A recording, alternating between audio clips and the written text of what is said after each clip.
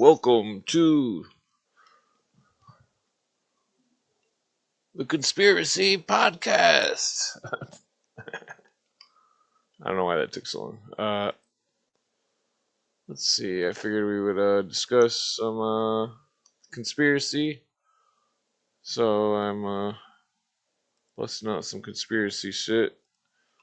And we might have a couple guests.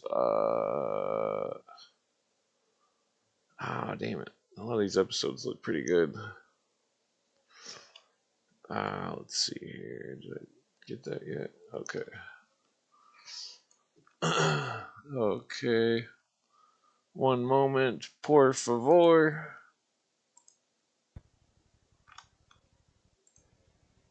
And telephone back. There are a lot of investigation to whatever country. One of the problems with guilty is those who did. Okay. The verdict of guilty and the death sentence that was.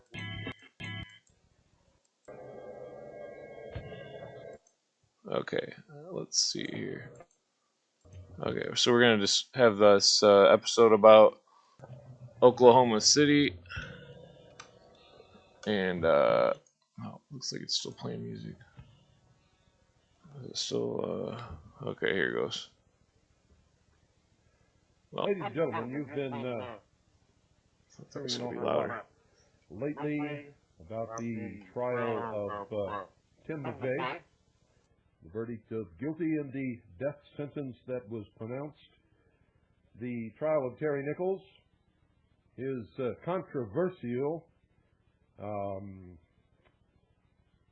do you call it? Verdict, I guess, where he was found guilty of conspiracy, but only of involuntary manslaughter of the deaths of those who were killed in the bombing of the Alfred P. Murrah Federal Building in Oklahoma City. And many people find that very strange because the conspiracy charge can carry the death penalty. In fact, the law reads that if you're guilty of conspiracy and you are one of those found to be a part of the conspiracy, even if you didn't kill anybody, you're just as guilty as those who did. How could they find him guilty of conspiracy, which can carry a death penalty, and which says that if you're one of the conspirators, that you're just as guilty as any other conspirator who may have committed murder, and then be found guilty only of involuntary manslaughter of the deaths of the people who died, when the other conspirator, so they say, was found guilty of murder. This is a dichotomy. And I don't know how to answer that, folks, and I don't know what the result of the sentencing hearing is going to be. And I don't really know if the jury, in fact, I don't think that they have. I don't think that they've, I think they just started thinking about this today. And they'll probably come back within the next few days with their verdict on the sentence. So that's going to be interesting. One of the problems with all of this, ladies and gentlemen, for those of you who have read Oklahoma City Day 1, and if you haven't, I suggest that you do. You can order it from Harvest Trust for $34.95 post-paid. In America, you can have it for $20 STS. People who were there at the Oklahoma City Police Department Bureau of Investigation. If you have read Oklahoma City Day 1, you know that the United States government, the Federal Bureau of Investigation, the Bureau of Alcohol, Tobacco, and Firearms, the Oklahoma City Police Department have all lied about what happened in Oklahoma City. Tremendous lies. In the first place, all the witnesses who heard the blasts, and I say that plural, blasts, B-L-A-S-T-S, heard two large explosions separated by a period of several seconds. Then, after those two large explosions, they could hear the rumble of the building falling in upon itself, the floors, that is. We also know from the testimony of witnesses, the rescuers, all of the people who were there at the scene, that the full face of the building was not blown inward into the building, but was blown across the street into the side of the building, directly across the street from the Alfred P. Murrah Federal Building. We also have the testimony of some of the survivors that were in the building that they were blown out of the building by the blast, or at least one of the blasts. We know one blast occurred in the street in front of the building from explosives that were placed in a vehicle. I don't know if it was a truck. I don't know if it was a Ryder rental truck. I don't know if it was a car or a van. You see, the federal government initially said it was in a van, or excuse me, in a car. Then they said it was in a van. Then they said it was in a small Ryder rental truck, or rental truck. Initially, they didn't say what brand of rental truck it was. And then as they tried to explain the damage done, the size of the rental truck began to grow until it was the largest size available for rental, and that sort of limited the amount of explosives that could be placed inside of it. In this case, ammonium nitrate fertilizer, and of course that sort of did that. You can only put so many bags or barrels of ammonium nitrate fertilizer in that size truck. So it came out to 4,000 pounds. And so we know that there was one explosion in the street. Nobody really knows for sure how much explosives were used in the street. Nobody knows for sure whether it was in a car, a van, or a truck. Nobody saw a Ryder rental truck parked in front of that building ever. The UPS driver who left the building only 2 minutes before the blast occurred said that there was no truck of any kind parked in front of the building. We know that at least one large blast or the combination of a whole bunch of small blasts occurred inside the building, and that's the only explanation for the severance and destruction of the steel-reinforced concrete columns which succeeded in bringing down all of the different floors of the building in pancake style, one right up on top of the other.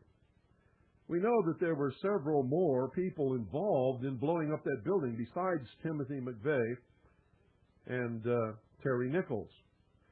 We also know that there were at least 2 other Timothy McVeigh lookalikes who called themselves Tim McVeigh. And just like there were several Lee Harvey Oswalds who were all seen in different places at the same time by different people, and in one instance, not only in the United States, but in Mexico City, and it was confirmed that Lee Harvey Oswald did go to Mexico City. In that same style, there were at least 3 Tim McVeighs.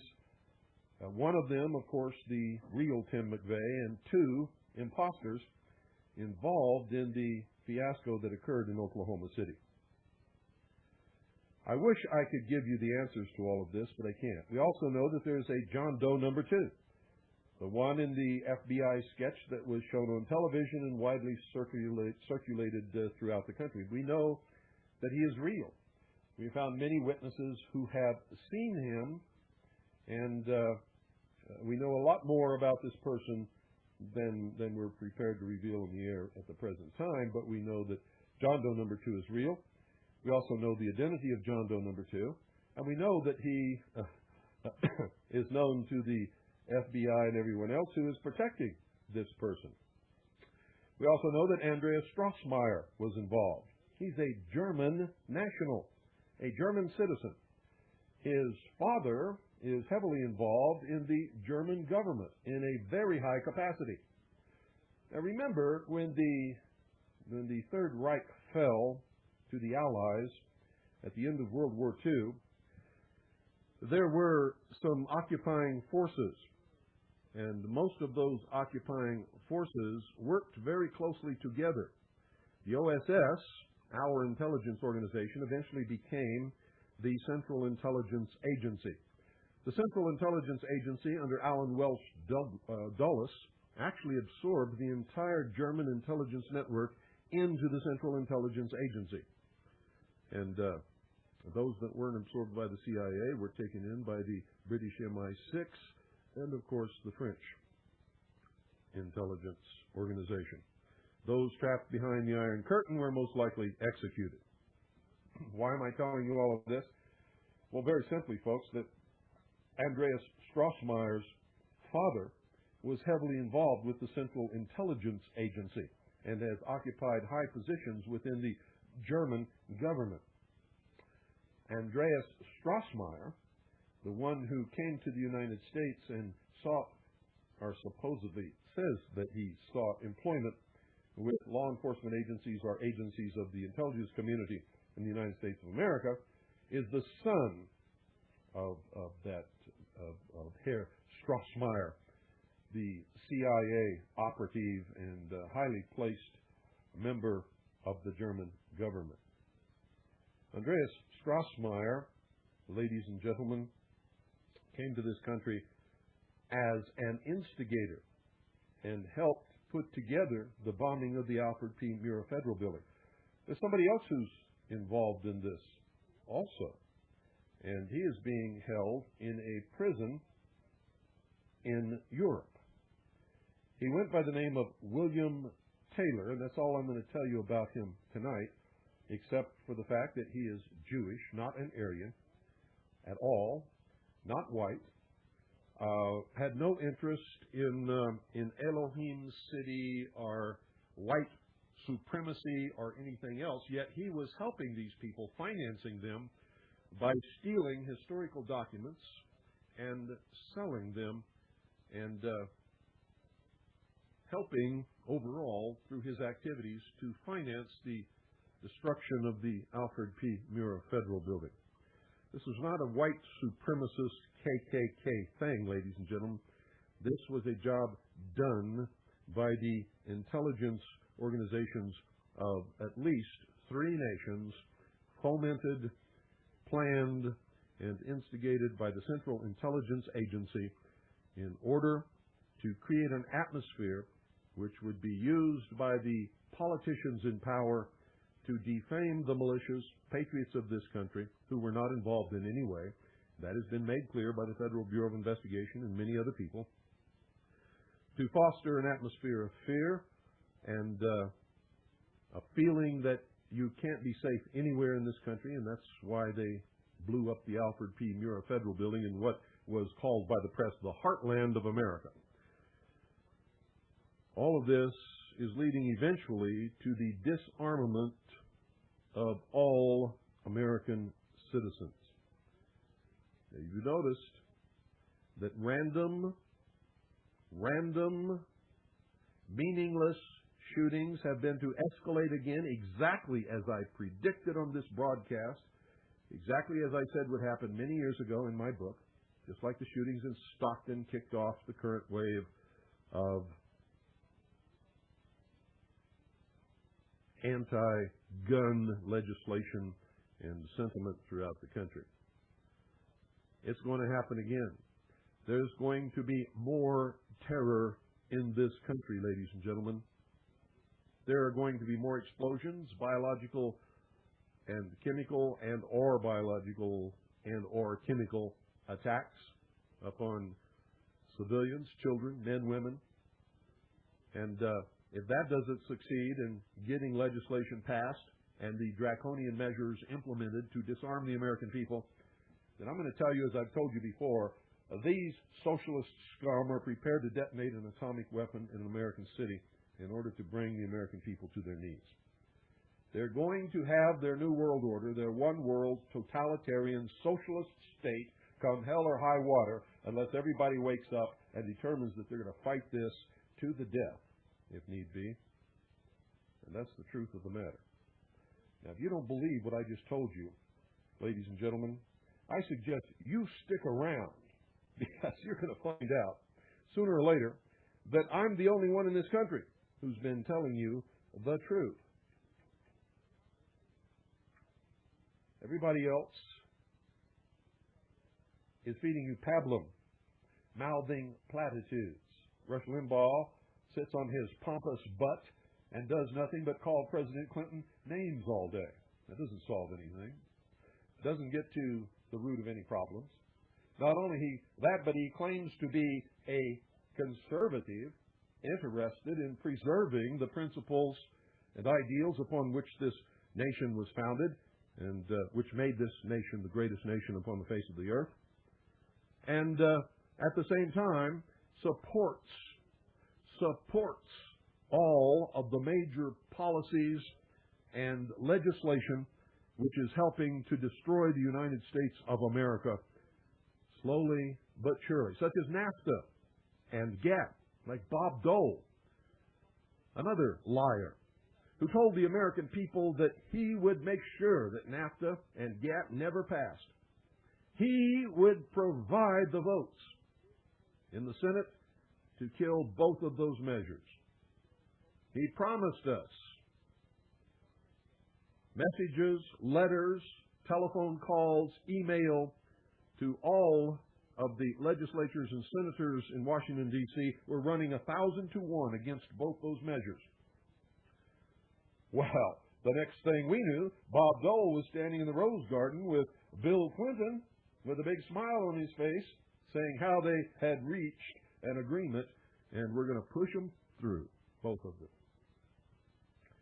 Well, I'm glad Bob Dole's out of the Senate, ladies and gentlemen. I hope he never gets back in. And I hope the people of his home state of Kansas have learned a lesson. Don't even let Bob Dole be a dog catcher. Not on our side. He's a liar. And so's Newt Gingrich. The Republican has the majority in the House of Representatives, and they haven't done anything they said they were going to do. Have they? And old Newt just folded right on up when they when they decided to bring morals charges against him because he used some money for something that,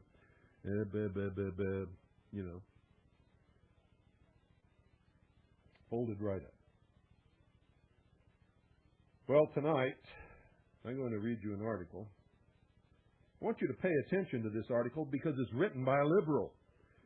Not only a liberal, ladies and gentlemen, but a racist, anti-white liberal. This was published in a publication called Race Traitor. Race Traitor. On the front cover it says, treason to whiteness is loyalty to, according to their own friend Ron, who folks have no idea how good it feels to be back in front of this microphone. And thank you, Ron, so much for donating it. A good friend Ron, who donated this microphone to the hour of the time. We thank you once again. Now let me make this clear, ladies and gentlemen, that this article appears in a racist magazine called Race Trader, a magazine that's against the white race. In fact, it wants to completely abolish the white race. According to their own policy, encourage rebellious elements, neither a fanatical on both sides of the ever-militarizing border to see the ADL's and the SPLC's problem with and, like it or not, the masses in the United States, like the peasants in Chiapas, come complete with sky gods, gender roles, and racialist ideas. Sadly, many do. I didn't realize that second part was in there.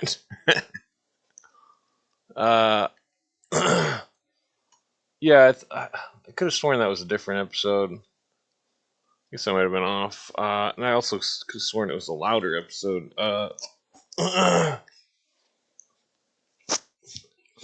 So, what he was talking about at the beginning, I believe, was relevant about that German, about Nazis connected with Oklahoma City. Let's see here. Yeah, I forgot to put a link out in the chat in case anybody wants to come on. Oh, damn, I still haven't identified that ring of Kramers. I did find that Native American book I was looking for last night, but no, that was the right one because it didn't mention the cube found in the thing. Well, so maybe I should put on a different episode. I could have sworn that had more stuff about Oklahoma and the nine other witnesses, or no, the nine suspects. Let's see.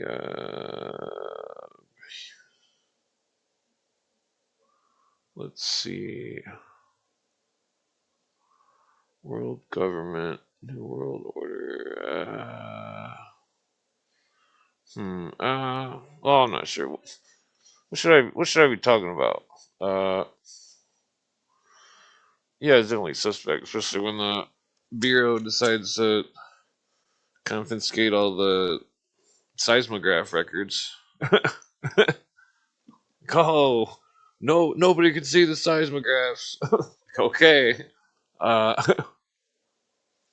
let's see.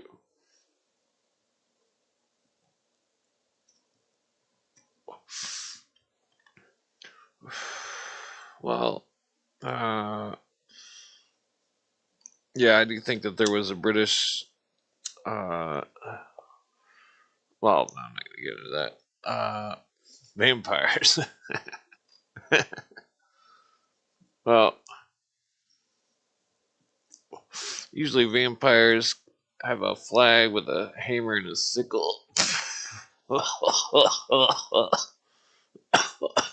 They claim to be Democrats.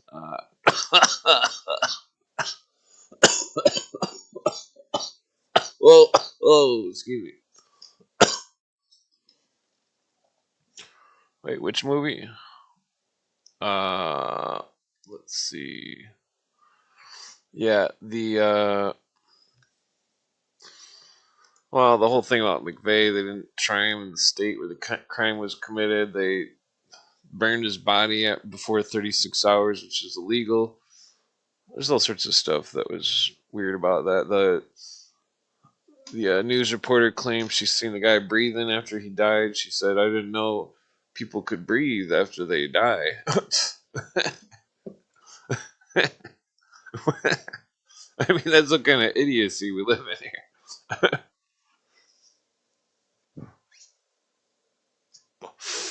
Didn't know that they could breathe after they died.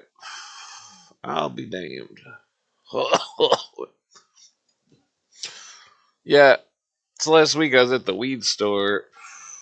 I'm asking to smell some weed, and this bitch is like, well, I didn't think she was a bitch at first, but every time I asked to smell one of the weeds, she's like, ugh. Like it was the end of the world that I was asking to smell some fucking weed to buy. Ah, shit, where'd my lighter go? I just lost my lighter. Oh, fuck. Yeah, and fucking, so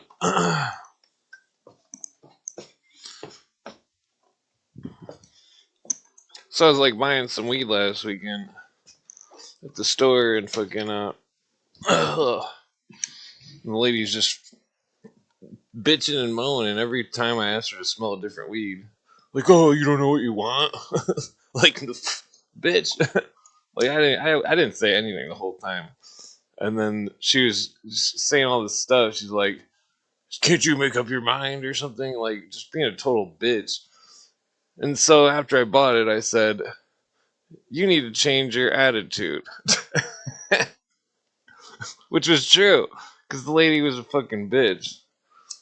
And so I go to the weed store today, and I see the two dudes that one of my friends knows, so I'm always cool with them. And I didn't know the lady was back there because the whole store was empty. There's no customers.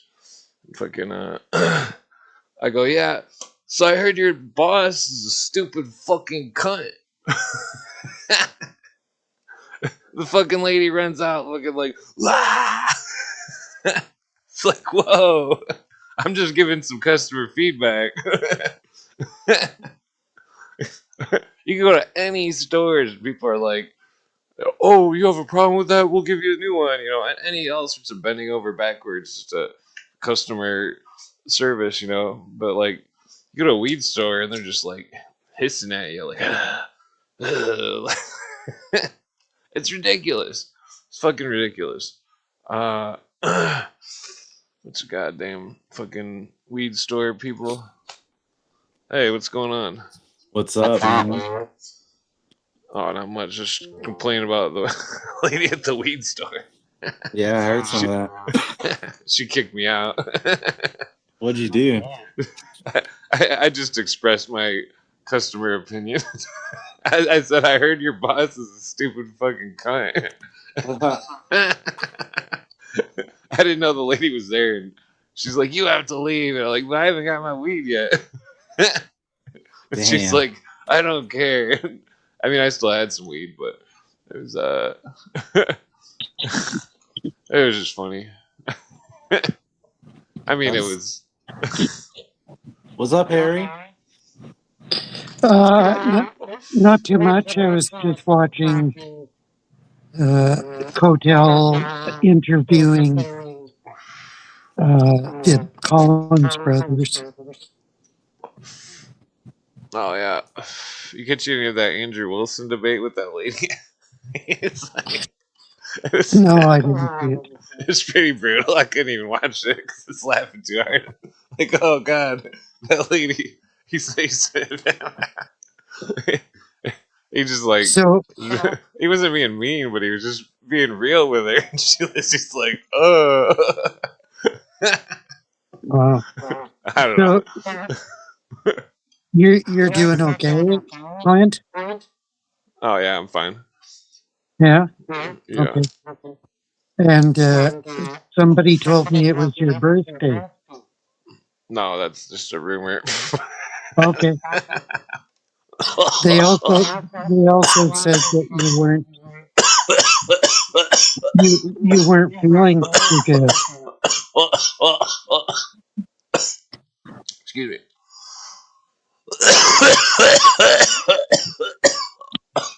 So is the reverb on my end?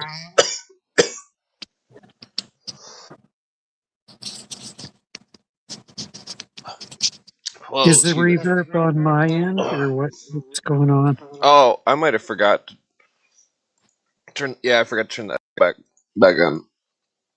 Okay. Oh yeah. Whew. Man, my glasses fogged up. Yeah, that person also was concerned about how you were feeling, Oh, yeah. Is that and they is that asked me Dragon to Ball make Z? they asked me to make sure that you were doing okay. No, no. Well, I asked them to make sure that you were doing okay. Okay. Let's see here. Oh yeah, it's definitely not my birthday. Weird. I wonder where that came from then. Well, Oh yeah. Let's see. What are they talking about?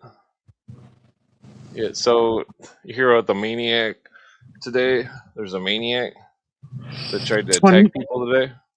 21-year-old that was cuckoo. Yeah. Yeah. Speaking of cuckoo, greetings, gents. It is I, disembodied blue Albion spirit of David Wilcox. It's rolling off smoother off the tongue every time. I heard you met a vampire at the weed store there, What's Clint. rolling off smoother? The title, disembodied. Oh yeah, disembodied. Yeah. Yeah, that fucking lady flipped out. She got in my face. She's like, "Ah, ah, ah." Like, whoa. Like, Perhaps the Blue Avian Center, dude. I was just giving her my customer feedback. Like, I knew one of the dudes that worked there, and I'm like, who is that bitchy lady? You know, the first time I encountered her, and he's like, dude, that's my boss. I'm like, ooh, Oh. you got a shitty boss.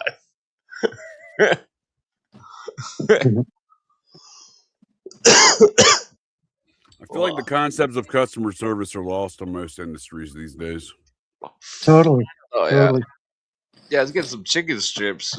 They didn't give me spicy chicken strips. And they're like, "Can Fuck we you, have deal with those?" it. And I'm like, "Can I keep them and give them to my cats? You're just gonna throw them away?" And they're like, "No." And then they grabbed them and threw them away. It's like that's what I thought about taking them out of the trash. But my luck, they'd call the cops on me for taking the chicken nuggets out of the trash or the Right. chicken strips. Yeah, at a local coffee shop I go to, only maybe 3 or 4 out of the 20 or so people that work there are half decent to me. Yeah. Oh yeah, I just can't go anywhere. Everybody flips out wherever I go.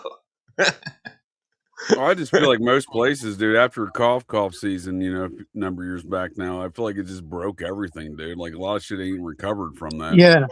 Yeah. The Totally. attitude, the atmosphere, the environment you're shopping in. I mean, Oh yeah. McDonald's just said, "Fuck it, we're done with 24-hour McDonald's." So did Walmart, right? Yeah. We 24-hour still have breakfast, 24-hour McDonald's here. Ooh. not breakfast. Though. But I meant breakfast. They don't do oh, the. breakfast.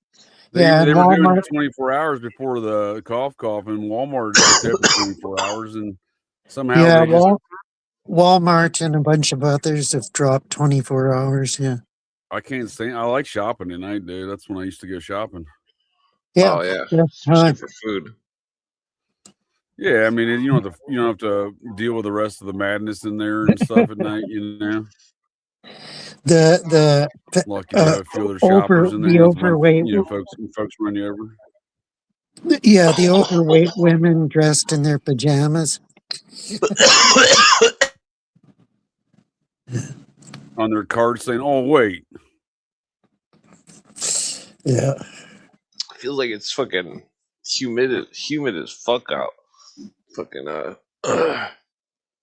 yeah. There's what was I gonna say? Some kind of joke about the grocery store. Yeah, it's there's very few dispensaries I've been to where I've been to a couple in Michigan where I get some decent customer service, but not in Ohio. They were always terrible." oh yeah. Yeah, it's plus the weed all sucks. No matter what you pick, it's like, man, I feel the same way, dude. I feel like, man, this is whatever they're doing to the pot anymore. It's different, yeah, I miss illegal weed. right? It's more expensive, but it tasted better. Got more Yeah. stoned. It seemed like. I feel like it had a better effect too. Yeah, It wasn't always focused on engineering it to just the highest THC content. yeah, it's all about flavor. Well, that's not the only Like, cannabinoid in there. There's 100 plus identified cannabinoids now. So focusing on just THC kind of deters away from the natural plant life and the other cannabinoids available. yeah, the medicines in it. Right. Yeah, plus you can't even get the same flavor anywheres for a lengthy amount of time. So it's not like they could grow it better or something. It's like I don't know. It's just bizarre. It's like there's good flavors, but it's like nobody just sticks to one flavor. Seems like if they would just, Right. I don't know. There's a bunch of non-stoners running the whole weed thing. It seems like it's gotten very corporatized for sure. Yeah. Yeah, they're using the big farms and stuff. Cause I've worked at some of those farms in the past. They use chlorine and stuff. It's like, ugh, like chlorine is like, or I forget what kind of chlorine it is. Some kind of some kind of fungicide or something. But like, it's the whole reason why I switched the papers up on the cigarettes. So I got chlorine in the fucking cigarette paper. Right. And fucking. Yeah. Everything I was kills buying you. directly from a grower in Montana. They had a dispensary and that was, an independent one, and it had its own grow operation right there. So that was kind of cool. They had some good flavors, but I didn't think they were spraying weird shit on the pot, but you never know anymore, man. Yeah. Oh. Yeah, yeah, it's hard to find organic weed too. Can't find organic weed. Seems like they'd have just weed that's grown. Who cares if there's bugs on it? Little spider web. Right. I was about to say, how did pot get grown all before without all this fucking nonsense, you know? And Yeah. bug shit on it.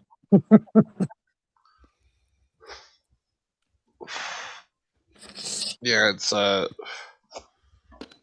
don't know. Seems like it's good to be a pothead though, because everybody knows who's not a pothead seems to have passed off pretty much. Well, it's certainly making an impact on society. I mean, the alcohol sales are down significantly. Yeah. Opioid overdoses are down in states that legalize marijuana. I mean, there's some clear benefits to it. Well, the major reason alcohol sales are down is because 8 out of the 10 provinces in Canada banned American booze because of the tariff war. Oh, I'm mad that I can't get any moonshine anywhere. I want real moonshine, goddamn it. I was about to say real moonshine or the stuff they call moonshine they sell now, you know, like Old Smoky Mountains or whatever moonshine. Oh yeah, that's not moonshine. Right. My friend used to have real moonshine. Take like one shot and be sweating. Like, man. Oh, dude, I'm from a family of moonshiners for sure, dude. I understand what you're saying. I've had some good moonshine over the years. Yeah, can't really beat it. I had some moonshine just once. I was in a bar and this guy was like, I got some moonshine in my car. Like he was selling it like it was drugs, and I bought some. Selling it was like it was drugs. I was at a bar already, so I was like, sure. Oh yeah. Yeah, I I've just only remember it's kind of sweet, but it's like very strong. Yeah, it's super strong. Usually unflavored. It's not really sweet. It just burns like shit. But yeah, I mean, why drink a bunch? We can just drink one shot. Right? yeah. That's all it took was one shot when I did it. Yeah. Oh, dude. I mean, I went the distance one night and drank most of a mason jar I had full of moonshine, and it was not a good night when you drink that much moonshine. What was the proof of it? Like, I mean, Oh, something stupid. I'm sure it tasted like piss. You know what I mean? It burnt. Yeah. It was apple pie flavored, but you know, and there was a hint of apple pie, obviously, but it fucking burnt. Oh yeah. I wasn't just put cinnamon in them. Yeah, there was cinnamon sticks in this one too. But I don't know what the apple pie flavor was exactly, but the cinnamon definitely added some flavor to it as well there. But yeah, I wasn't ever a puker, dude, but I puked like crazy that night. It was I know exactly which day it was, dude. Like I know, like I drank. I've drank moonshine so many times, but there's only so many times I've decided to try to like drink almost the entire mason jar, right? Like it was St. Patty's Day, I think it was 2008. I was stationed out in Arizona. I seen Dropkick Murphys, dude. So I got super hyped, you know. I smuggled like a flask into this Dropkick Murphys full of moonshine. I drank supposed to go for the whole night. Ended up drinking the entire thing. Got too ramped up on all the fucking bagpipes. I guess I don't know, dude. And I was hanging out with a friend of mine. She was an astrophysicist, a grad student. She actually worked for that Epstein dude. She's probably basically she was funded by Epstein. It turns out she worked for Lawrence Krauss there at Arizona State. That's where she was a student as a TA and PhD student, right? And I remember the last thing I remember that night was after the concert. We're on top of the building there. She's like, "You want to go look to the whatchamacallit?" They had a big telescope up on top of the building there of their facility on the campus, and this is like right off campus was that concert. And I remember the last thing I remember was looking through that fucking telescope, dude, and everything just started fucking spinning. The last thing I remember was hanging off the roof of the building, just puking my ass off like 3 stories down the fucking concrete. You know, like hoping like no one was walking by as I'm puking. You know, I'm like, oh, watch out. Oh yeah. Last time I'll ever drink moonshine like that. I'd never drink moonshine like that again for sure. Yeah, I wouldn't drink over a shot. Oh, dude, I went crazy, dude. I went nuts. I drank some before I went to the concert. I drank some at the concert. I was like, this is, it was a good time. I'm not gonna lie to you until I looked at that telescope. Fucking completely erratic. Like my whole equilibrium was just shot after that, dude. It was like almost immediately. I was like, what the fuck? God damn it. There's a hair in my joint. Yeah, that's gross, dude. What the fuck? Hopefully it's your own hair, not that lady's hair from the dispensary. Oh, it's my old lady's hair.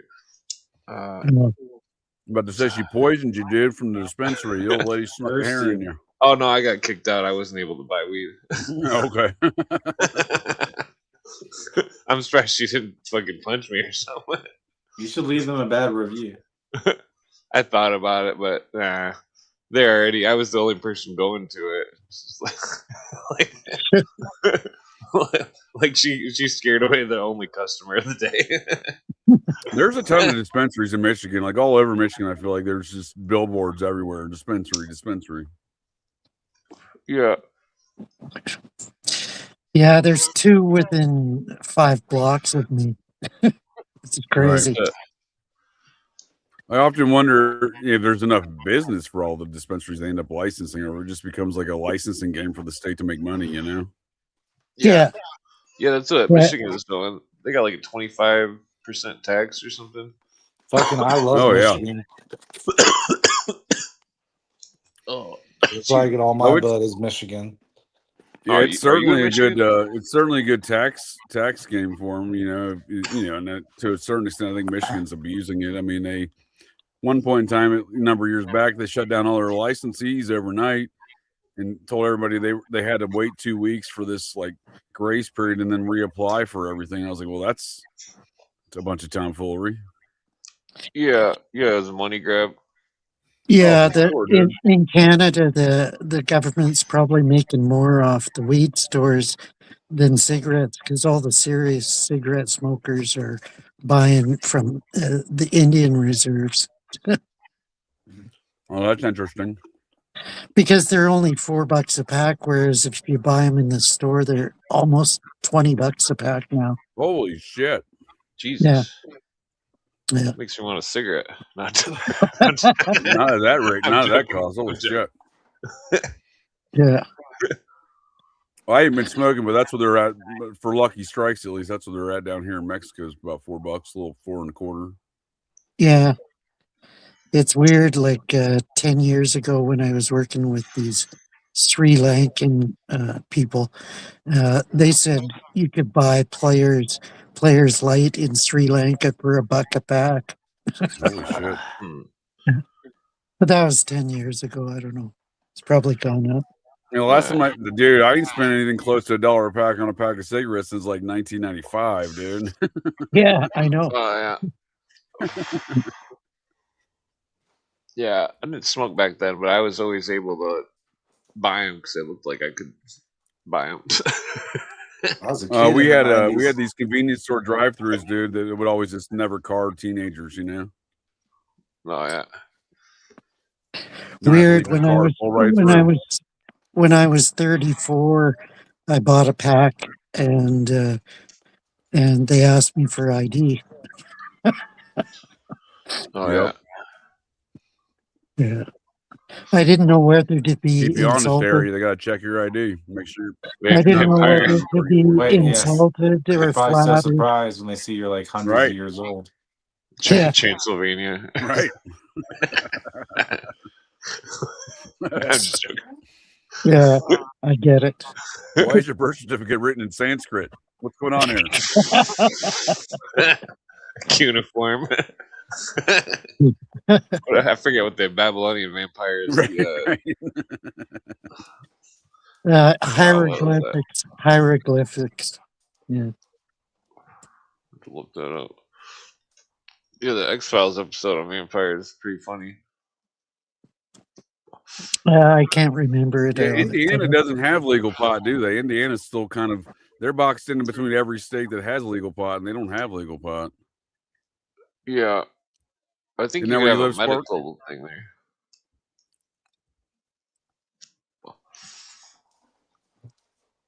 Are you in Indiana, Sport? You're in Indiana, right? Yeah, I'm in Indiana. It sucks here. Oh, word. Well, I was about My to say friend's because got they a got restaurant on there. You know the famous song, Indiana Wants Me, Lord, I Can't Go Back There. Do you know that song? No, I know. She grew up in Indiana town. No. some Tom Petty. Yeah. Last dance with Mary Jane. Okay. Oh, Tom Petty. Kimu is Tom the Petty. Babylonian vampire. Who Yeah, my Tom is? Petty friend's got died a a weird death, didn't he? Didn't he burn up in his house or something like that? Tom Petty. Yeah. I don't know. Or did he not? Did his house burn up and he not die in it? I thought he died up in that house.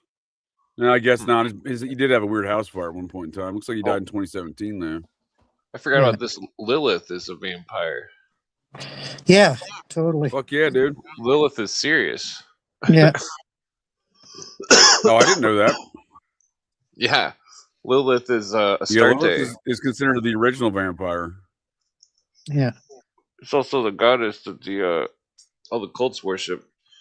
That's weird. I really thought about that.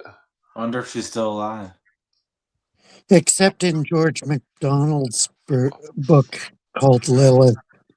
And I don't know, I must have read it 40 years ago, so I don't remember the plot. So What's it called? Lilith by George MacDonald. He was a Christian. Okay.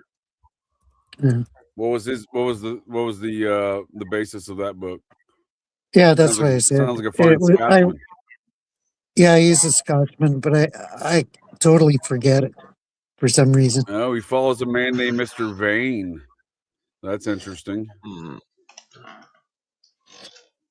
Scottish inspired. spelling of Vance is Vans. He inspired C.S. Lewis to write fiction. I see that. And J.R.R. Tolkien, huh? Yeah. The region of the seven dimensions, huh? Where he meets Lilith. Oh, okay.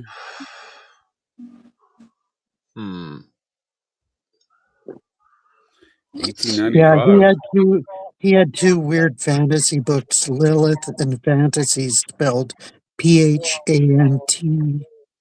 instead of Fant. Yeah. Right.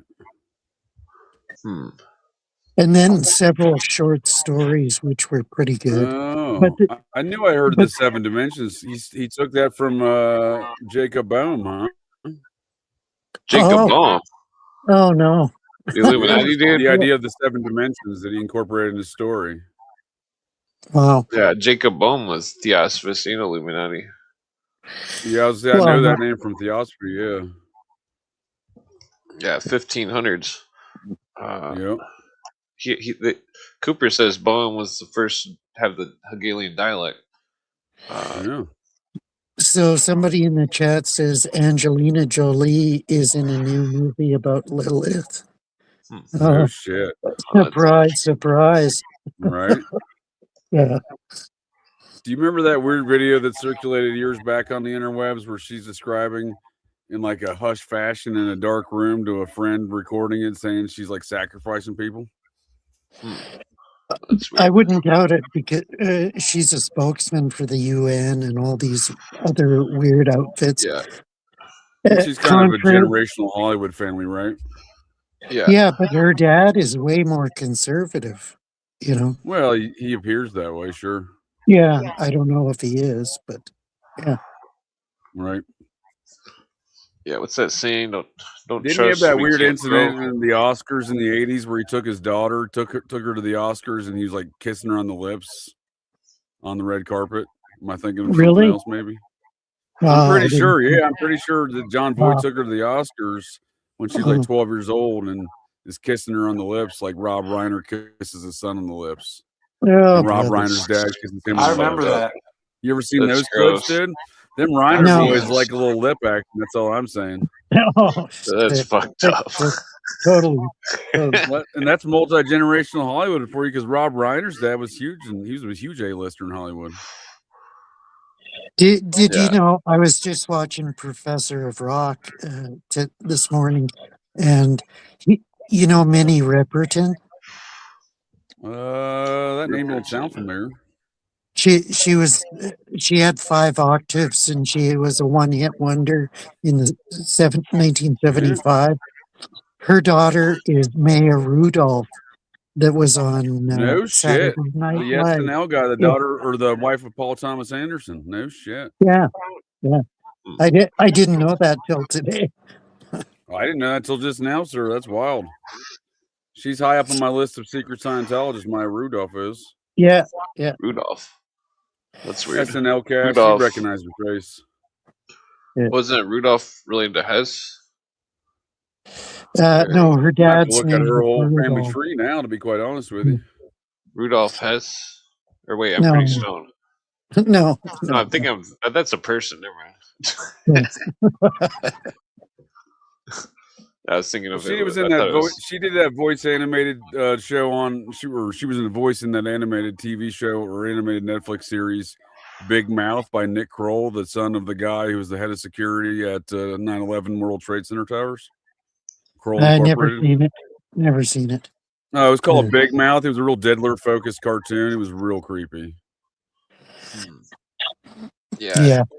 That's fucked But up. Nick Kroll's one of those guys in Hollywood that seemingly has no talent, but his father's deep in the Israeli side national security state here in America.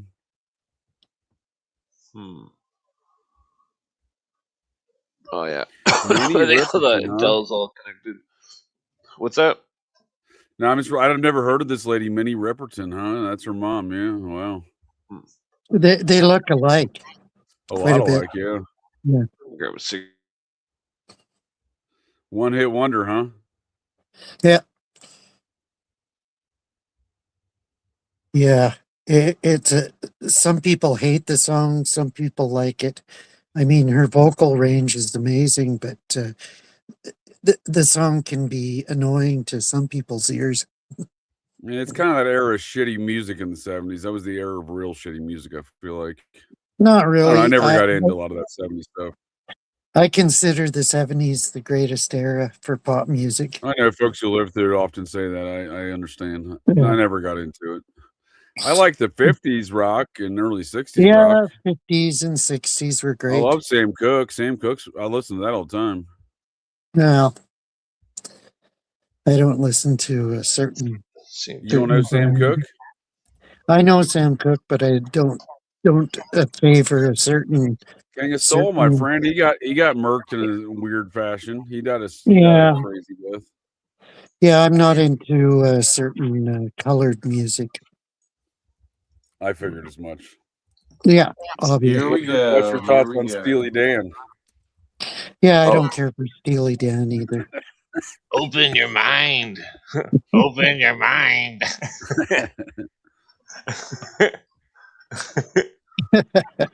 You need to listen to some Jay-Z and Beyonce.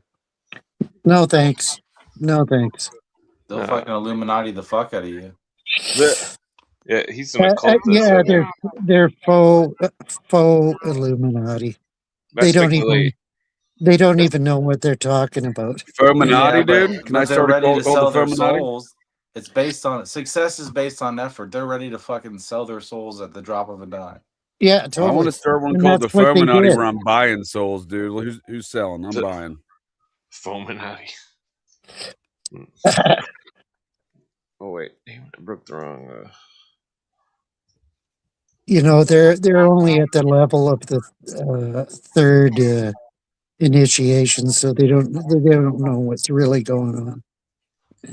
Well, even the people at the 32nd degree don't know what's going on. Yeah, a lot of them. Yeah. Only we. I don't think anyone knows what's going on. I know what isn't going on. Everyone's lost the script, dude. Yeah. Well, I know what isn't going on. I got the opposite going on. That lady, that vampire at the weed store, dude, she's lost the script, dude. It sounds like everyone's lost the script these days. Oh, yeah. Well, it's like I could travel 20 miles more and the gas price would be more, but the store would be way cheaper and have better weed. But it's like, I just hate driving. Well, technically, I wasn't driving. I just hate traveling. I mean, unless I'm like, I like to go to Lake Michigan. Yeah, Pedro Motown sucks. Totally. It's total bullshit. Yeah, they need to do some kind of. They need to make a bunch of like mini bee drones or something and kill all the stupid fucking ticks so we can go out in the woods and hike again. Oh, are they that bad by you too, huh? Well, Ah, there's these airplanes that are dropping boxes full of them all over the place. I've I heard. believe it, dude. I've heard Yeah. those stories. I believe it because we had these weird Asian invasion of Asian ones whenever you're back in Ohio. I think it's been going on for a while. oh yeah, Yeah. remember in the '90s all the Asian beetles? Uh, Yeah, well, these were weird ticks we never had in Ohio before, but suddenly overnight we had like literally thousands of them, dude. I was pulling them off myself, my son, my ex-wife, pulling them off my Wow. dog. Dude, we were all doing, we go out on walks and stuff as a family, and we come back and do tick checks on everybody because we'd always find numerous ticks on everyone, dude. It got weird the amount of ticks all of a sudden, and it was a weird breed that weren't around before, dude. It's strange. Yeah. Apparently, their bite is supposedly makes you allergic to eating beef. They're Yeah. Well, dropping them out of airplanes. that's one Yeah. of the diseases carried, I think, by the I think it's the Texas Longhorn or whatever. Tick. huh. There's different diseases that are carried by different ticks for sure. Yeah. It's like with that hantavirus in the Andes version. It's like that's such a rare version, It's like it's weird that it was spreading, and even that it was spreading was like supposedly one in like 100 cases from that still spread. So they minimized it and acted like it wasn't weird, and that's what they're doing with this tick thing. It's like that's very rare for that to happen, and now it's like happening, and there's ticks everywhere. It's like Yeah. I thankfully I've never had a tick bite, so I me don't know. neither, bro. Isn't that weird? And Oh, it what's Yeah. funny sucks. is, yeah, Had one Why once. would that suck? That's great. No, it sucks to get one. It's man, I got one Yeah. right in the armpit once. That was hard, tough to dig out. Dude, I went to one of my dudes from high school. He got bit by a tick, and I guess didn't realize it or whatever. And then like 2 days later, 3 days later, depending on roughly around that time, he was in college. His roommate, he woke up. His roommate woke up and found him like basically dead, dude, from Oh, Rocky Wow. Mountain spotted fever. Yeah, Jesus. called. They took him to the hospital. He was in there for like ICU for like a couple weeks, but he survived somehow. But they Wow. declared him dead on scene. Holy shit. Wow. Yeah, That's fucked up. fuck Yeah, I yeah, dude. There's almost. some nasty diseases. Civic That Detroit. Rocky Mountain spotted fever is some wild shit, but usually there's some science to it. Yeah. Yeah, I had a big fucking like red ring around the tick bite. It gave me a bunch of antibiotics. Yep. I never had to do that for tick bites, but I had a MRSA infection one time. I was in the hospital. I had to go to the hospital, stay in the hospital for a few days on heavy doses of antibiotics. bro. I got scarlet fever once. You know what scarlet fever is? Like you have strep throat and you let it go. Yeah. Hmm. They, Oh, it's they like say a that worse could make version you of like strep mentally throat. ill and stuff. Yeah, one time I ate some bad swordfish. It was definitely cooked. It was overcooked. Me and my old lady grilled it, and then we ate it, and we were sicker than dogs for a week, puking and shitting, shaking Yeah. and Oh stuff. shit, dude. The overcooking horrible. wouldn't have made you sick. There must have been something I was gonna bad say I in don't it. think that's ever cooking, right? I think it Yeah. was mercury. I think there was mercury in Oh the god, if you were swordfish. Yeah, it mercury could have sick, been that's crazy. mercury. Yeah. Yeah, I was puking and shitting my brains out like at the same time. It's horrible. Fucking, Wow. it's like the sickest I ever was. Fucking in I that bet you're way, never I gonna eat guess. swordfish again. Right, Yeah. I'll still eat like squid or something, but Oh, squid is shitty. well, it tastes good when they deep fry it.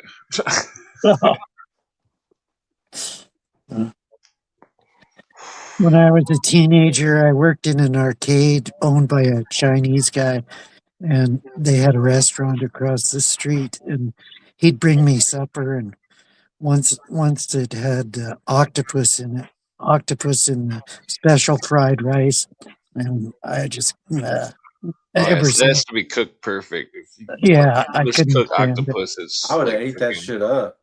Yeah. It can be I rubbery. don't mind if eating it's- octopus, but I have a very strict rule. I don't eat seafood, sushi, or any of these things in landlocked states. That's a good rule. Totally, Yeah. totally. Nothing good like getting rule. some fresh oysters in Nebraska. You know what I mean? I've heard you're not even supposed to eat steak at a seafood restaurant, but you can eat seafood at a steak restaurant. Oysters live like 200 years. Seems kind of. That's probably why they're so tough. I like oysters. I used to go green to a place in oysters. DC all the time. There's Hank's Oyster Bar, dude. They have fresh oysters from all over the place. They fly in there daily, allegedly. You ever been to Legal Seafood in DC? Oh, for sure. Yeah, dude. I fucking used to love me some Legal Seafood. They're expensive though. Down there in Chinatown? No, I'd go to the one in Pentagon City. Okay, yep. Like next to Deloitte. Yeah. Or wait, no, I'm sorry. Sure that's a popular.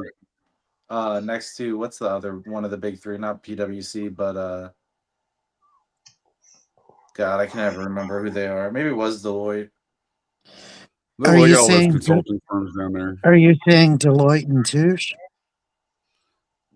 Touche? Did they drop the Touche? Yeah. Maybe, yeah. I just always called them Deloitte. Okay. They have a fresh seafood market in DC over there, right by the Jefferson Memorial. I used to go down there. You get like fresh lobster rolls. You get some fresh oysters down there. Or you just buy the seafood and take it home as well. But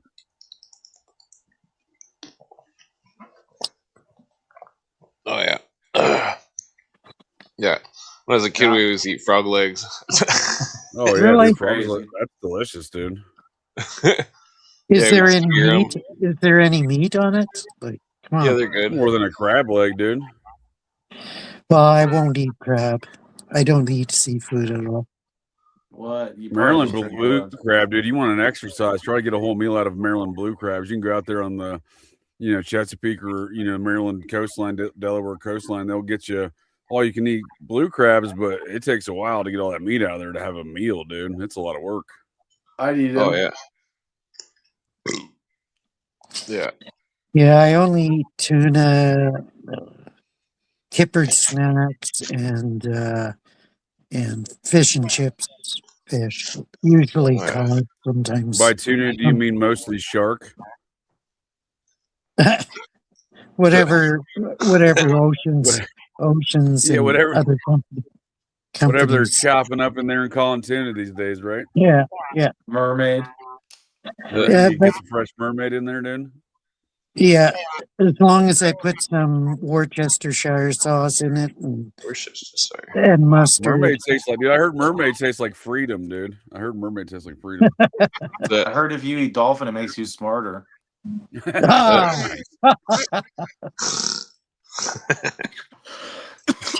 That's probably what's in the tuna. A dolphin. Shit. Yeah, I quit eating canned food after my old lady's grandma. She ate it a bunch and got cancer, and it's like, ew, I ain't eating no more canned food. Dude, she had a canned food cancer, dude. Are you kidding me? It was what was in there? Was it high levels of metal or some shit, or what were we talking here? Something about that coating they put on the inside of the can. Yeah, the coating. Okay, so there's metal poisoning from that. Bisphenol or something, yeah. Plastic or something that absorbs into it. This comes from an ignorant place, but I really used to just think that I couldn't get cancer because I wasn't white. And I know you're like, whoa, that's fucking stupid. But I've known two people who've gotten cancer, and they've both been Hispanic, in the past 5 years. So that just totally threw my theory out the window. Oh, yeah. This, 4 or 5 years, 3 years what ago. What about sickle cell anemia among blacks? That's pretty predominant. Very common. Yeah. Oh, yeah. What was it? This dude that rode my they school tested bus. for that shit in basic training. I remember a couple of guys in my basic training class or flight or whatever. They got shit canned in basic training. They go, you tested positive for sickle cell anemia. I'm like, why did they not catch that before these guys got here, man? What a way to put them through it, dude. I knew a dude who had it. They let him stay in. Yeah. Oh, really? Yeah, he was a black dude too. I Oh just well, remember yeah. I him. think you have to be to have that ailment, right? I think What does that's it only do? exclusive to black dudes. It makes you like It's more literally lethargic. what it sounds like. It's go ahead, sir. What were you saying? I was just saying it makes you more Oh, lethargic. Your maybe I blood should doesn't get flow checked. properly because it's literally shaped like a sickle cell. Your blood That's cells Mhm. weird. shaped Mhm. like a sickle, Huh. So doesn't so that it make it doesn't so like flow it doesn't properly. carry oxygen as well, and you're more Yeah. tired or something? Yep. Yeah. Maybe it's some Leads kind to of. it's a precursor to a number of other issues that you have cardiovascular wise as a result of it. Whoa. Yeah. Those who are diagnosed with it. You know. It's not. I mean, it's a nasty disease, but I mean, you know, when you're screening folks for the military, you figure you catch that like the military. You know, everyone goes to MEPS, the military, whatever screening or whatever they call that processing center. I don't know, man. There was a couple. I remember this dude. His name was Fortin, dude. I went to basic training, dude, like 28 years ago, and I remember this dude specifically. He was a couple bunks down from me, like on the opposite side of my row, right? Like, I had a very small flight. I think we had like 50 guys, and by the time we graduated, dude, we had like 35 or some shit. Like everybody was leaving, but this dude got shit canned like 2 weeks in. They literally, dude, like someone came into the barracks and the dorms were like, you know, we're locked in there and like, hey, you know, Fortin or whatever, and then dude was like breaking down in tears and shit, dude, like in front of everybody. Dude got weird because you know, Oh, obviously that that you know sucks. he was wanting to be in the military and suddenly he was you know told 2 weeks into basic training like, oh dude, you tested positive for sickle cell anemia. Jesus. Oh, it's So even could he get weirder, a dude, because desk then job? no, well, a lot of times those people wouldn't even get immediately discharged. They would send them over to the hospital, Wilford Hall, like which was a major MK Ultra place. That's where Lewis, Jelly, and West came from. There on Lackland Air Force Base.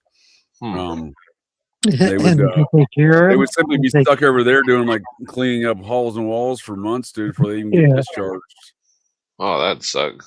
Yeah, because I saw that dude when I was in the police academy. A lot of folks don't go to other bases, but the police academy's on the same base. So, you know, a couple months later, that dude's still on base. I was over at the hospital or something, dude, doing a medical appointment or whatever, and that dude's over there cleaning halls and walls. I'm like, shit, dude, you're still here? Oh, that's probably the typical guy from police academy movies that did all the whistling, that Right? whistling or whatever. Sound effects, dude. Jonesy. Yeah. That Yeah. dude's a man of a million sound effects, dude. Yeah. Michael Winslow. Dude, I love the police academy films. That's what motivated me to want to become a cop, dude, was the police academy films. I'm Really? joking. Wow. No, I'm Wow. joking, but you know, I do love those films. Yeah. Yeah. And the Naked Gun, of course. Oh, fuck Film. yeah, Naked Gun's Yeah. great. Yeah. I even like the new Naked Gun, dude. There's a new one?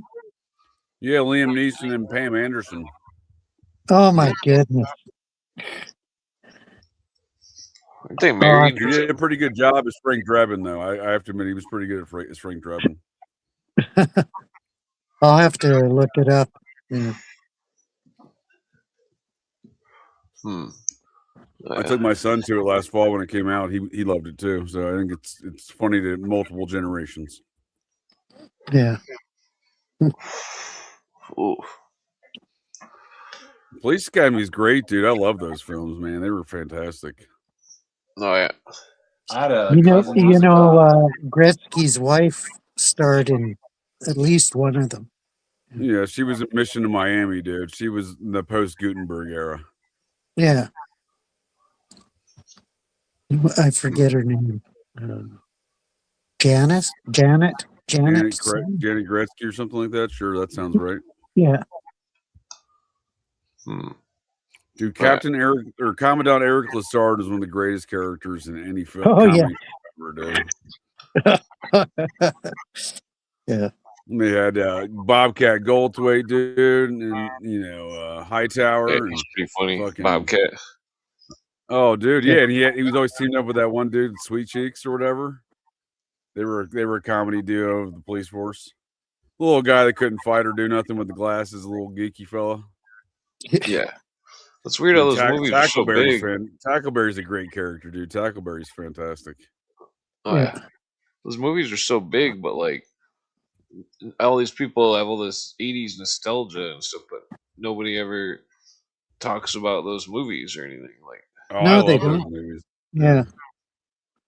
there's all this No. like They always send the what's his name, dude, to the and Proctor, his little butt boy Proctor and Captain Mauser to the Blue Oyster Bar, the gay biker bar.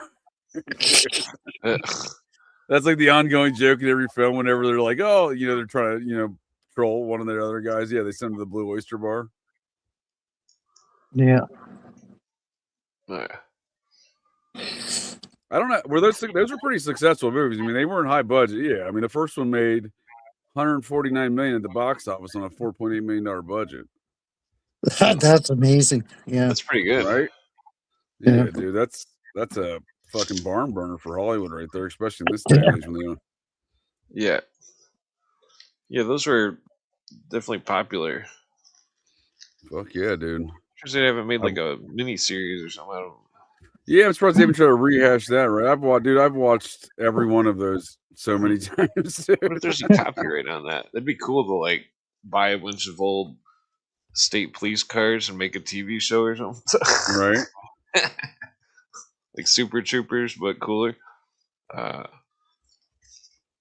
mean, they could bring back Police Academy. They could be successful. Yeah, probably. Yeah. Yeah, I mean, they rehash everything else, right? I mean, why not? Yeah. Where'd Sparks go? He dropped off, I guess. I don't know. He's probably on call for work or some shit. Sabrina's here. Oh, nice. Oh, she's in the chat. Oh, there you go. Nice to see you there, Yeah. man.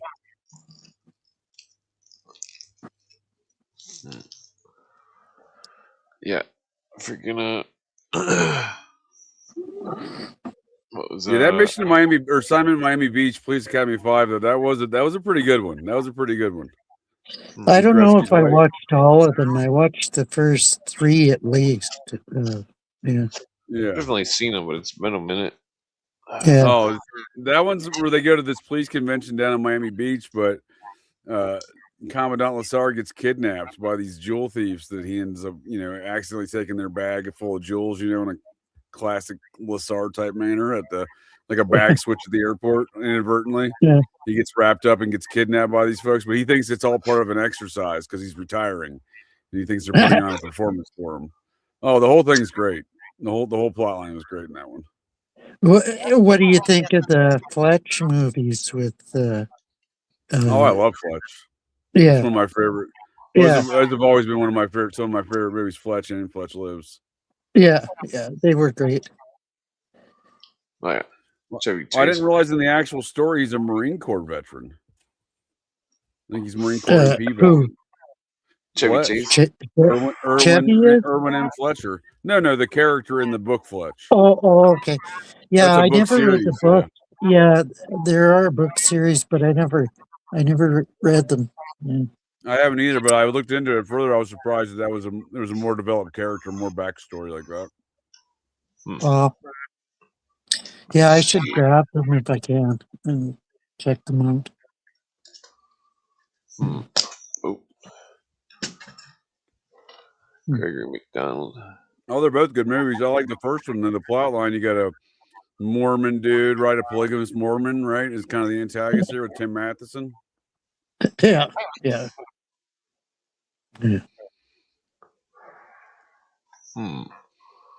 Chevy Chase goes out there to do. He poses to be an insurance guy named Harry S. Truman. He's like, "Yeah, my parents are a big fan of the president." I love that.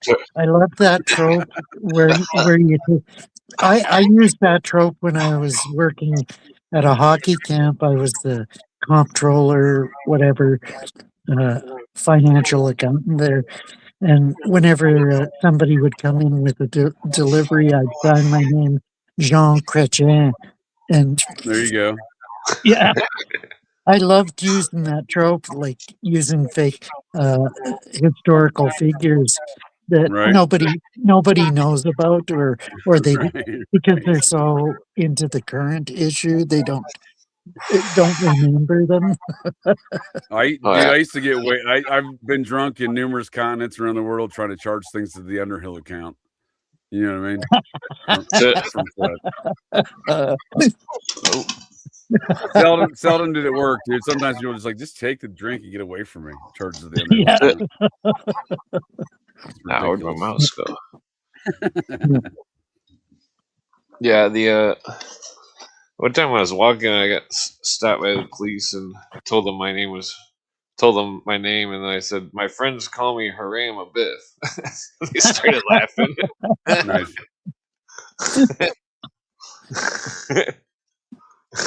It's pretty funny. They always end up asking me to teach them more about the Constitution in my free time. Like, I'm too stoned to drive, and Right. I don't know. It's kind of weird. Well, I guess it's not really weird. My cousin used to work for the sheriff. But it's freaking yeah, there was some kind of Constitution meeting once here in Michigan, and I called them up, and I'm like, "All right, what are you guys going to talk about? You're going to talk about this, you know?" And the dude's like, "Oh, I think you should come and talk." And then it's like, I'm too stoned to drive. Just gonna stay home. What were they talking about? Bunch of bullshit? They didn't really have much to. It's like, it's like there's so much stuff that's so huge, and I've wrote so many letters to people and stuff asking about the law and why they're not complying with the law, and like even take Right, the right, Article right. 43, for example, of the UN Charter. It's like we can't legally enter into a treaty that's unconstitutional, but yet we have, and that they're hailing it as supreme law of the land, and but it's unconstitutional. It can't be entered into from the start, and that they think that there needs Right. to be nullification, but according to the Supreme Court rulings, no nullification is necessary because it's unconstitutional. Yeah, it's the whole Marbury versus Madison thing I always revert to as well. Yeah. Yeah, Marbury versus Madison, and then you can go further with the what is that case? The one that says the Constitution must be interpreted in the common law. Then you can go into the other case where it says Constitution can be interpreted by the Federalist Papers. Right. So there's also sorts of routes where it's like even the gold silver clause. I mean, the founding fathers wanted gold silver, not paper money. I mean, so in the U.S. is case law de rigueur as compared to Canadian case law? well, some of the legalese people that I've researched say that in 1938, basically they made a thing where you can no longer quote cases before 1938, but the courts the judges are under silent judicial notice to withhold it from the public, and that I've never heard that, but it makes sense why no one wants to follow Marbury versus Madison. Yeah. Well, then all the 1938 was the same year they joined certain jurisdictions so they could quote unquote make it easier, but what they really did was make loopholes where they could screw people, take away constitutional rights, and take away your power to argue, or you can use the loopholes against them, but like when you do, I'll be right back, guys. they act One like second. they act like you're trying to weasel out of something or something, but it's like, well, I don't know. It's just bullshit. Fucking Yeah. Same things happened in Canada. Yeah. yeah, because it's like they couldn't charge me child support because I proved on the record that I didn't have that they were operating unconstitutional commerce, and that that the Constitution says what does it say about the something of contracts? Hold on, I got Constitution in my pocket. Obligation of contracts. We have an obligation to the Constitution. It's a contract. I don't remember what page that's on. So the Magna Carta is basically obliterated. Then.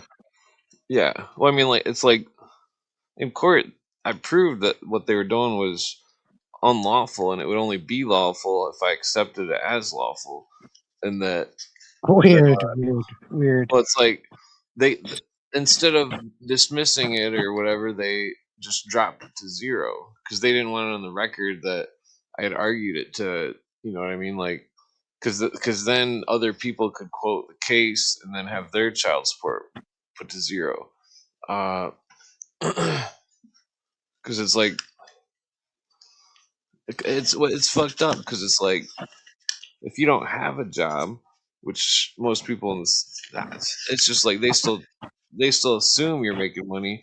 And I remember asking, I was like, "So you want money, but if I don't have a job, then you'll still charge me, and then I'll go to jail if I don't pay it." And they're like, "Yes." And I'm like, "So you're saying it's a debtor's prison?" They're like, "No." And I'm like, "Well, how is it not a debtor's prison?" Yeah, And that's the then they're weird like, thing. because That's the weird it thing would be about. in contempt of the court. It's like, oh, so since you wrap it up in a fancy package, it's not a debtor's prison. Is this what you're telling me? They did not Yeah, want yeah. to talk about it. So if a woman with your child leaves and cohabits with a male, and you're still obliged to support child support, isn't the guy that's cohabiting or remarried to the girl, isn't he responsible? Like, I mean, They I would don't still know. collect child support off both parties if the person Yeah, was it's remarried so and tried to adopt retarded. a kid. Yeah, it's so It's all money retarded. grab. Yeah. It's like when I was a little kid, that's all I heard about was my mom and dad bitching about each other.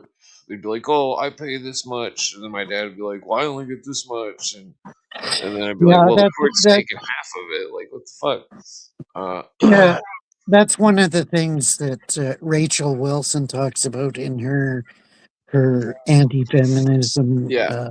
Well, it's like one of thing. my friends. He used to drive like 2 hours to go pick up his kid, and fucking every week that his ex wouldn't bring the kid, and that he would tell the courts, be like, this bitch didn't show up, and fucking the courts didn't care. It No, didn't they don't matter. care Uh, because for the last 20, 30 years, it's always been in favor of the women. Yeah, yeah. Well, totally. plus they didn't care about vaccines rights, the right to not have a vaccine. I know. Yeah. They were I mean, appalled. I've read numerous accounts of kids being taken away from their parents because they wouldn't vaccinate them. Well, Like it's it's like, retarded, well, retarded. I asked them. I was like, so what? What if I was Amish? And I was, what if it's part Yeah, of my religion? yeah, And they're like, oh, well, we don't care. And it's like, so yeah. you're gonna demonize me for being against vaccines? Uh, Yeah, it's weird how they leave the Amish alone so far. So far, I mean, eventually they'll well, I think attack the them. Amish are another society legally. Yeah, Uh, my mom said when she used to taxi the Amish around that the Amish, one of their kids died in a tractor or something, and they just buried him. There was no death certificate. There was no yeah, that, and I was like, "Well, isn't that illegal?" And she's like, "Well, no, they do it all the time, fucking yeah. Amish." And Totally. like, it seems like it's like they call us the English. Literally, they call us the English. No exaggeration. We're the English to the Amish. We're not Americans. We're English because we're under all these fucking laws and shit. That Yeah, are because they know that it's all fucking bullshit. But at the same time, they think if society collapsed, they're just still gonna use paper money for their money. And it's like, what are you yeah. retarded? Okay, in the chat, Melly Star says, you have the right here to religious exemption. Facts.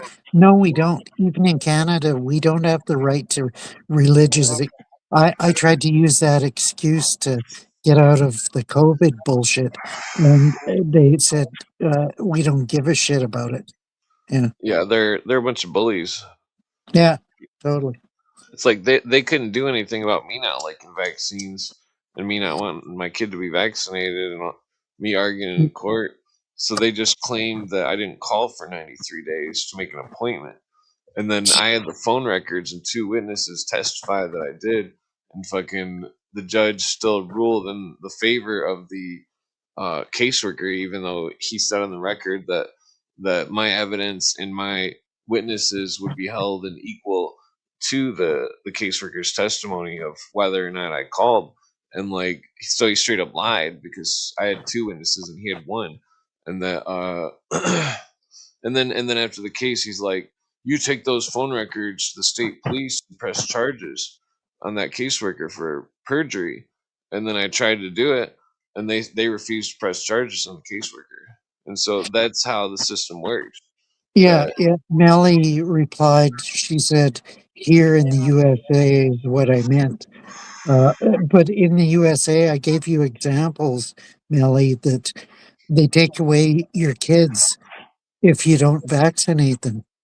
They totally, the Child Services Protection Agency or whatever they call it down there. even if they don't do it for that reason directly, they'll still do Yeah, something to fuck you over permanently. yeah, yeah. Oh, I mean, there's no justice in our justice system, even in America. No, You can call it a justice no. system. Yeah. What is that joke? Justice, more like just us. Right. Just us, yeah. Right. Well, I think there's a lot of psyops going on around that circumstance with that Chud the Builder individual down there in near Nashville. Like that DA came out saying, basically proclaiming in the indictment, or I think it was the indictment, they basically had language saying that he had abused his First Amendment right. Oh, abused it. Abused. Oh, You like him, Harry. He how walks can- around the streets. He walks around the streets calling black folks the N-bomb and telling them they're chimping out. You'd enjoy his work. And how is that abusing harsh. your First Amendment right? Yeah, It's that's not. what I'm saying. Like, if you have a Yeah. district attorney who's charging someone based upon this conception that it's a privilege, basically, is what he's saying, and that it's abused of a privilege, but that's not what the constitutional rights of freedom of speech are. No, Yeah, so right. you know, if you're libeling or inciting violence, I can Right. understand it. But if it's just whatever speech, like you can't censor that. Yeah, Right. And there's definitely some folks even within the legal system that think that you can. yeah, totally. And there's a movement in the U.S. I've read about or heard about Right. that It's they want to ridiculous. kick out the First Amendment. So Yeah. where would they draw the line? Where does the line end? Yeah, Exactly. yeah. Right. It's like if you call somebody a fucking idiot, is that a hate crime? You know, They want it to be. I think there's an element that wants it to be hate crime. Yeah. it's like it's ridiculous. I mean, it's like they're making everything that's corporatized. They make it set up in ways where there's no criticism. You can't ever just get to upper management to fucking discuss what the problem is with the Oh, Yeah. dude, for sure. I quit Same with using government. Reddit years ago, long before I learned it was an Epstein Maxwell operation at MIT. But I quit using Reddit years ago when I got banned for talking shit about the McRib. Dude, McDonald's was getting my post banned on Reddit because I was talking shit about the McRib. Wow. You think it's Yeah. bad in the U.S. In Canada, it's even worse.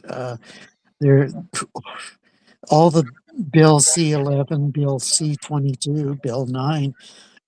They're totally going to destroy us. Yeah, with our free speech. Yeah, it's Right. totally. Oh, yeah. Canada is totally fucked.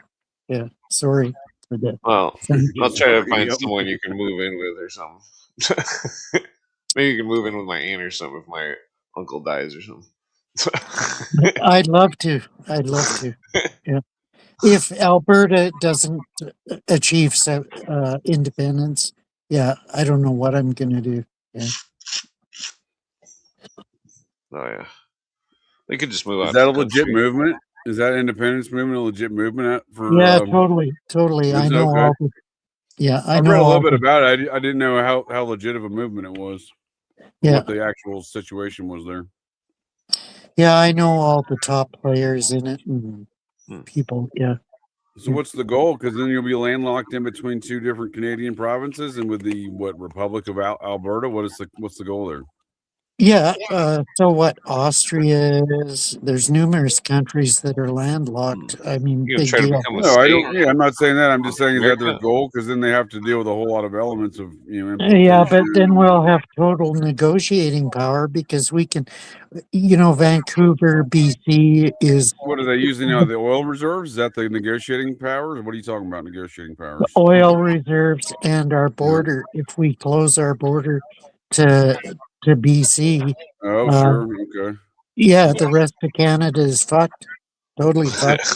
Yeah. Well, that's a good point because I'm sure a lot of stuff comes from BC too. Yeah. Yeah, Hmm. Not just the oil through from through the Alberta. port of Vancouver because Right. it's the biggest port in That's what Canada. I'm saying. Yeah. Huh.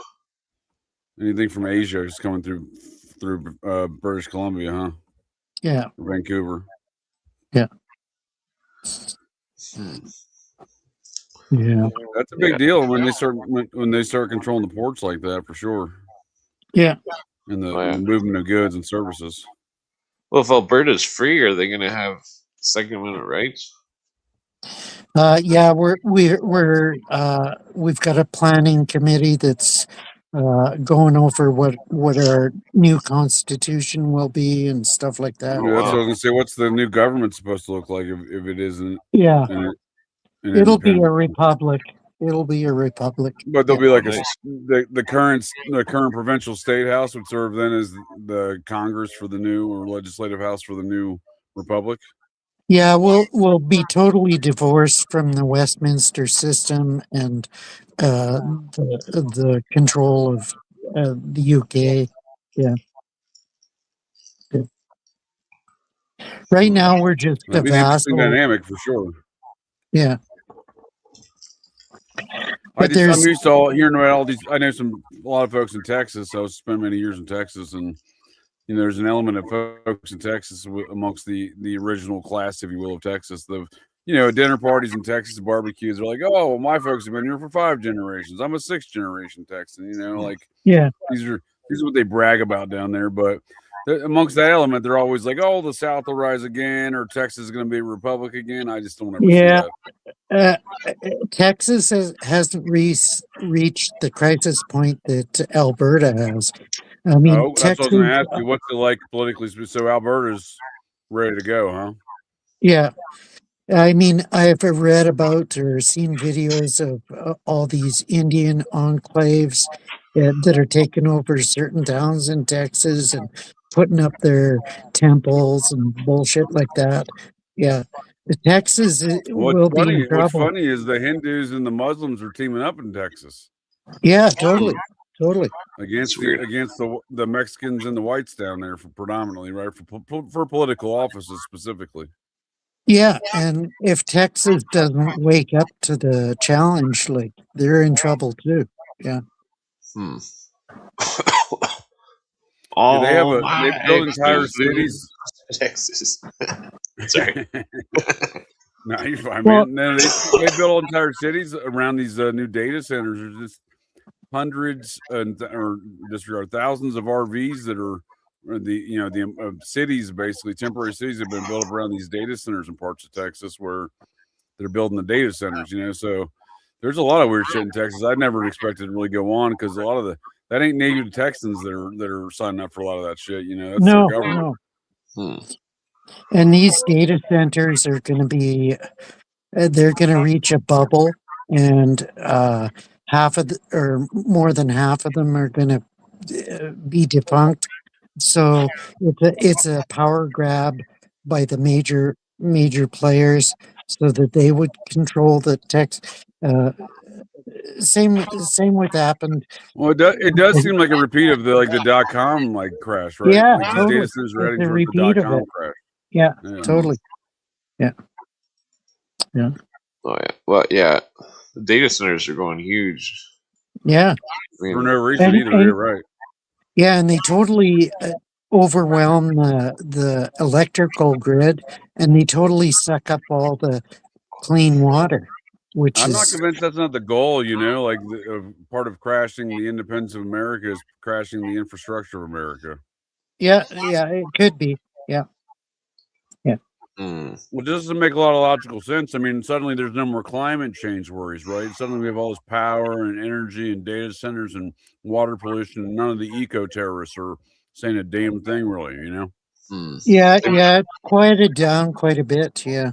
Wow. They Oh might be yeah. planning to cycle out gas cars soon or something. Well, all of this contributes to the shortage of energy, the shortage of food lines and stuff like that.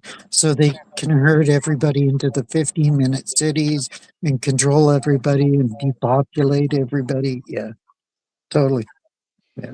Yeah, if you crash the electrical grid and pollute the water, it seems to be like one step closer to authoritative control. Oh, we need to come fix that, and you guys all need to move into these 15-minute cities, and you shouldn't be Yeah. Yeah. traveling as much. You saw the Yeah. water's getting really shitty out. Everybody's wells got really shitty water. I mean, I Yeah. don't Oh, even I Yeah. think drink a the I lot of water. these want. cities are. I mean, it's not like just Flint, Michigan. I mean, there's DC, dude. I would never drink that tap water in years for Oh, I DC mean, because like it's Yeah. so even in I the bad. quit. country, it's. I Well, I quit mean, drinking my city water here too. Yeah, and it's not Uh, even just the fluoride aspect to it, or whatever other chemicals they're putting there. Just the yeah. color it would come out, dude. I saw a lady. There was a lady got arrested the other day in Trinity, Texas. I think it was for commenting on the town's water supply. She posted something on Facebook about how the water was coming out brown, and they came and arrested her for that shit. Well, Said she was inciting and terror. also in the U.S., I don't know if it's all states, but certain states you can't collect rainwater anymore and drink. I saw that in And Oregon for sure. yeah, Yeah, yeah, it's bullshit. it's Yeah. insane. It's insane. There's no reason there's no reason to have such like they don't even try to provide justification for it other than just saying like the typical Yeah, eco-terrorism kind of conservation nonsense.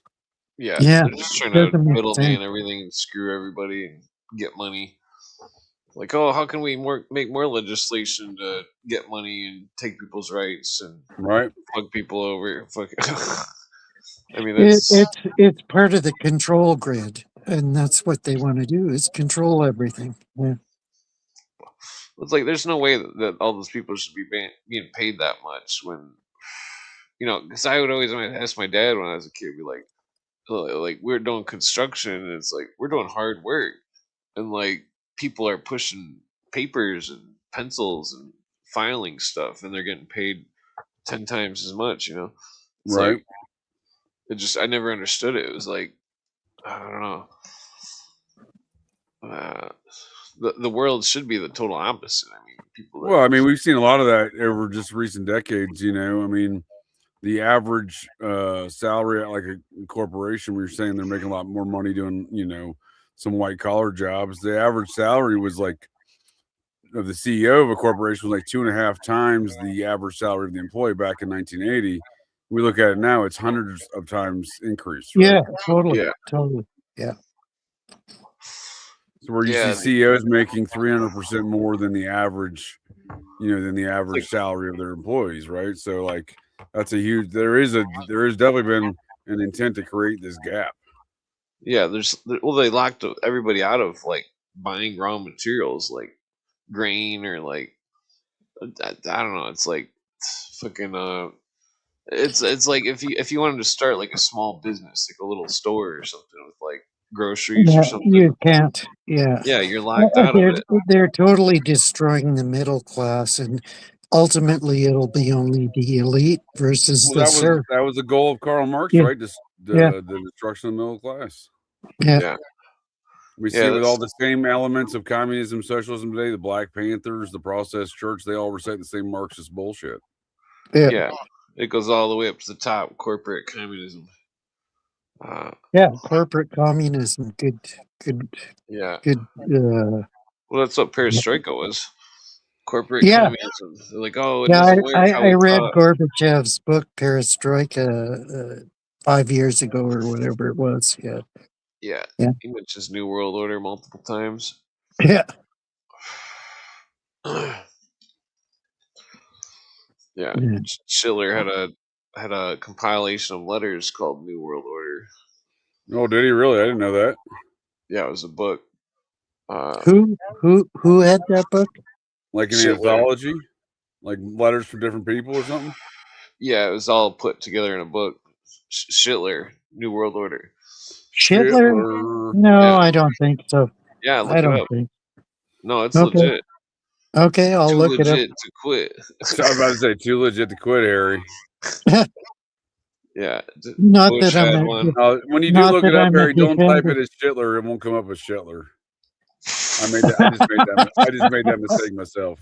Yeah, not that I'm a Trilateral proponent Commission had a of New World Order you thing. know, Fucking all these I different have I religions have had a so New World many Order. I have so many books that deconstruct the Schindler's version of whatever. Yeah. Well, I can show proof that multiple governments from around the world, multiple religions, multiple different all sorts of shit is all promoting New World Order, world government, internationalism. Yep. Uh, that's their Yeah, goals. I have books from 1890s that talked about the New World Order. Yeah. There's Yeah. was it that Goals 2000? I think it was. It's a book about or was it a UN summit thing? I can't remember which. It was Well, about the New UN World was Order's goals for the year 2000. yeah, that was after 1945. Yeah. But I mean, it seemed like they really got the ball rolling in like around 1990. Uh, Yeah. Yeah, 'Cause, I mean, that's when they ramped up, I guess. Yeah. yeah, because Well, they that's when we were. get. Isn't that right around the same time we get the 1,000 points of light speech from George Bush? Yeah, Or was and that Totally. 91? that same Totally. the New World Order speech to Bush, he said that he would fulfill the intent of the writers of the UN Charter. Oh, he Yeah. said that was some of his words. Okay, that was the September 11th, 1991. Maybe that was that speech. Yeah, the New World The Order Oval Office. speech. Yeah. Uh, And Carney in Canada, when he was visiting Xi Jinping, he mentioned the New World Order, and he said it slowly, New World Order. oh yeah, And then his wife, in a speech about a month later, she says, New World Order. I'm like, yeah. They all come say it like on. that, like they're in a Yeah, trance. yeah. They might It's be in a sickening. trance. Yeah, Yeah. yeah. Well, that's what the great work of the Illuminati appears to be. It's world Totally, socialism. totally. That's what the New World Order is. World socialism under religions, different political groups, different all sorts of shit.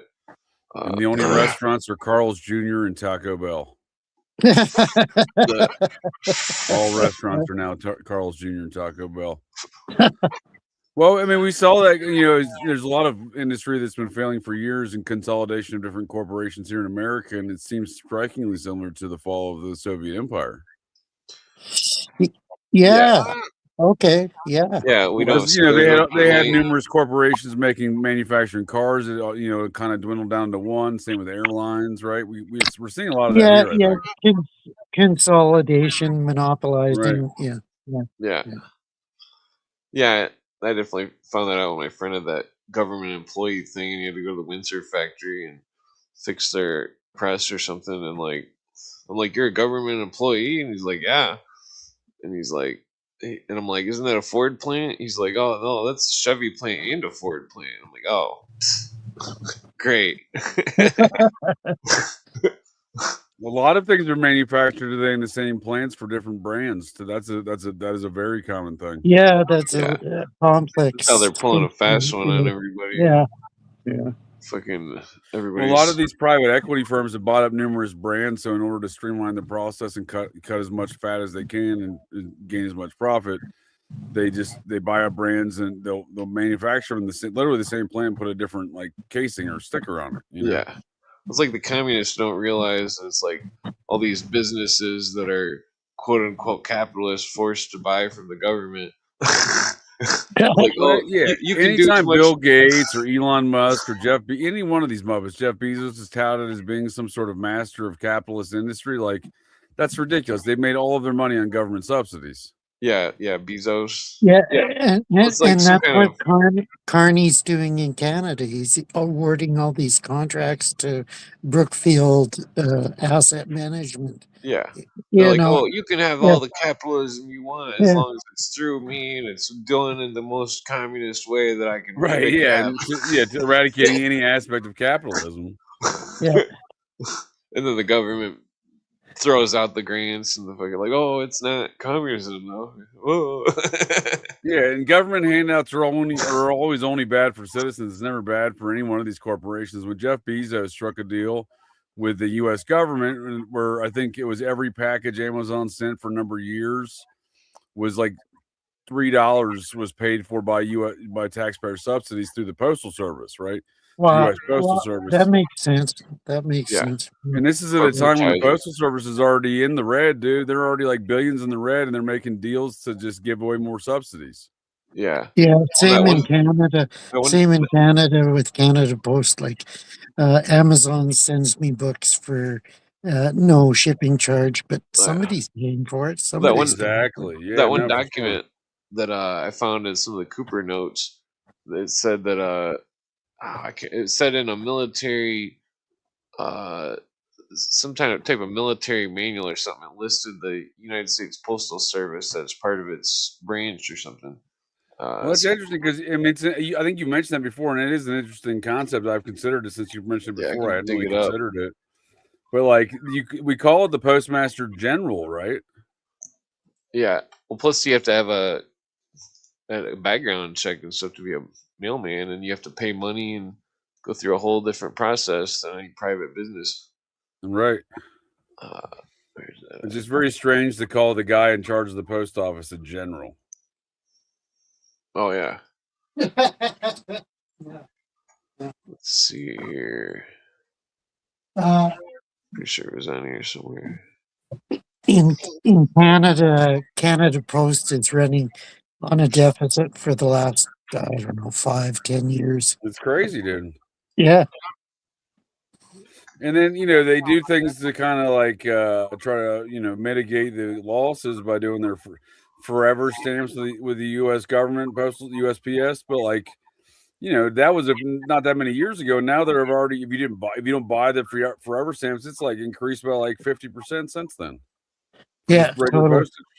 I remember Yeah. back in the day, 5 cents to post a letter. Five Fuck cents. yeah. Fuck. Yeah. Hmm. We still had those options. I think into the 80s. I think at least maybe a dime postage it was at the Yeah. 80s. Yeah. Oh yeah. Looks like they took over a long time. Here's mentioned the Declaration of Interdependence, 1937, published in the book. Their activities in the Book of States. It's like Fuck that. What's the Book of States? it's like Yeah. this interdependence thing. They're saying that the world has interdependence to have open whatever it wants. It's basically like a declaration of like, oh, you can't have sovereignty if you're a country, and that Wow. And what year was and this? well, this one Wow. was mentioned in 1937, but there's another one 1976. There's another one in the Wow. 90s, Wow. and then Are these aren't UN conferences? These are I see a US code right there. yeah, well, it's Yeah. like that's why that governor of Puerto Rico has so much because he wrote that book, the new coming constitution or something, and it was like that they would pretend like the constitutional government's still happening, but they would just eventually replace it after people are brainwashed enough to, you know, Wow. uh, And It's this not a was bad plan, dude. There's a lot of dum dums out there. It's not a bad plan if you think about it. yeah. Yeah. And yeah, this was pre-UN 1945. Yeah. Wow. yeah, yeah. They were Well, doing it they, since they fucking tried it in the 1890s. League of Nations, and the U.S. opted out of the League of Nations, and so that dissolved. But after World War For a II, of few course, decades, right? What was that, yeah, 1917? yeah, and then after World War II, of course, they opted in. Yeah, Oh yeah. yeah. Well, this case right here is really relevant to the whole situation. Erie Railroad versus Tompkins. There's no federal common law, and Congress has no power to declare substantive rules of common law applicable in any state, whether they be local or general, in their What? nature, be they Wow. commercial law or part of the law of torts. Oh my goodness. Yeah, so that's basically fucking a whole This is what mountain of Count Spiridon I forget his last name. He wrote a where is book that So in what precipitated this? Like this sounds like almost like a constitutional convention, dude. well, it's a bunch of internationalists that were, trying to create more internationalism, and that they termed it the Declaration of Interdependence to make American idiots fucking think that it was pro-America. Sure. Yeah, it's It's like the like, Patriot Act. What are you not a patriot? You don't like the Patriot Act, dude? yeah. yeah, Totally. yeah. He was mentioning Are about you the are you a patriot or not? Come Yeah, on. what kind of well, commie You, hates the Patriot Act? What is going on around yeah, here? yeah. so this part's relevant. This is part of the 1938 thing. This is the fundamental change necessary to effect unification of civil and admiralty procedure, just as the 1938 rules abolished the distinction between actions at law and suits in equity. This change. Oh wait, yeah, that was it. Okay. This change would abolish the Oh, distinction between civil actions and suits in an admiralty. admiralty. So this is Yeah, admiralty law. yeah, I forgot Yeah. about that. I missed that part.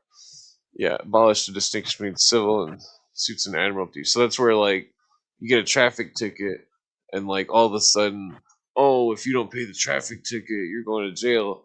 Like fucking, and it's like, oh, I was literally in court, like, oh, well, how can this be? This is civil court. How can there be a criminal liability on a civil infraction? And Right. they just couldn't Total. answer it. And like, Totally. Debtors' prisons have been outlawed here for hundreds of years. yeah, Yeah. but what they've done is that they're compelling performance of international contracts on state citizens through a bunch of legalese that is like so complex for even the biggest fucking lawyers. Fucking, you can walk fucking circles around them if you know what if you know how to talk on this shit. It's like I don't know. It's just bullshit. Fucking Oh yeah, man, for sure. yeah, still looking for that post office thing. I like how they say entered the Second World War, during which time the League of Nations was reinstituted under the pretense of the United Nations. Yeah. Pretense. I love it. I C-22 love it. USCA 287. Right. Then the BIS, make of international settlements. Yeah, BIS is The It's Bretton Woods BS. total. Agreement. Yeah, total What's this BS. 1950 U.S. declared bankruptcies and reorgan? What's that about? Oh, under yeah. the pretense of the Bretton Woods Agreement. Yeah. That was what Yeah. Bretton Woods was. What 46 or 47 there? What was that? Right. Yeah. Yeah. Oh Yeah, shit. the IMF. Title 5 U.S. annotated. I Beginning don't of understand. time. Yeah, I don't understand that part. The reorganization is located in Title V. That's the fundamental code of the federal government. But Yeah. Well, this is where, okay, so the Secretary of the Treasury is the governor of the fund of the International Monetary Fund. So And as receiver in who bankruptcy. published Oh, this? that's interesting. yeah. Like, Well, it's like I mean, all our money's IOUs. They're fucking Well, that's what I'm screwing us. saying. Bankruptcy for when and how long? Because we're 35 trillion in debt now. yeah, Yeah, they're pulling the biggest fucking. I need another cigarette. scam. Fleecing everybody, dude. Yeah. Yeah, there's I bastards. know the Coinage Act of 1965. That was ending all the use of precious metals in the production of coins. Yeah, this is But I don't know much about all this other stuff. That's interesting. this is what the old school Oh, people would so always talk about. this was under Lyndon B. Johnson. Wow. Okay. Let's see. He's Yeah, a the reorganization. dirtbag. That wasn't the He's first a time. total dirtbag. The IMF thing is huge. I mean, Yeah. let's see here. It wasn't John J. McCloy one of the early presidents of the World Bank? Yeah, I'm pretty sure. I think so. Yeah. Yeah, and I think that he was working for the OSS or something. Oh, for sure. He had ties to Yeah. that, and then we also see him on the Warren Commission. Oh, Yeah, the good old Warren Commission. so this one right here, this I is think he was also on the 1965. board of Permindex with Clay Shaw and Joseph Bonanno, the crime boss, on that weird Permindex corporation. The Clay Shaw was connected to, and the mafia, and again, John J. McCloy was also on that board. Yeah, I'd have to reread what's his name's The Secret Team. Fletcher Prouty's The Secret Team. Yeah. Yeah, McCloy is definitely in deep. Yeah, so this 1965, when they ended the to sum it up, that they basically say that they will never return to the gold and silver. Uh, yeah, 1965. In 19 what? Where is this? So okay, so the the 1965. first Coinage Act of America was the Coinage Act of 1792, which stated that silver or a dollar was 24 grams of silver or Yep.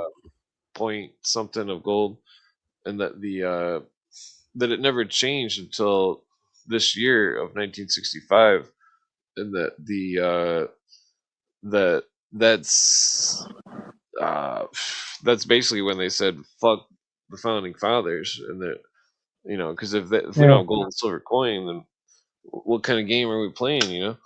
I've long wondered that same thing, man. And all these agreements with the petrodollar, dude, seem, like it's. I don't even. Like, you can't ever say like, oh, they had it. Like a lot of excuses I hear. They had to do it. They had no choice. Well, sure they did. Fuck all of these people. Who do we have money to? Yeah. Yeah. We also need to reread this book. Oh, for sure. What is that? The Creature of Jekyll Island. Oh yeah, that's a good one. That dude's still alive. Yeah, he's still alive. Yeah, Courtney Turner's interviewed him a couple times. Yeah. Oh yeah.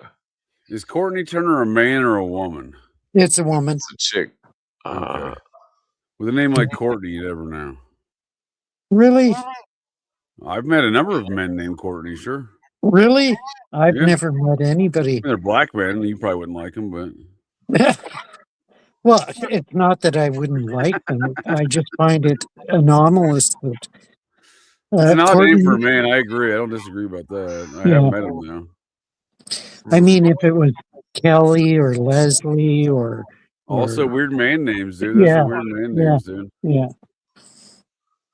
Yeah. Well, there's a lot of legalese involved with this. It's Public Law 94-564. This whole de facto versus de jure thing. It's like this is like less of a, to me, whatever we're looking at here, this whole conference of this interdependent stuff is like it's less rooted in anything legal than like what was the precipitating event for to even have such a conference to establish new shit? Well, it's all about this New World Order conspiracy. I mean, it's and who were the authors of this paper? There's another good question. Yeah, like the where the fuck is that one? Yeah, that uniform commercial code stuff. That's a real fucking weird environment.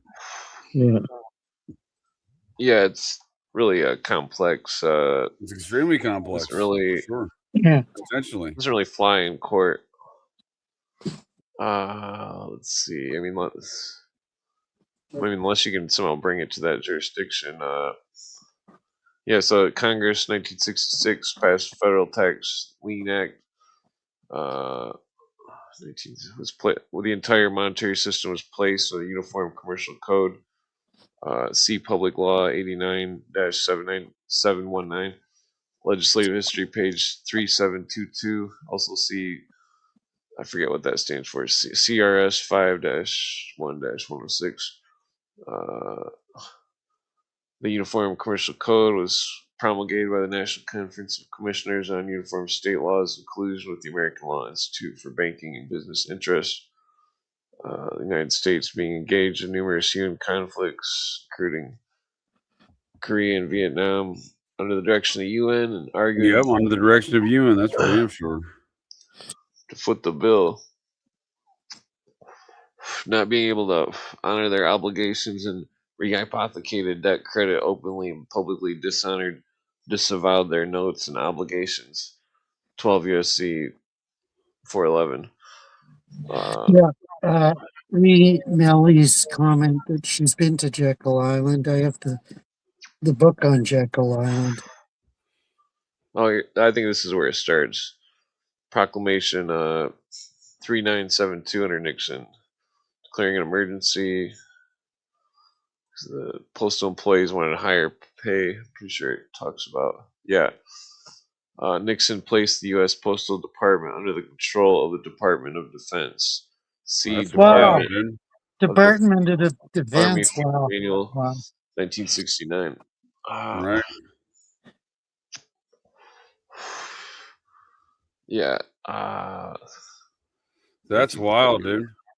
There was a big thing with Nixon and the U.S. Postal Service. They had a big strike in 1970. Yeah, there was 69 also a to 70. judge. There was a judge that was a Supreme Court judge, I think.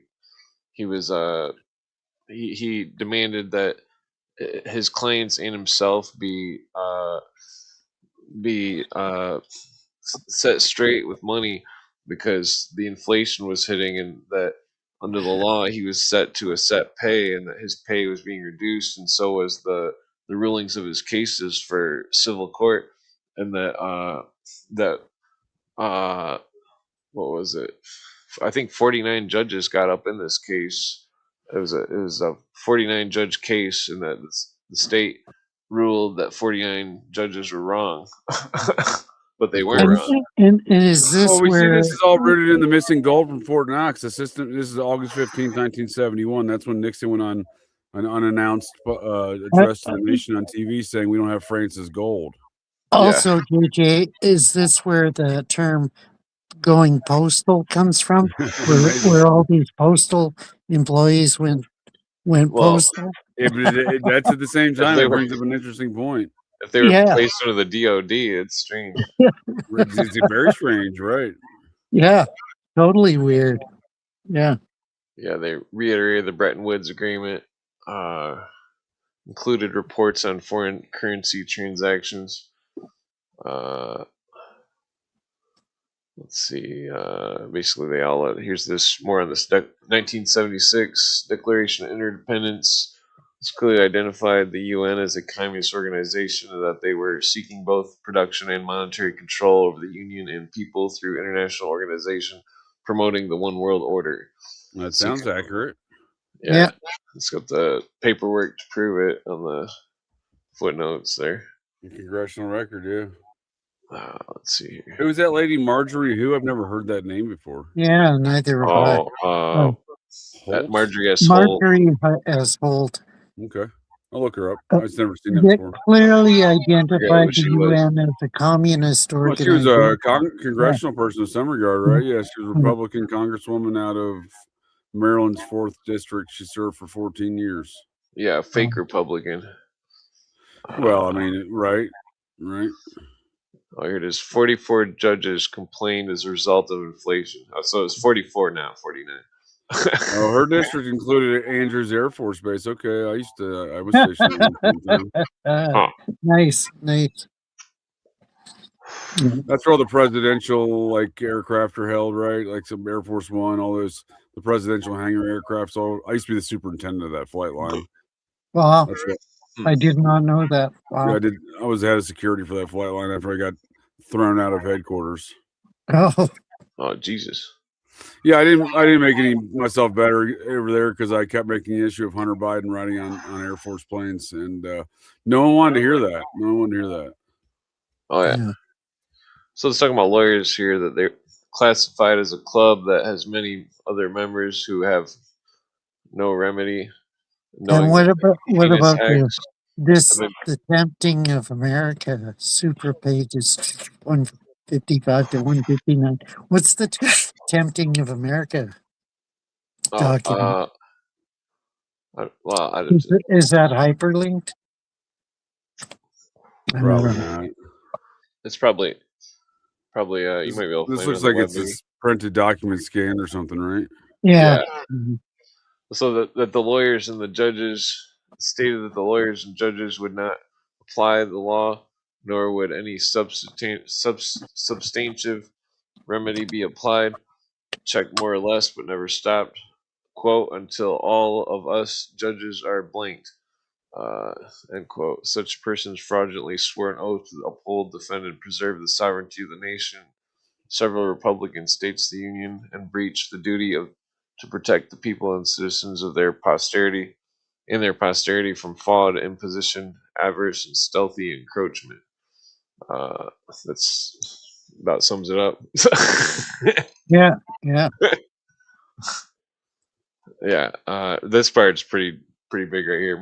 I just read that. Doesn't make any sense to me. Moving to a floating exchange rate for international commerce means private enterprise and not central governments bear the risk of currency fluctuations. So private Well, enterprise yeah, bears the risk of Yeah, we're just currency ass blasting fluctuation. everybody now. That's what it says, right? We're just gonna Yeah. ass blast everybody. New policy. Everyone gets ass blasted. yeah, Yeah, totally. yeah. They're screwing everybody. That's what I'm saying. It doesn't make any reasonable sense in the representation of anybody except for moneyed interests that you're protecting here. Yeah.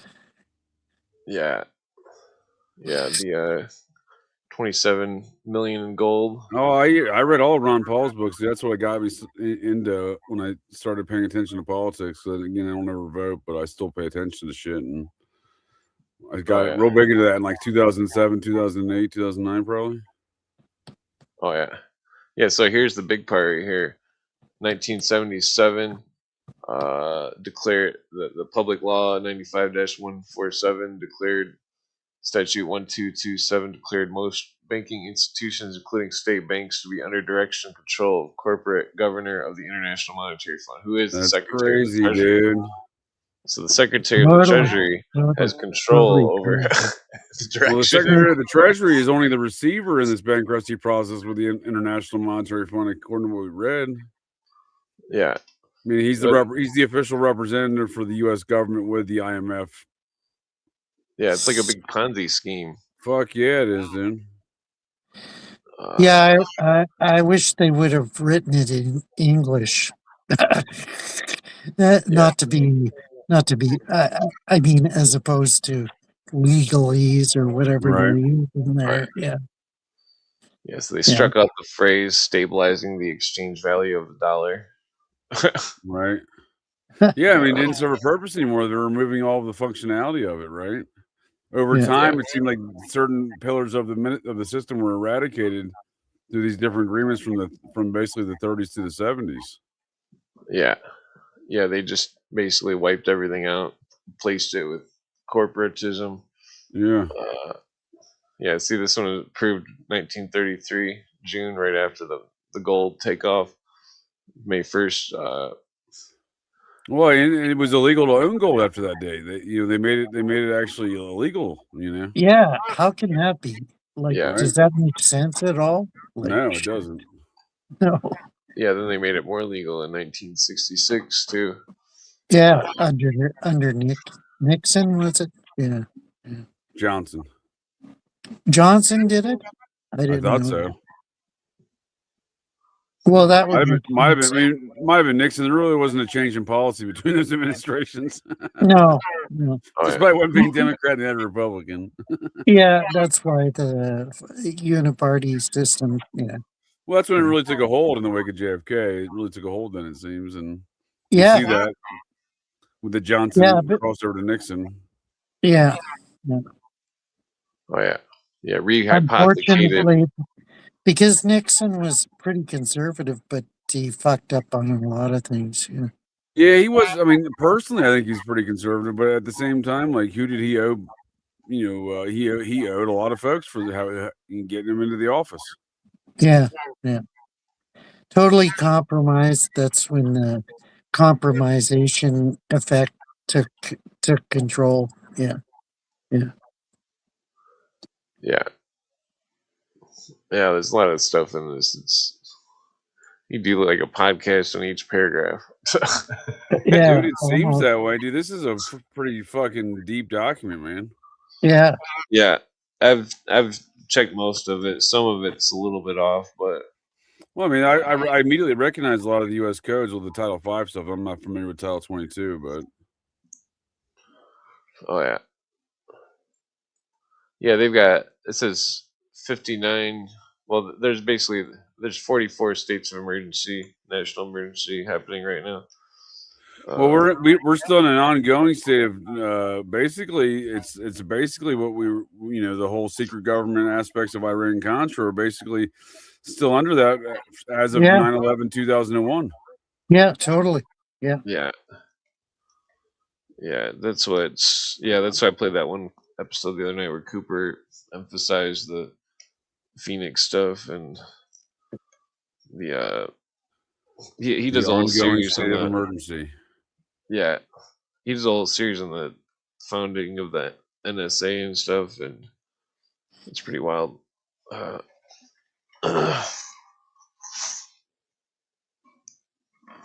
yeah, he goes over the charter and stuff, and I don't know, it's a huge can of worms. Yeah, the See the Bank of the United States versus the Planters Bank of Georgia. Wow, wow. which one is that? Uh, Oh Yeah, yeah, what is that? Because I mean, what is the Bank of the United States? Wouldn't it be the Treasury Department? yeah. yeah. The let's see here. Yeah, the government becomes the corporator. 22 USCA 286. So they're saying the real party's not in the United States of America, the state or citizens. It's the bank, the fund. Yeah. Yeah. Yeah, yeah. That's why Carl Miller, a whole bunch of people, they specifically talk about that governor of the fund subject because it's like it has so much power over everything, and that people aren't I, seeing it I, as something I, relevant. I don't get what they're talking about, U.S. versus, but the real party is in interest is not the de jure United States of America or state, but the bank and the fund. Yeah, Part of the Yeah, bankruptcy process, it sounds like, with the receiver yeah, being the Secretary of the Treasury, it took away any actual rights to anything. It's just yeah, yeah, pay me or die. It sounds like. yeah. They can do anything basically Right, that we don't even own anything. It's like right. That's what it seems like, right? yeah. The We land in don't. which this nation's built on doesn't seem like it's owned anymore here. Well, yeah, in Canada, I'm sure it's the same in the U.S. If you don't pay your property taxes, they're going to confiscate your land. That's well, Yeah, true. even more than that. I'm talking like yeah, high levels, like Yeah, they've signed this off to internationalists. They signed all the states off to the property off to internationalists yeah. yeah, for yeah they failure to can pay banknotes, dude. I thought, what's up with all that gold that was in Fort Knox, dude? See what I'm saying? Like, there's so much of this is Well, effectively nonsense, Mister Goldfinger stole it all. right? Yeah, oh yeah the the James Bond film was wrong. He thought he saved it all, but no, it was all stolen. Right, and we get these narratives financed by the Rockefellers, like Zachariah Stitchin saying that the Anunnaki, the ancient aliens, stole all the gold because they had to replace their atmosphere. But look to see where the source of that nonsense is. It's financed by the Rockefellers. Yeah, totally, totally. Yeah, There's the people that financed or profited from all this gold that was yeah. yeah. taken from citizens. I think that they were. I think that the Illuminati, their ancestry being a member is There definitely you go, relevant. 12th planet. Yeah. Yeah, they say Nibiru. there's a video where Jordan Maxwell's in Egypt or something talking to Zachariah Sitchin, and they say that you can see him slip the Masonic handshake. Right. I like that last line, dude. It says there are men running governments who shouldn't be allowed to play with matches, and it is as applicable today as Jesus' statements about lawyers. I'm always saying that. That last one for sure. Nice, nice. Well, all this international stuff, that's all this globalism. That's what Jesus was pissed off about in the Jesus stories. Yeah, King Herod sold out the Judean citizens and their land to the Roman Empire. That's what we're looking at right here. Yeah. mhm. Same. Yeah. What is this? March Well, '33. the Maccabees tried to revolt against it, but they failed. Yeah, Wasn't that part of King Herod's family? yeah, totally. Yeah, Huh. Herod was half Half Samaritan. Maccabee, right? Yeah. Yeah. So this is Harry S. Truman. 1933. Oh, good old Truman. Fuck. Under the powers delegated by these statutes, the president may seize property, organize and control all the means of production, seize commodities, assign Yeah, military forces that's abroad, total shit. institute martial Yeah. law, seize and control all transportation and communication, regulate and operate of private enterprise, Well, restrict that's what we're travel, going. Oh, go ahead. So much and for the otherwise Republic control and the lives alleged of all Americans. democracy. Like everything's out the door. Yeah. Well, this is that what you're describing is the state of emergency we're living under today since 9/11, 2001. So, it begs the question of what's really going on in this country. We're living under a state of emergency where they don't have to pass laws to do things like, that's part of the whole deal. Yeah. What is really going on with all the stuff we see about legislation, whether it's Canada, whether it's America? I mean, it's kind of the same. A lot of the stuff's done in lockstep in the West anymore. Yeah, Sure. totally. Well, it's like under Article 1, Section 10. America was once disconnected with the UK or Britain or whatever you want to call them, England. But as we go further through history, they're still connected in some Oh, way. big time. Yeah.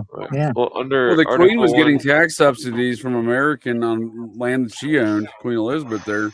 Just, in recent decades, they were getting paid to not grow crops on land in America that they owned. Yeah, and who does Trump entertain about King Charles III? Like, fuck off. It's like, well, I think that was funny though. He put up the Australian flags to welcome King Charles. I know. I don't know if that was Trump himself or somebody. He's a nut about attention to detail. Look at any of his properties. Okay. So under Article 1, Section 10, I'm pretty sure. But New Zealand is part of the Commonwealth. No, I think that's part of the bit. He's like, oh, well, include your flag on that flag. You know what I mean? I can see him being a dick like that. Yeah. To his cousin King Charles, right? That's like his 15th cousin. Yeah. Totally. So under Article 1, Section 10, I think it is, it says Congress has the power to legislate in all cases whatsoever within 10 square miles. But like when they've encompassed all this, the jurisdiction of the states, and when there's these states of emergency that gives unlimited power, basically, it's like that under Article 1, Section 10, it's like they can legislate in all cases whatsoever. They can make any legislation they want to, and that all the states must yield to it, basically. And so the republic is no more if the states don't have control over their own jurisdiction. That's why I say there is no America. Right. It's been socialist this whole time, and all the socialists want more socialism. And it's like, well, we've been living in it. I mean, I read a book years ago. Immaterial or frivolous, dude. What's that about?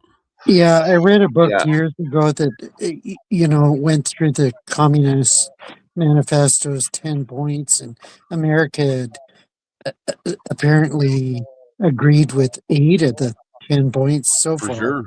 Sure. Well, it's like unless you can even if you can get a judge to say stuff on a record on a court record to basically metaphorically trap him with words, that they will still do whatever they want. Basically, it's like no matter what, it's fucked up. I mean, there's rare occasions where people can argue the perfect argument and that the case gets thrown out because they don't want it on the record.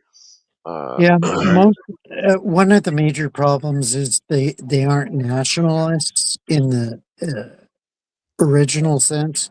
They're transnationalists, and they don't give a shit about. Holy shit! Dude, we got transpocalypse and transnationalists. the the concealment, furtherance, and compounding of the frauds and emergency created and sustained by the expatriated aliens of the United Nations and its organizations, corporations, and associations. That's amazing. Wow. Basically, it says "fuck off." Totally. Yeah, Totally. yeah. And then even if you argue all the statutes and stuff, they still don't give a fuck. No, Um, no, they don't. yeah, the IRS entered into a service agreement with the U.S. Treasury Department, who's headed by the governor of the fund. Yeah, dude, the USAID is an international paramilitary operation. Yeah, that's why they got defunded. Yeah. I don't know if they actually got defunded, did they? I don't know. Well, they may have been defunded in one line and funded somewhere else. That's a good question. Yeah. Well, it's Same like with Canada. Canada's totally fucked. We send billions of dollars overseas for Uganda, transgender Yep. farming and all that shit. Hey, Like, where the Pakistani fuck? transgenders matter too, Harry. Pakistani transgenders matter too. according to the UN, that's the UN fixing the karmic debt. Well, just looking at some of the stuff USAID was doing, there was like one specifically was like $50 million for transgendered courses in Pakistan. I'm like, get the fuck out of here, dude. What are you talking about? Totally. Somebody's getting money somewhere. Yeah. Yeah, and ain't no one in Pakistan trying to use. Why are we using American? First of all, even if it was in this game, which it obviously is, why the fuck would America be spending taxpayer money to teach transgenderism in Pakistan? Yeah, especially regarding Canada, where there's 2.5 million people going to food banks, and nobody can, it's totally That's fucked a lot up. of people, dude, for the nation of Canada. What are you guys sitting at? Like 60 million total? 41. Holy shit, that was off by a lot. Yeah, that's a lot. That's a shit ton of people then. Yeah. And kids growing up, they have no hope of Almost buying 5% of your population is going to a food bank, dude. I'm sure America's worse than that. Yeah. Yeah. But that 5% ain't them illegals coming in here and getting all them benefits. You know what I mean? Yeah. Illegals coming to Canada get 8,000 plus per month subsidy, Right. Jesus. whatever, and that's more than average Canadians make a month. Like, it's bullshit. That's got to be significantly higher than the median household income of Canada. I can't imagine it's totally. 35 grand. Totally. I could live off $8,000 in a year. You can't, dude. That's a lot of money, dude. Yeah, it is. Wow. And they haven't lowered the increase of immigrants for whatever reason, refugee status, temporary. More the merrier, right? They say, come on down, shit in our streets and make our Yeah, culture worse. yeah, shit in our streets. Drive trucks where you're not verified to drive properly. Well, I think they drive trucks right into people's living rooms, dude. I think that's happened a couple times. And kill people left, right, and center. Yeah, it's total bullshit that's going on in Canada. Yeah. I saw that shit going on in America. I went to truck driving school a number of years back after I closed my PI operation, and I didn't last long in the trucking industry just because I saw the writing on the wall. Literally, like the day I graduated trucking school was the day, or I graduated my training after trucking school was the day Yellow Trucking went under. That was the longest running, largest trucking operation in America. Yeah, in Canada, there's several fake trucking school operations that graduate. That's what I'm saying. That shit, they were just passing fucking illegals, dude. When I was in there, yeah, saying, totally. Totally. And that's why we have so many deaths on our highways recently. Oh, I saw it. Dude, there was dudes in my class that didn't speak English. Yeah, they couldn't read the signs. They drive under bridges. Yeah, fuck no, dude. They were lost as shit. Yeah, they drive under bridges that have signs saying no clearance. Yeah. Yeah, I always avoid the highways. I don't I like. try to, man. I try to use state routes and U.S. routes. Yeah, just freaking drive slow and freaking Yeah, most of those U.S. routes and state routes will get you to point A to point B is just as almost as quickly as the interstates in most cases. yeah, Yeah. yeah, especially if there's like a traffic jam or something in the city. Can't stand it, dude. I refuse to.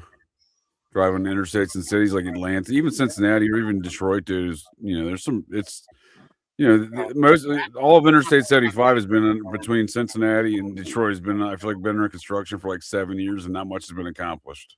Oh wow.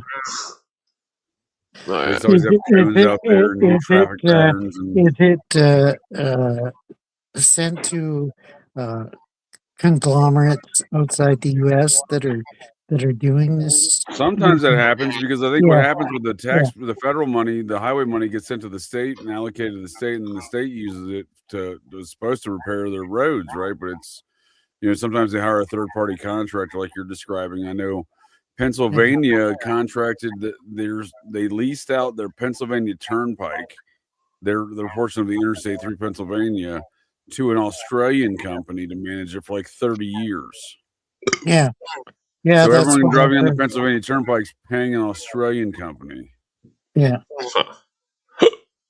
Yeah. Yeah, that seems like bullshit. Oh, They for sure, dude. yeah, It's like they're Why not would you keeping need the to money hire in a the third party states. contract for something your insisting government's going to do in the first place? yeah. Totally. Yeah, It never saves money. They're like, oh, it saves money. No, it doesn't. well, it takes away jobs from Americans, forces Americans to take the feeding hand uh, of communism. I mean, basically socialism. Yeah, Oh, for sure, dude. Well, it continues on some, the selling out of America, dude, to every level possible. Like you're even leasing out the fucking highways, dude, that were built by American taxpayer money. yeah. They've leased out quite a few of the interstate highways, and other countries control the toll booths and everything. Yeah, it's ridiculous. Yeah, And a lot Yeah, of these firms and cities and municipalities in America sign up for their camera systems, whether it be red light cameras, speed cameras, or even these new flock ones. Dude, a lot of that shit gets contracted out to India, and there's like teams of Indians sitting over there monitoring cameras and shit. I'm talking about like even for like it's been caught in some instances of like emergency functions dealing with some sort of dispatch element overseas. Like they've contracted out some of their dispatches in some municipalities. It's stupid, dude. It's Jesus. crazy. wow. Yeah. Yeah, Wow. that's And none of bullshit. it saves money, dude. It's all some sort of fucking fraudulent Ponzi schemes all around the board, Yeah, dude. Yeah, yeah, that's lame. One of my friends used to be a 911 phone person or whatever. I forget what that's called. Dispatch. uh, Yeah, dispatch. yeah, he was Yeah, 911 dispatch in New Jersey. Uh, so he probably heard some crazy shit. New Well, I Jersey mean, it's just devil. wild to imagine some of these scenarios of why would you like how do you even justify that, dude? Like, oh, we're gonna save money, we're gonna hire some other people to do the shit we're supposed to be doing already, and we're not, and we're gonna pay them to do it. Like, what? Do your yeah, Yeah, job. Do your job, Muppet. it's probably yeah, like 200% less inefficient. Oh, I'm sure, dude. That's what I'm saying, dude. And there's obviously some, some they're getting some kickbacks. You know what I mean? And those kind yeah, of deals. yeah. Money laundering in the For extreme. sure, yeah, for sure, Yeah, yeah. yeah, Well, just like LA, dude. LA gave some big old fat lady and her quote unquote nonprofit $30 million for a contract to build housing for homeless, and they ended up building like 30 units, dude, at like $30 million or some dumb shit. yeah. You're like, wait a I second, seen a what? video on that totally destroyed that. Oh, Yeah, it's crazy, dude. But like, yeah, there's no other way to look at it than there's obviously a lot of kickbacks going on, and that's some yeah. obvious money laundering. Yeah, people laying in the cut, collecting money. Yeah, Los Angeles apparently is the worst place for that I was happening. there a few months ago. It was pretty Yeah, bad. I mean, it's got even worse yeah, than I was there the previous time in 2019. So yeah, I mean, it had degraded significantly in 7 years. Yeah. And don't get me wrong, it was shitty in 2019. There was shit on the sidewalks. Saw a naked hobo running down towards a family in West Hollywood, looking like he's going to attack them. The whole Yeah. family freaked out. Okay, that's 2019, but in 2026 in Calgary, the same thing's happening over and over again. Oh yeah, it's gotten exponentially worse in LA. There was so much Yeah. more of that activity when I was in Yeah. LA a few months Yeah. ago, 6-7 months ago, man, whatever that was. Yeah, that's definitely crazy. The people are all proud of that type of craziness. It's like the people's, generally Uh, speaking, have lost their minds. Part of the problem in Canada, or at least in Alberta, is they shut down all the mental institutions and everything like that. So all these other weak-minded people, they're out on the streets and they're contributing to the delinquency of everybody else. Yeah. Hmm. Yeah. Oh, damn it! This joint's Well, I like, mean, America's got a lot of problems, drugs, all sorts of that stuff. But I mean, the bottom line is you ship all the jobs out of America, like starting with Clinton did heavily. What else do you expect? yeah, There's no NAFTA, jobs, and yeah. if you import the drugs, I mean, obviously you're gonna have a lot of fucking addicts on the street. Yeah. It's like they engineered a crime rate basically. Right. That's it certainly plays a role in it, and they can also create nonprofits for their friends and ship them hundreds of millions of dollars to build fucking like 4 houses and shit, dude. You know what I mean? Yeah. Habit in Canada, I don't know if you have that in the States, but we called Habitats for Humanity. And they build Sure. these houses for low income people, blah, blah, blah. Yeah. Mhm. I've actually done some Habitat for Humanity projects. Yeah, I'm familiar with it. Mhm. It's a good idea, but yeah. Yeah, it looks good on paper. Yeah. Yeah. Looks good on paper. Yeah. I'm sure in many respects it serves as a tax dodging device for some wealthy entity or person that's to the extent that they make it look good on paper for that purpose alone, right? Yeah. Uh, It's yeah, too bad because I mean charity is welcomed and it's a good thing, but yeah, what are the proceeds from it? Yeah, yeah, Well, I mean, look at the Mormons, dude. They sit on hundreds of billions of dollars, get tax-free status because they're supposed to be helping out to the communities, and they do a decent job. I mean, like they have their own welfare system, so most Mormon members are not on a federal government welfare, and they have their own food bank system and stuff like that. But like to the extent like they're doing anything else with that money, well, they're just investing it in corporations and making greater profits. You know what I mean? So like yeah. I And don't on know. top of it The ideas of all, it charities just revolves. seems so lost to me when you see the abuses across every spectrum of this idea of charity. Because that's the idea of charity is they're supposed to be providing services to the communities and therefore not paying taxes. Yeah, yeah, and on top of it all, they're a total cult. So shit. For sure, Yeah, yeah. yeah. yeah. I've only known one person my whole life that benefited from some kind of thing like that. The dude that I know that's a Navy SEAL. He had a disabled son, and they gave him a free house, but I guess they didn't make it very big or something. I don't know. I gotta go visit him. I gotta go visit like a million people. Right. uh, my car's been like broke though, so I'm not gonna drive around with a fucking muffler that's like blah blah blah blah blah. Right. On the Uncle Buck muffler, dude. Yeah, Uncle yeah. Buck. It sounds Uncle cool, Buck. but When I Right. first watched Uncle Buck, I was really impressed. But on my second watching, yeah, yeah, there It's was good. okay. It's not his best work, Yeah, that's for sure. yeah, there yeah, was some good comedy elements, but yeah, yeah. I like when he repeatedly threatened some girl's boyfriend, Bug. Well, I liked when he He's like, I interviewed. got a knife, Bug. Why don't you come check it out? He's like, Nah, I'm not gonna come inside now. I'm good. Well, I loved when he interviewed the principal, and he kept talking about her mole, and Right. hilarious. Yeah, I love. Well, I do. I also enjoy his smoking plan. How he's going to quit smoking. He's like, I'm going to smoke cigars. I'm going to be on the dip. Yeah. Hey, Sabrina, why don't you unblock me so I can respond to comments on the live chat?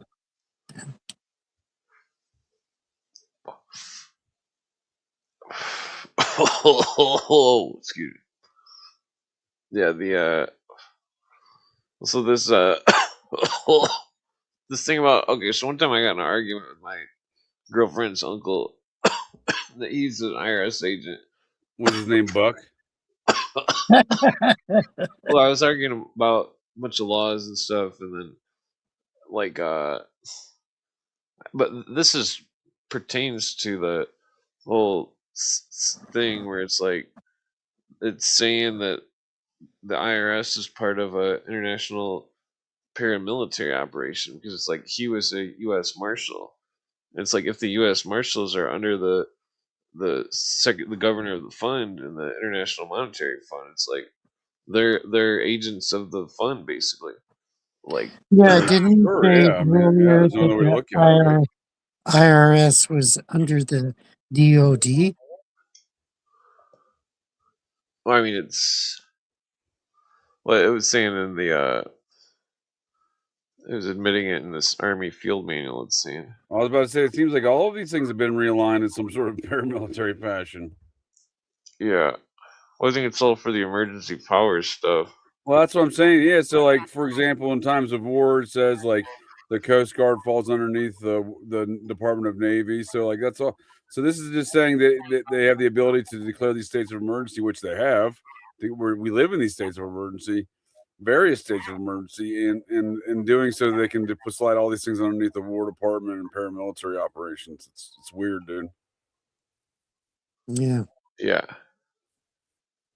Hmm. That's what I always say. They just like to write shit down on paper in DC or, for that matter, New York City with the UN and just declare it as This somehow is law, no continuing. matter what And it it says. includes I'd respond to the Buck comments in the chat, but apparently they've never seen Uncle Buck. I don't know. You never seen Yeah, Uncle Buck? That's a great film, man. You folks gotta watch that one. yeah, oh, totally. yeah. Even So Culkin was good in that. Early Culkin in that one. Yeah, any of John Candy's movies were great. Yeah, totally great. Yeah. yeah, was that last one he did? Uh, Some kind of was like that Canadian Bacon. he's Canadian like, was Bacon? that the last? Yeah. I thought it was the one where he's like riding a horse or something. That's it. Oh, could Oh, be. Wagons West or whatever. Wagons East. Yeah, yeah. Or was he on Well, it's weird the that well, Yeah, the, planes, Wagons East with trains, Richard and Lewis. Yeah. automobiles? yeah, Planes, trains, and automobiles. Yeah. it's weird that both Chris Farley and uh, John what's his name? Candy. Yeah, that they John would both Candy. die in a. Their last movie would be like some kind of country type movie, like No, the last movies were pioneer movies. That's a good point because he did the one kind of the satire on Lewis and Clark, right? yeah, and What he was that with mentions Matthew Perry, dude? Matthew Perry and Chris Farley. yeah. Wow. Well, Wow. then there was a play on Almost Heroes. Almost Heroes. You're right. That was his last movie. I yeah. never seen Almost Well, remember Heroes. the bad guy in it? What was his name? That was a real character and for the Mexican Revolution that Oh, carried really? a death's head flag that was red, black, and white that had a skull and bones on it. Oh, well, I haven't seen that movie in a long time, but I enjoyed it. They didn't have the flag in the Hidalgo, movie. dude. You talking about Hidalgo? Hidalgo, yeah, that's it. Yeah. Yeah, Hidalgo. Oh, Hidalgo. Hidalgo. Pretty good. Pretty sure Yeah. that was The Yeah. Conquistador.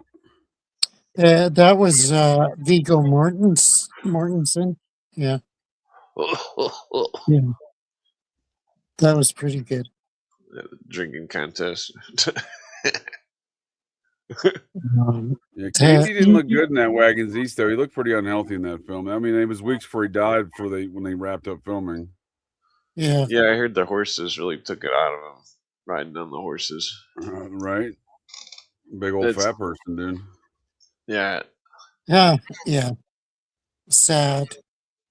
Yeah, I You always can, enjoyed John Candy films. They were always a big part of my did, childhood.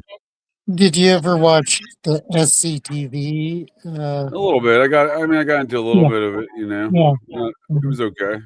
Yeah. It was pretty good. Yeah, Hmm. I had a friend of mine. She's one of her favorite movies, Strange Brew. So she introduced me to all that yeah, early Strange TV Brew. stuff. Yes, yes. Yeah, that was with Rick um, Moranis. Rick Moranis and his buddy. Yeah, yeah, Yeah, that was like they grew out of the SCTV cast, though, right? yeah. Yeah. Totally. Oh, yeah. You know, Canadian comedians have infiltrated the U.S. I mean, Jim Carrey's a Canadian. Anybody you name is a Canadian comedian, and Hmm. they totally took over the box offices in the '80s and '90s. Yeah, For sure. yeah. Well, That, Lauren Michaels is Canadian too, right? He's the one producing a lot of that Really, stuff. I didn't know Lorne Michaels was Canadian. I Wow, thought he was. Now wow, he lived. I wow. thought, yeah, he's Canadian American, I guess. I think he's from Toronto. Yeah, he's from Toronto. Apparently, he's Yeah, got an American and citizenship now. Mike Myers, of Yeah, course. Mike Myers. Yeah, Yeah, yeah, of course he's Jewish. yeah. oh yeah, Unfortunately, he's from Canada. unfortunately, Right. He's pretty funny. Lord. Yeah, sometimes I liked him in what was the movie The Axe Murderer? Yeah, Oh, Yeah, sorry, that's a that good American was one. Axe Murderer. Yeah, that was great. yeah, that was pretty good. Yeah, Yeah, they put the colonel puts a special ingredient in his chicken. Well, I mean, they talk. I mean, he inserted a lot of fucking conspiracy culture into that film through the yeah, character of his totally, father. totally. Yeah, Yeah, unbeknownst to most people. Yeah, I remember I mean, watching I that when it picked up came on out. it, dude. That was like right when I was hitting discussion boards in the '90s. You know, as far as reading conspiracy culture on discussion boards in the early dial-up phase of the Yeah, interwebs, the pre AOL. MSG. I was like, oh shit, MSG reference. Dude, no, yeah, for sure, dude. And I mean, the whole idea, it kind of seemed World kind of a little government. silly at the time, but it seems way more realistic. The whole idea of the meadows, you know, yeah, yeah, yeah, yeah, and the folks he names off. I mean, they're definitely part of this globalist enterprise. You know, Yeah, yeah. yeah. It's definitely interesting. What was the other? Wasn't McDonald? Wasn't he Canadian? Or no, he was Don't. American, I think. Leslie Nielsen is a No, Canadian. Norm McDonald. yeah, Norm Norm Macdonald's Macdonald. I Canadian. He's don't from know. Toronto, I think. Yeah, Norm McDonald. Really, really. He was Wow, funny. nice, nice. And Oh, uh, Quebec City. He's from Quebec City. and Nathan Fillion from uh, from uh, He- I don't from. like that guy in anything. I know exactly what you're talking about. I He's just love Castle. Castle's my favorite yeah. show That's of the all show. time. Yeah, my Yeah. ex used to watch all the time. And I was like, well, this show sucks. This guy sucks. No, This whole I scene cried sucks. at every end of the episode. I What? loved Really? it. Okay. What Yeah, show?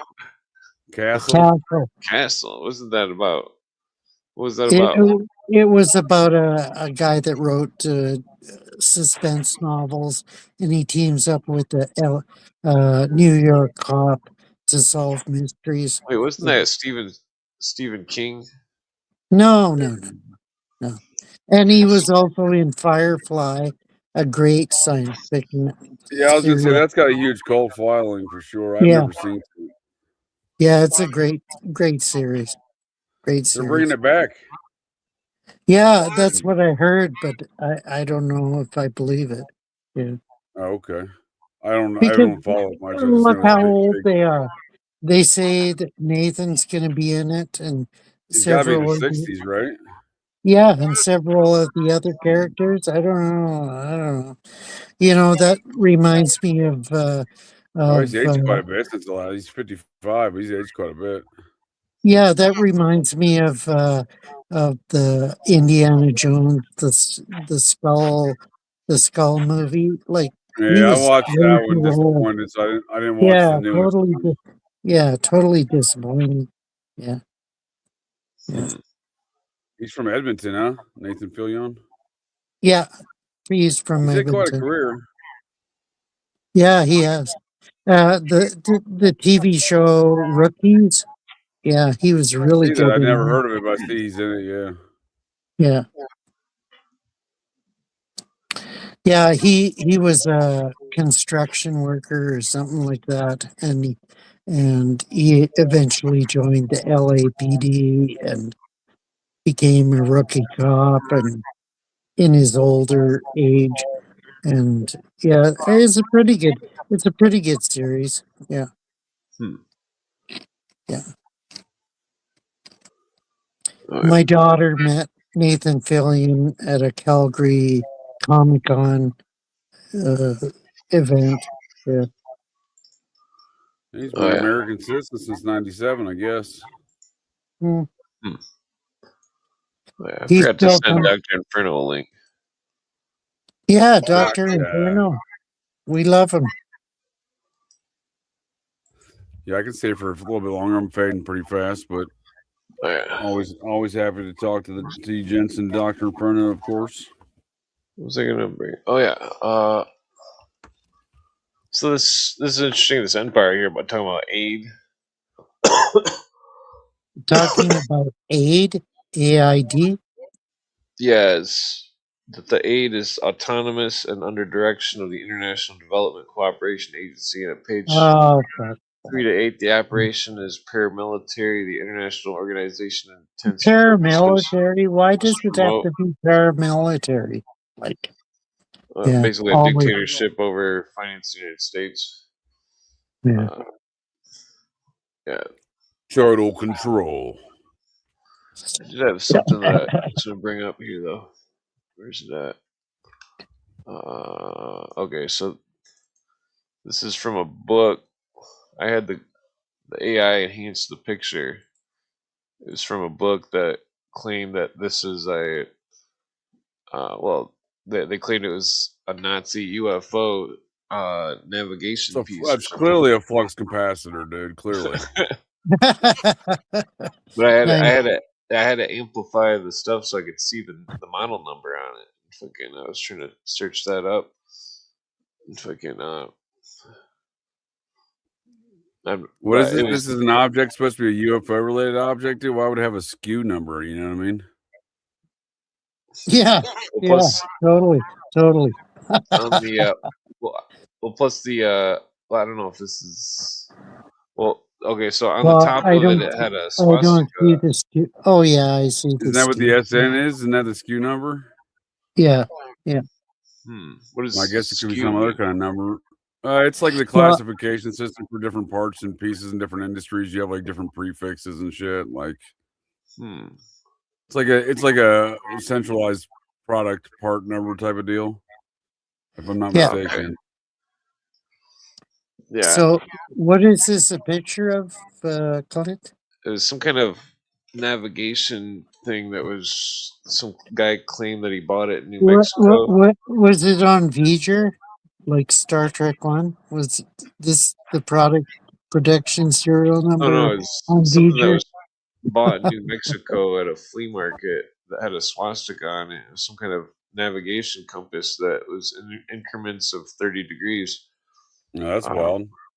yeah, Wow. like some of the supposed UFO sightings that they look like they're moving in 30-degree increments of, like which way they're turning and stuff. Oh, okay. So you're saying that they only travel in certain angles? Yeah, that's what it was alleging. What is out? I see org terminal out. Like what the That fuck might is be a that? mistranslation when I had to amplify when I had to clarify the image. Where's that book? I forget. I think it was. I guess the aliens use 240 volt. You know what I mean? Like 120 watt. No, it says 120 watt, Right. 24 VDC. Yeah, yeah. I think it was this Hiller's Shadow book. I don't know if. I mean, I'm of the opinion that most of these if there's entities in these flying objects, these unidentified flying objects, that I agree with John Judge that they're unidentified fascist observatories. So it would be Nazi related, I think. Oh, okay. Part of the Fourth Reich. Yeah, you've got to read more books on that. Yeah, I Well, I've think read so. Joseph Farrell. I mean, Joseph Farrell, and between Farrell and Yeah, Joseph Melinda, Farrell. He's gone off the deep end as far I as don't I'm disagree. concerned. I don't disagree. I don't put Damn much it. credence into a lot of his Martian shit and space alien Yeah, nonsense, but he makes some relevant points on the Nazis and their rat lines and the way they've. yeah. Originally, he was pretty good. Yeah. Yeah, his old this stuff. Yeah, he did in the 80s, 90s. He well, Jim Morris's Fourth Reich. He may have been a Scientologist, but his Fourth Reich book was pretty solid. I don't have that one. The Yeah. Rise of the Fourth Reich. I mean, he makes a lot Oh, of the same arguments. Rise of the Fourth Reich. Isn't that text Jim Mars? Jim Mars. Yeah, Jim Mars. I've got that one. Yeah. Yeah, that's pretty good. But Jim Mars is out to lunch on certain. Was he? One Is of he? Xenia's finest warriors, sir. Did What's they that? find out he was an agent or something? Well, I mean, recently, I or- suspect he's a Scientologist. He's on the approved Scientology book reading list, and they Really? sell his books inside Scientology centers. Yeah. Wow. But I that's discovered that by going to a true. Scientology center. I'm like, what the fuck is Jim Mars' book doing here? This is probably 2015. Wow. What That's about great. Taxi Mars? Taxi Mars. No relation. Yeah, they're no relation. Tex But Mars. what do you think of his books? Name one. Okay. Encyclopedia is interesting that he did. The Six-Pointed Star. No, haven't read that one. Nope. Okay. He's written like. I'm vaguely familiar with who Tex Mars is, but Yeah, he died recently, but he was a power in the underground movement. Yeah. he's an Air Force officer, retired as a captain, and was a faculty at the University of Texas. Huh? Okay. Yeah. He's an interesting character. I used to listen to him back in the 2000s. Yeah, I definitely have come across some of his material before. I don't think I've ever read any of his books, though. Yeah, I do agree with the about- statement here. Newt Gingrich is a closet Marxist and a member of the occultic secret society known as the Bohemian Grove. I think all of that's accurate, sure. Yeah, that's the, totally true. The Tex Totally Mars, true. what is that called? The occult something. Codex The Magica, secret signs, mysterious symbols, and hidden Yeah. codes of the Illuminati. Yeah, that one. That one's pretty interesting. Yeah, it's pretty good. It's pretty good. Damn it, where's that fucking? The Usual Suspects answering anti-Catholic fundamentalists. That's interesting, man. That's fucking interesting. Yeah, I agree with them. I agree with them there, dude. The Vatican's done nothing but try to subvert the liberties and independence of America. Totally. Yeah.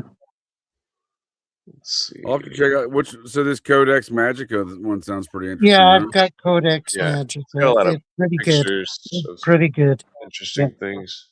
Yeah. There's like a picture of somebody wearing like a goat's head on their head or something. Fucking goat head, man. Get them. With just suspicious rings and the fuck is that one book? Yeah, looks like you got into conspiracy culture in the late 80s. Well, no. I read the Robert Anton Wilson and Robert Shea's Illuminatus trilogy in 1975. So I've been in it for a long time. No, I'm talking about Tex Mars. He was publishing books on other things until about 1987. Yeah. Even in the 90s. Yeah. He did a preparation for the Armed Forces test in '86 for Macmillan Corporation, huh? Okay. Yeah, he's a acknowledged expert in robotics and different things. I see that. Yeah, that's what I'm saying. He was writing books on other things until '87. Here's one of his last books. Ravaged by the New Age by Tex Mars. The Illuminati. That's Yeah. one of his last books. When was that one published? I don't see that listed here. It was published in, let's see, shit, 2017. Ooh, they don't have that on his fucking Wikipedia, bud. Wow. Yeah. You know, Wikipedia isn't the ultimate. What are you source. kidding me, Harry? It's the source of all information on the interwebs. What I'm saying is this is a lot of folks go to Wikipedia and they end at Wikipedia, and if you don't have that Yeah, man's I book know listed here. Wikipedia is the ultimate source of all truth. Yeah. Well, no, but a lot of folks look and they're in their journeys there, and if you don't have that book listed there in the guy's bibliography, they may never see that he wrote that book. Yeah, totally. It's like passive censorship, you know? Yeah, it is. Yeah. Yeah, like how you can't find the first edition of the letters of Marx and Engels.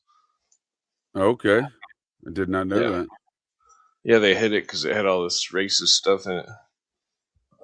Fucking racists. Well, then you have to read Marx and Engels on religion. Oh yeah. Well, you should say that how they want to destroy all religion, Totally. make people worship the state. Yeah. Damn, dude. Tex Mars is calling out fucking Robert Maxwell, dude. Pre-2000, huh? Yeah, I like Robert Maxwell on a certain level, but I don't agree with him on everything. Yeah, totally.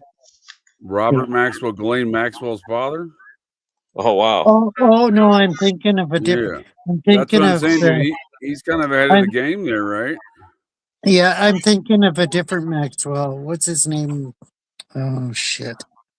The guy that wrote about more conspiracy stuff. What was his name? Maxwell. You're thinking of Jordan Maxwell. Jordan. Jordan Maxwell. Yeah, that's who I'm thinking no of. relations. Yeah, no relation. Well, talking about Benai Brith, dude. That's a big one. I've always thought that was a major player in a lot of this puppetry. Yeah, the Benai Brith is the Masonic Lodge. Cooper does episodes about that. Well, it's like the universal religion. Benai Brith, it seems to be like the new world religion they want to be in the future, right? Yeah. But Benai Brith incorporates all these aspects of all the world religions. Like, oh, we love everybody. Do you want a hug? Yeah. Well, that's what all Masonry does. Benai Brith is, well, they've probably succumbed to the Baha'i bullshit. Yeah. I'm reading the British Columbia and Yukon's Grand Lodge warning about this anti-Masonic figure known as Tex Mars, dude. He's gotten a lot of shit. Like, I'm reading the shit. They're like, he had unsubstantiated claims for Masonic membership are made for Jimmy Carter. What bitch? That dude was like the head of the Grand Lodge of Georgia. Oh yeah. Yeah, well, but the Scottish Rite has lists of people that they consider the enemies of the Scottish Rite. It must be up there, huh? Totally, because I've got two diaries from the Alberta Masonic Lodge. I've got two diaries from them. I just like to read. I like to read the critics of the critics because obviously this dude's on a lot of shit. He's got Edward Bronfman here. It's about, good dude. Robert Murdoch, dude. It's good. Rupert Murdoch, I mean. Yeah, it's good to read the critics of the critics because then you can balance it all out. Yeah. Fuck yeah. Got all the Rothschilds here, dude. His name's John J. Rockefeller the Fourth. Yeah, dude. Lawrence Rockefeller, dude. Otto von Habsburg. Yeah, Habsburg. Oh, the Habsburgs for sure, dude. Yeah, totally. It's all that Bavarian royalty, quote unquote royalty, right? Yeah. The Holy Roman Emperor families. Yeah, they're all related. I'm related. They are all related, yeah, for sure. No, they're all very closely related. Yeah. I'm related to them through the Kaiser of Germany, the first one, and through the Kaiser. Yeah, I'm apparently. Did he invent the Kaiser roll, dude? If so, congratulations, sir. We salute your ancestor. I love a Kaiser roll. So I'm apparently related to King Ludwig of Bavaria. Yeah. Well, that means we're Ludwig, related. eh? Was he the first? Was he the first Catholic king of Bavaria? Yeah, but I'm more related to the Ludwig. second one. The second one that built Neuschwanstein and all those castles. Yeah. Ludwig the Sure. Mad. Mad King Ludwig. Mad Yeah. King Ludwig. Yeah. Yeah, I'm related He to him was, through the Wilhelm. yeah. Wilhelm von Wolfenstein, dude. That's a cool name, right? Well, Wolfenstein. Kaiser Wilhelm. Yeah, that'd be Well, a cool name. That actually, Wilhelm von Wolfenstein. actually, our coat of arms has a wolf on it. Yeah. There you go. Oh, Did that's you just call interesting. yourself Baron von Wolfenstein, Harry? There's a new name you could take on that Yeah. role. To do like a Joshua Norton, Emperor of the United States of Mexico situation.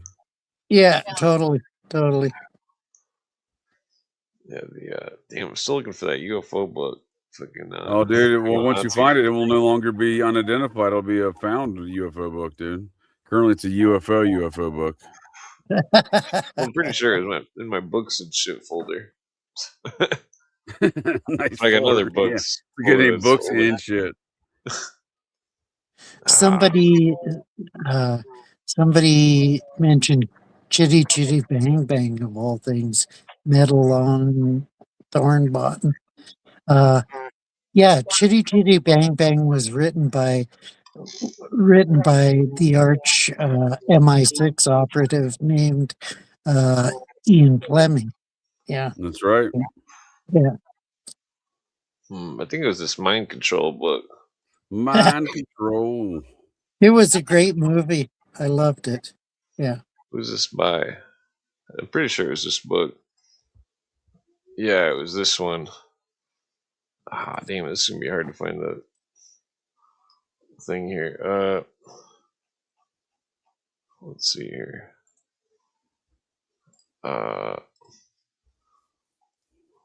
Let's see. Mind control, subliminal program.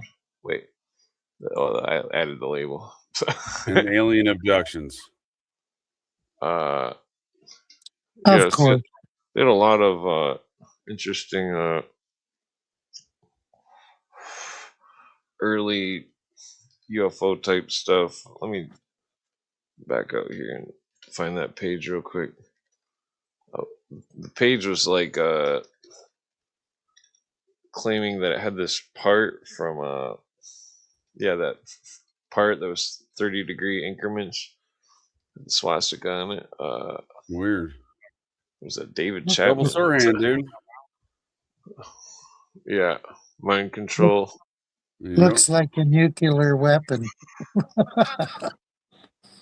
What is this? Tanea. Wait, That's is that Patty the? Hearst. That's the SLA. Whoa. What's that at the bottom? That's Colton that Colt Westbrook. Westbrook you're always talking about, right? That's holy shit. David Chapman. Yeah. Where's? What's up with the horns above Westbrook there, buddy? Yeah. Has anybody actually read Catcher in the Rye? It's been a long time, and it didn't make a lot of sense to me at the time when I read it. Yeah, I read it. I read it a couple years ago, and I thought, "What a shitty book." You know, I didn't think it was good at all, dude. It was a hard read for me. I kept putting it down because I just couldn't get into it. Yeah, it was, and yeah, it was a shitty book. University Hospital, San Diego. To whom it may concern. Viewed skull film. Who's Tanya? Brains, possibly some form of brain transmitters. That's interesting. Damn, my cigarette's gone. Oh, do they got some fucking mind control shit and bodies implanted in their brain hole, huh? Ingmar Wickbaum. Yeah. Professor of Radiology, 1981. That's interesting. He's saying that he did an X-ray and found that at the base of the skull. It says foreign bodies at the base of the skull. Yeah, that's weird because I think that technology was developed in Vietnam by the Phoenix. 1983. Wow. It was 3. Oh, wait. I need the keyboard. Well, it says 81 and then 83. Oh, I was 1. let's see. Oh, wrong button. What's going on, Doc? Hey, what's Doctor. up? Doc going on? Inferno, hello. Yeah. The How you guys doing doctor. tonight? How you guys Well, doing tonight? Paging Dr. Pretty good. Inferno. Paging Dr. Inferno. You're wanted in the Department of High Weirdness. Here's your Totally, favorite totally. person, Robert. I am the Grimston. doctor of high weirdness. Yeah. In like your that. face. In your face, Robert de Grimston Moore, founder of the Process. Process Church. Yeah, this book. I don't remember when this book was written. Oh, Carol Howe was a big fan. Berserkers. F&A Cotton. Yeah, I've got the book by one of the ex-members of the Process Church. Probably the Who's Timothy Wiley who was book. the I'm prominent sure. Yeah, probably ex-member? Timothy Weil. Unless you got the Yeah.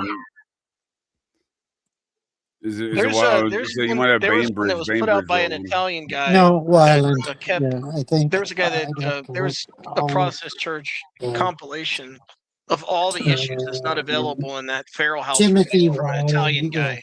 Yeah. Hmm. It's Oh, is basically that on the official museum in Rome? Is that anthology Yeah, I you're think talking about? so. Is that, I think yeah. so. They have all yeah, the it's issues 0 and basically issue an 1. apology. It's not included in the Holy Writ book. Oh yeah, this one's talking about voices. Some kind of patient at Bethesda. Well, I mean, look at Nexium. Nexium has Isn't that where what's has a his name died? Forrestal? Emmanuel Forrestal. Seggi. Yeah. Nexium, Russian. isn't that related to Ghislaine? Yeah. Ghislaine. No, there's no relation there. Oh. It's Allison Mack. Forrestal was our Okay. first head of Department of Defense, and I believe he died a mysterious Is he death. connected to the JFK stuff? Yeah, for sure. Some well, he people dies say before he's trying to JFK. I warn mean, he about the dies. Zionist, right? He He's died. trying I to mean, warn about the he's Zionists. connected to like this national security state, sure. Yeah, they say that he was trying to warn against Zionists. There's a bunch of conspiracies about that. Yeah, I mean, This is weird. And there's an argument to be made, because he died. James Forrestal dies May 22nd, 1949. Yeah, The first United States mysterious. Secretary of Defense. Yeah, totally. Totally. I've never heard of this one right here. Carl Campbell. Yeah, Bethesda. Edward The Campbells, huh? I know some Campbells. Navy Commander Edward Higgins. Well, if you ever get your hands on that book, Remote Control by Stephen Lynch, they go over the whole process about how it developed from psychic driving, by Ewan Cameron, the doctor in Good old Montreal. Cameron. Yes. Well, yeah, Clint, that's interesting. This guy goes onto the Pentagon property, and then because that parking lot and the bus stop, that's within the confines of security. At least, maybe not back then. At least when I was there, it was a security checkpoint already. Huh. Who wrote? This says they thought there was a microchip implanted. Right, dude, that's wild. That's the same claim that by what's his name, the Stephen Lynch guy as well. Is that the author of Remote Control? Yes. You have that book? Dude, what's the No, frequency? I'll look it up. Stephen Lynch. You can't find a PDF of it. Otherwise, I think it would be something to investigate.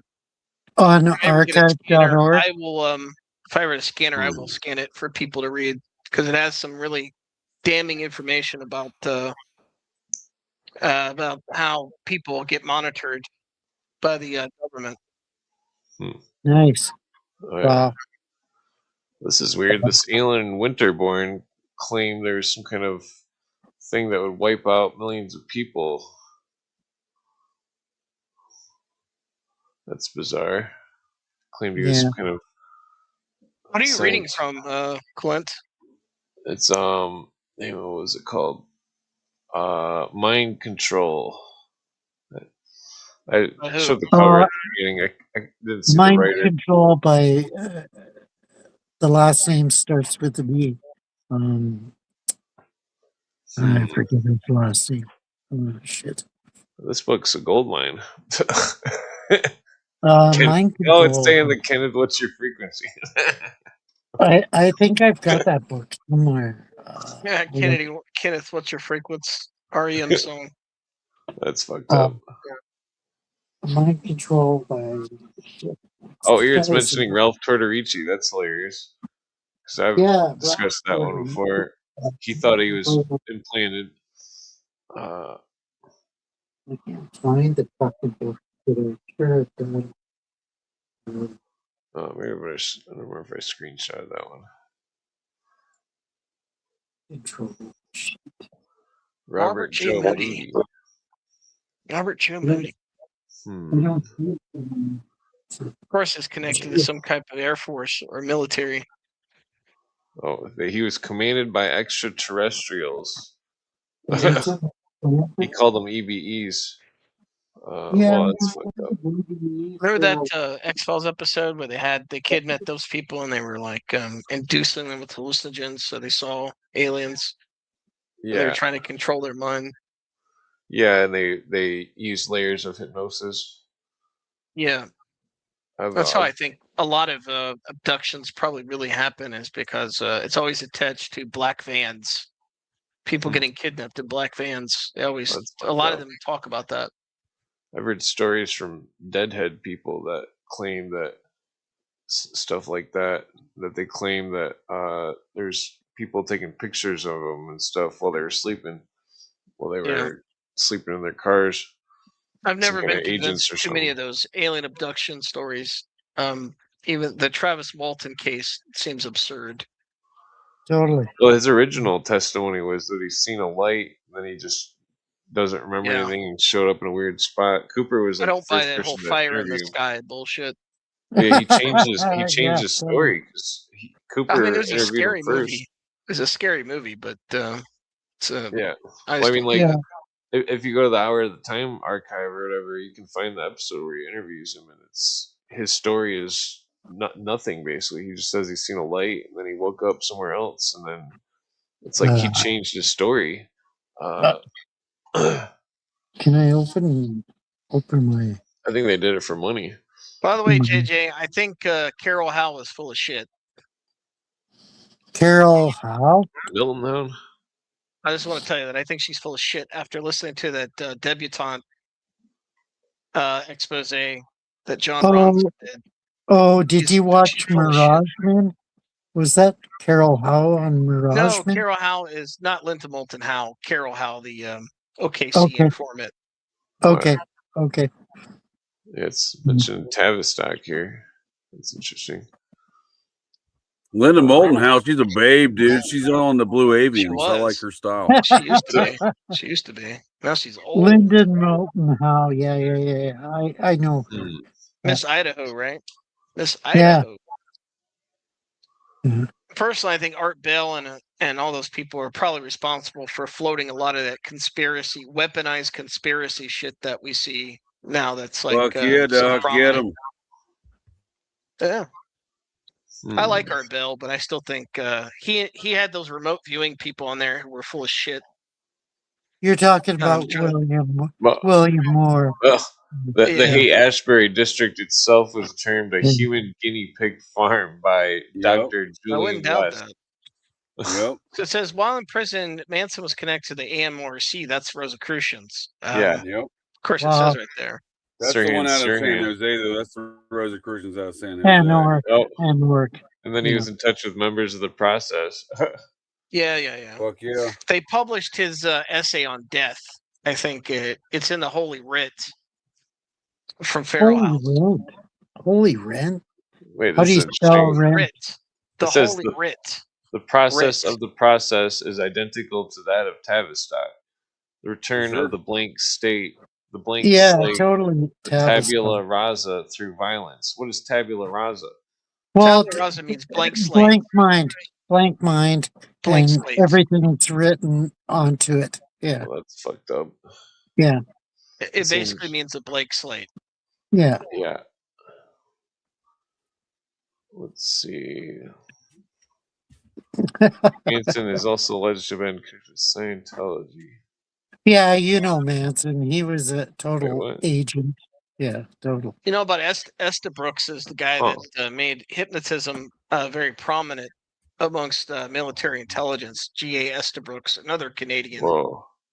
The book's saying that Manson was connected to Janis Joplin and a coven and the Texas tower sniper Charles Whitman. That's fucked up. Yeah, that makes sense. Totally. I don't know about that. That seems like that's kind of a stretch, but That's interesting. I mean, it could be Janice was totally fucked on drugs, and she had, was very fucked. Janis Joplin was a fucked up individual. Whoa. I can say that. Whoa. Yeah. Whoa. Look who's next door she was to a great fucking singer. I loved her. I loved her singing, but yeah. Look who lived next door to the Manson Ranch. The fucking German Krupp family. Krupp family, yeah. The fucking Nazis. Yeah, buddy. The Krupp, the Krupp turned super Nazi. Oh wow, he's calling himself Gershom. Wow, Harry's calling himself Gershom Scholem tonight. Yeah. Talk about synchronicity. I've been looking into the Kabbalah recently and Gershom Scholem's writings. Yeah. Yeah, I've got about 10 of his books, so I've studied him for a while. Yeah. They alleged Sir and Saran attended orgies with Polanski and Tate. Next, I'll probably. Manson also had he had blackmail material in the form of CP and all that other stuff that he was holding against a lot of those Hollywood people, and he claimed that they were making snuff films as well. Jesus! Wow, I did not this is know weird. that. Wow. Alex Saunders claims that he personally initiated I'm doing. I've got also Jacob Neusner. I've got dozens of his books. That's weird. Terry Milcher, huh? Where did that come And then Dennis Hopper. Of course, Dennis Hopper.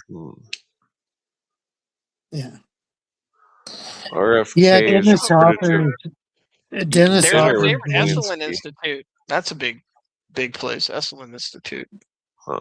The book's claiming that RFK dinner with Polanski the night before he died. That's weird. Definitely. Sirhan allegedly was hypnotized. You know, they claim. Oh, yeah. I think that he was. That's what they claim.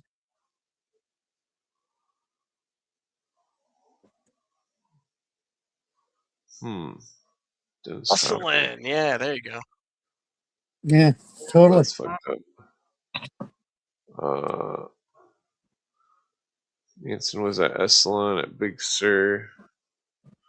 Heard about that one. New Age Capital assisted its founding 1962 by Aldous Huxley. This is various kinds of meditation. Yeah, Aldous Huxley was involved. Yeah, totally. Robert de Grimston. That's that process dude, isn't it? No. I mean, you just showed him. So. Yeah. You just showed him a few minutes ago. Yeah. Abigail Folger. Wait. Abigail Folger of the Folger coffee. Yeah, Folger's coffee. Yeah, totally. Yeah. I mean, people. I mean, research it. It's all available. There's tons of books that explain all the shit. Whoa! Shit. You can make the connections as you will. Make the connections. Can you make this is weird. Connection? It's saying that Sharon Tate was hung upside down in the image of the Hangman Tarot card. I didn't know that. Yeah, I didn't know that either. Which book describes that? Is that Chaos by what's his name? No, I think that's probably Ed Sanders or like probably Maury Terry. Yeah, I don't have theirs. No. Really? You don't have Ultimate Evil? Wow. No. Fuck. I've got 10,000 books. Like, I can't get a copy of it. Make sure you get the copy of it that hasn't been redacted. Yeah. Yeah, that's the problem that I'm finding with this digital. Ed Sanders book, The Family, they redacted a whole chapter in there about the process. Yeah, I've got The Family, but I don't know if it's a good copy or not. Well, if it's like the one from the original, like from I think is it the 70s? I think that's the good copy that has the process church information. Yeah, Before they I've got a sued, more recent copy, so they maybe sued mine. the process church sued. I think Ed Sanders. Yeah, they did sue him. Yeah, yeah.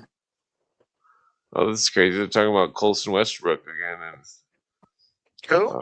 DeFreeze, Colston Westbrook. Oh yeah, that's right. DeFreeze, the guy that was involved with Patty Hearst. Yeah, the Vacaville. He was totally MK Ultra. He's teaching at Berkeley. Really? DeFreeze was teaching at Berkeley? I find that kind of hard to believe. Oh, that's interesting. DeFreeze described his incarceration on the prison's third floor, where he was corralled by CIA agents who drugged him and said he would become the leader of a radical movement. Yeah, the Assembly's Liberation Army. Yeah, Sink Matume. Yeah, the seven-headed cobra. Yes. Wait, he was what? Wait, the same logo was used by alleged police agent Ron Karenga. Ron Karenga was a guy who was infiltrated the Black Panther Party, and he's the founder of Kwanzaa. Oh wow. Yeah. That's interesting. He's a confirmed snitch. Wait. DeFreeze escaped from Machiavelli and ended up in the doorsteps of Vietnam Veterans Against War in the Venceremos Brigade, offering his services as a hitman. Jesus. Yeah, this is my copy of the family. I don't know if it's real. Let me see it. Let me see it. Yeah, fortunately, that's like the newer version. Yeah, sorry. The process church. Well, you don't have to apologize for that. It's your law. It's not mine. Yeah, you know, I have that chapter originals from the are British hard to version get. here if you want it. Yeah. Okay. Yeah. I just have the chapter in a PDF file for it's just that chapter that was left in the UK Well, copy. about just to give some insight. I don't know if you want me to give insight about DeFreeze, but oh, you're fine. Go on. Okay, well, DeFreeze. I've been digging into that for a while. DeFreeze is there's a book called The Glass House Tapes that was done by a confirmed cop that went undercover in the Black Panther Party, and he mentions DeFreeze in a lot of the sections of that book.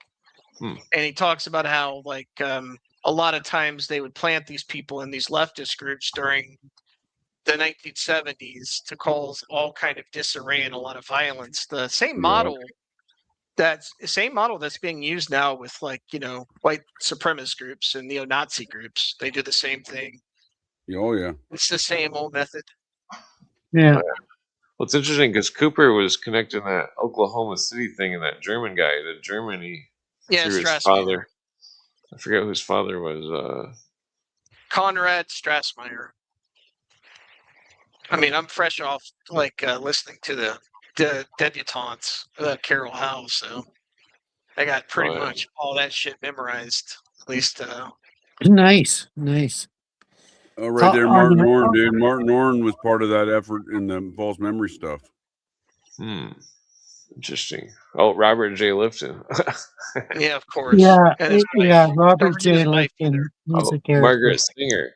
There's more false Margaret memory. Singer, yes. Margaret Singer was eugenicist. Oh, there we go. Right there in the next paragraph. Orne and Singer later turned up as directors of the False Memory Syndrome Foundation. Yep. Oh, really? Wow.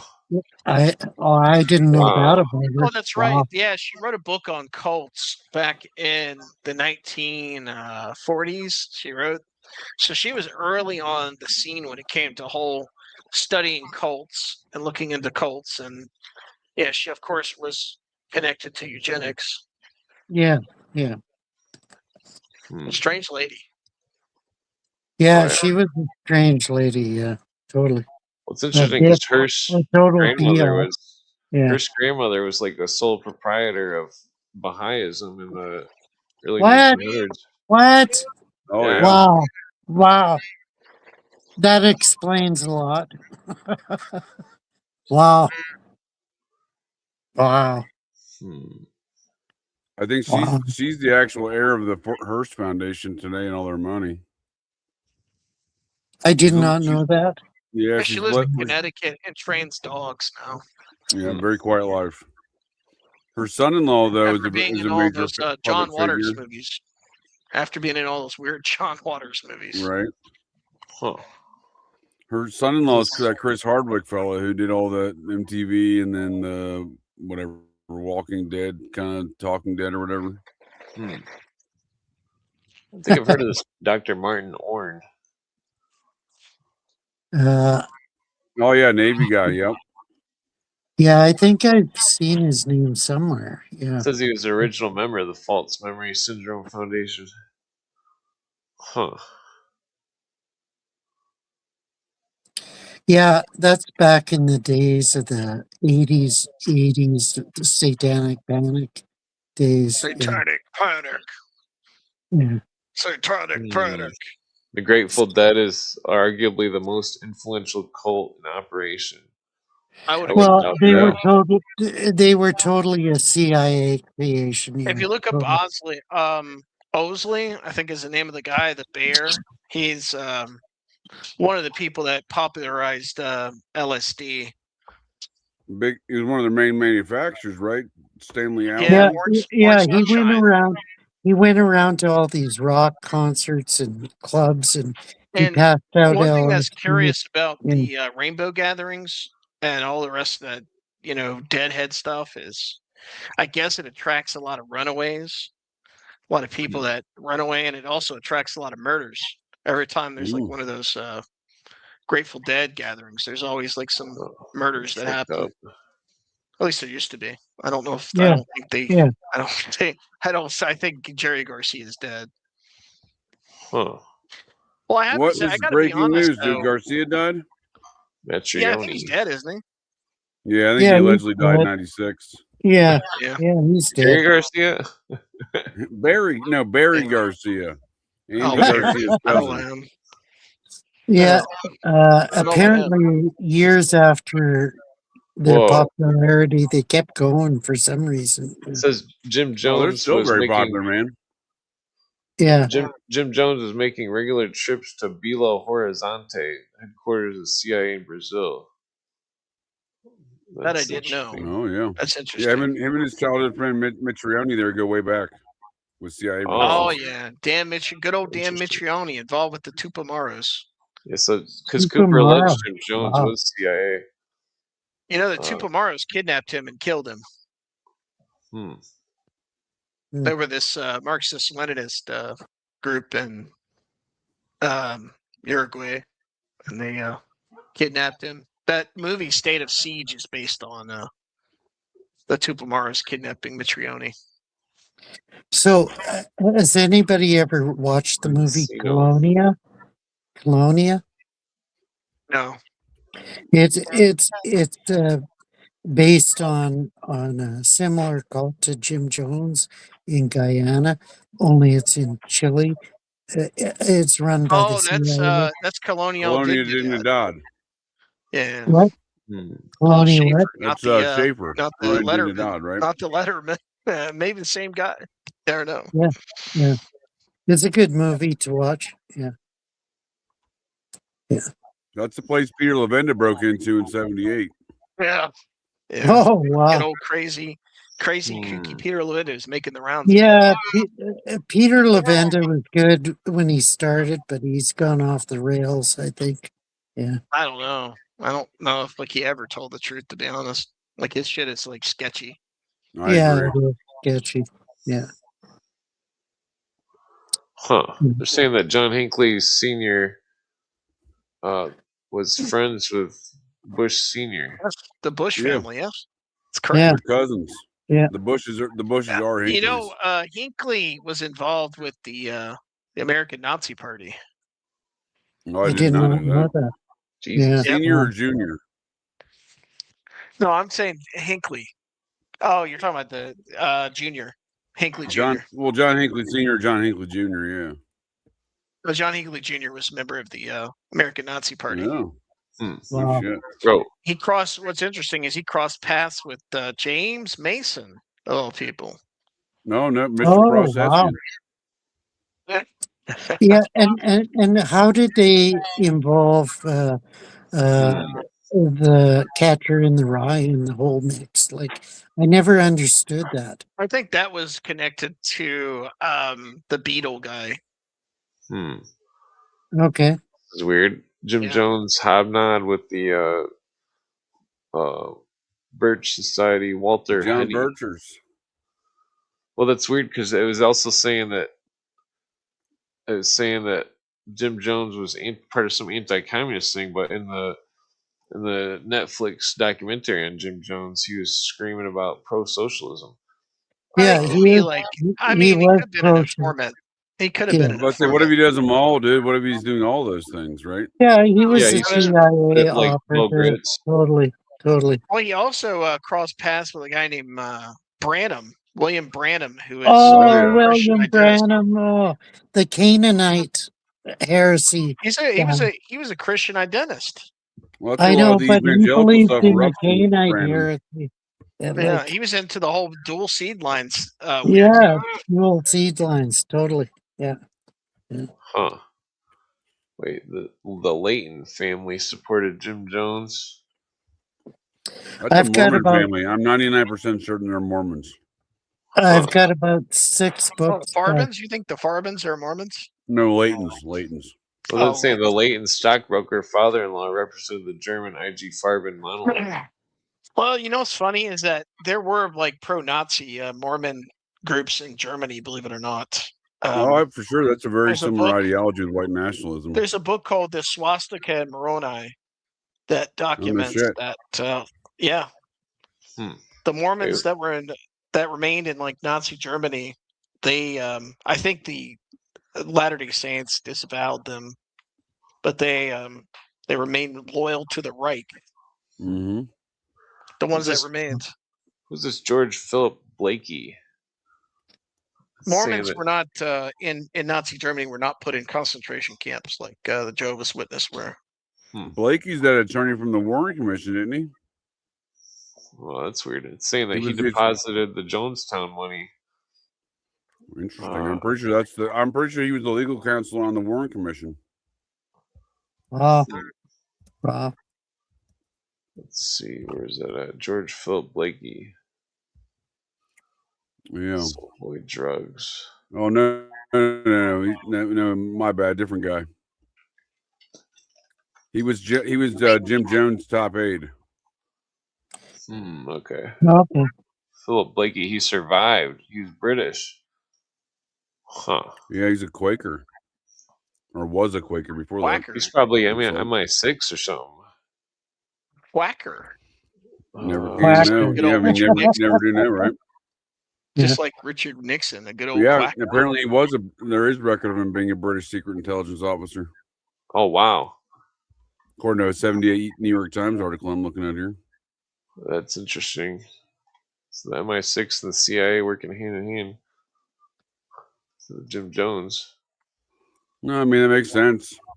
A lot of these efforts seem to be, I mean, even the Grateful Dead's a joint MI6 CIA operation, if you ask me. I mean, you see totally the Tavistock founder there coming to UCLA psychology department at the same time that his son is the same time the process invades America in June of '67, and his son's the manager of the Grateful Dead's or president of their music publishing company.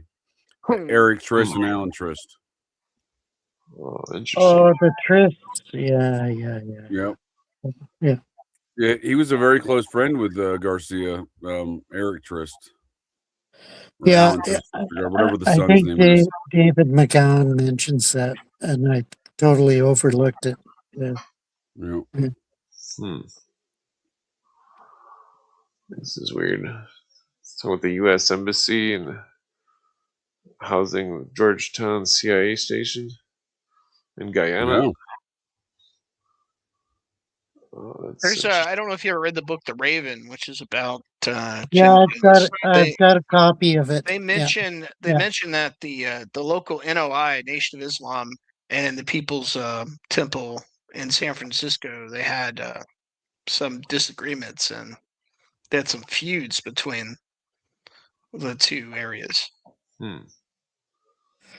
Yeah, I always found it weird that Jim Jones was associated with milk, but it makes sense now. Yeah. Who?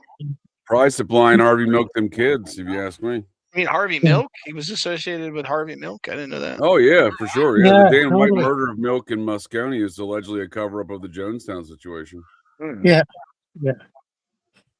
No Yeah, kidding. he was good friends with Milk. Yeah. This Jeannie Mills claims that she's seen films taken inside the Chilean torture camp, which these camps were documented connections to CIA as well as the Fourth Reich Nazis. Yep. Visited by Mingala and Martin Bormann. Mingala! Yep. Good old Mingala. How about the boys from Brazil? Yeah, I knew you were going to reference that. Yeah. I think they made that book to cover stuff up, to Yeah. make everybody think whenever someone's talking about that type of stuff, they always, oh, you're just talking about that book. Right. I think that's why a lot of films are made, dude. And Well, jokes on them. I believe those films.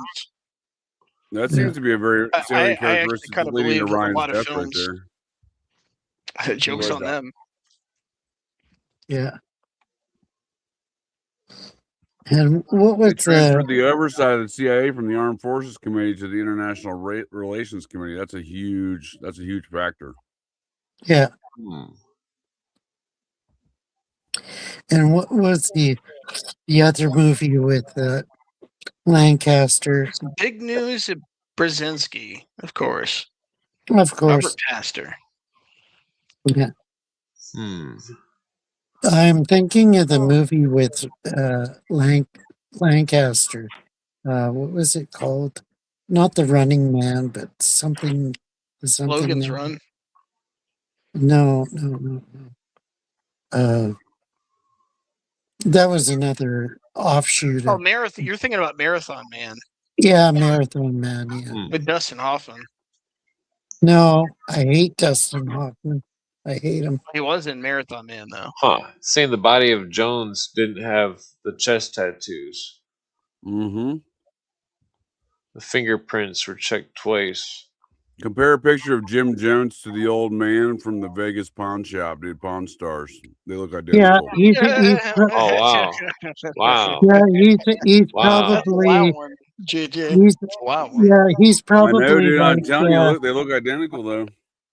He's probably like Epstein. He was never murdered. He's sequestered somewhere. Yeah. For sure, dude. Yeah, he's on Pawn Stars, dude. He's the old man on Pawn Stars. Yeah, totally.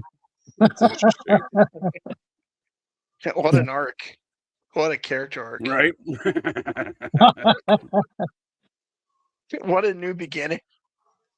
Yeah. I once was a head of a cult. Now I'm a mediocre star, a reality star. Let me guess. He's put a witness protection, JJ.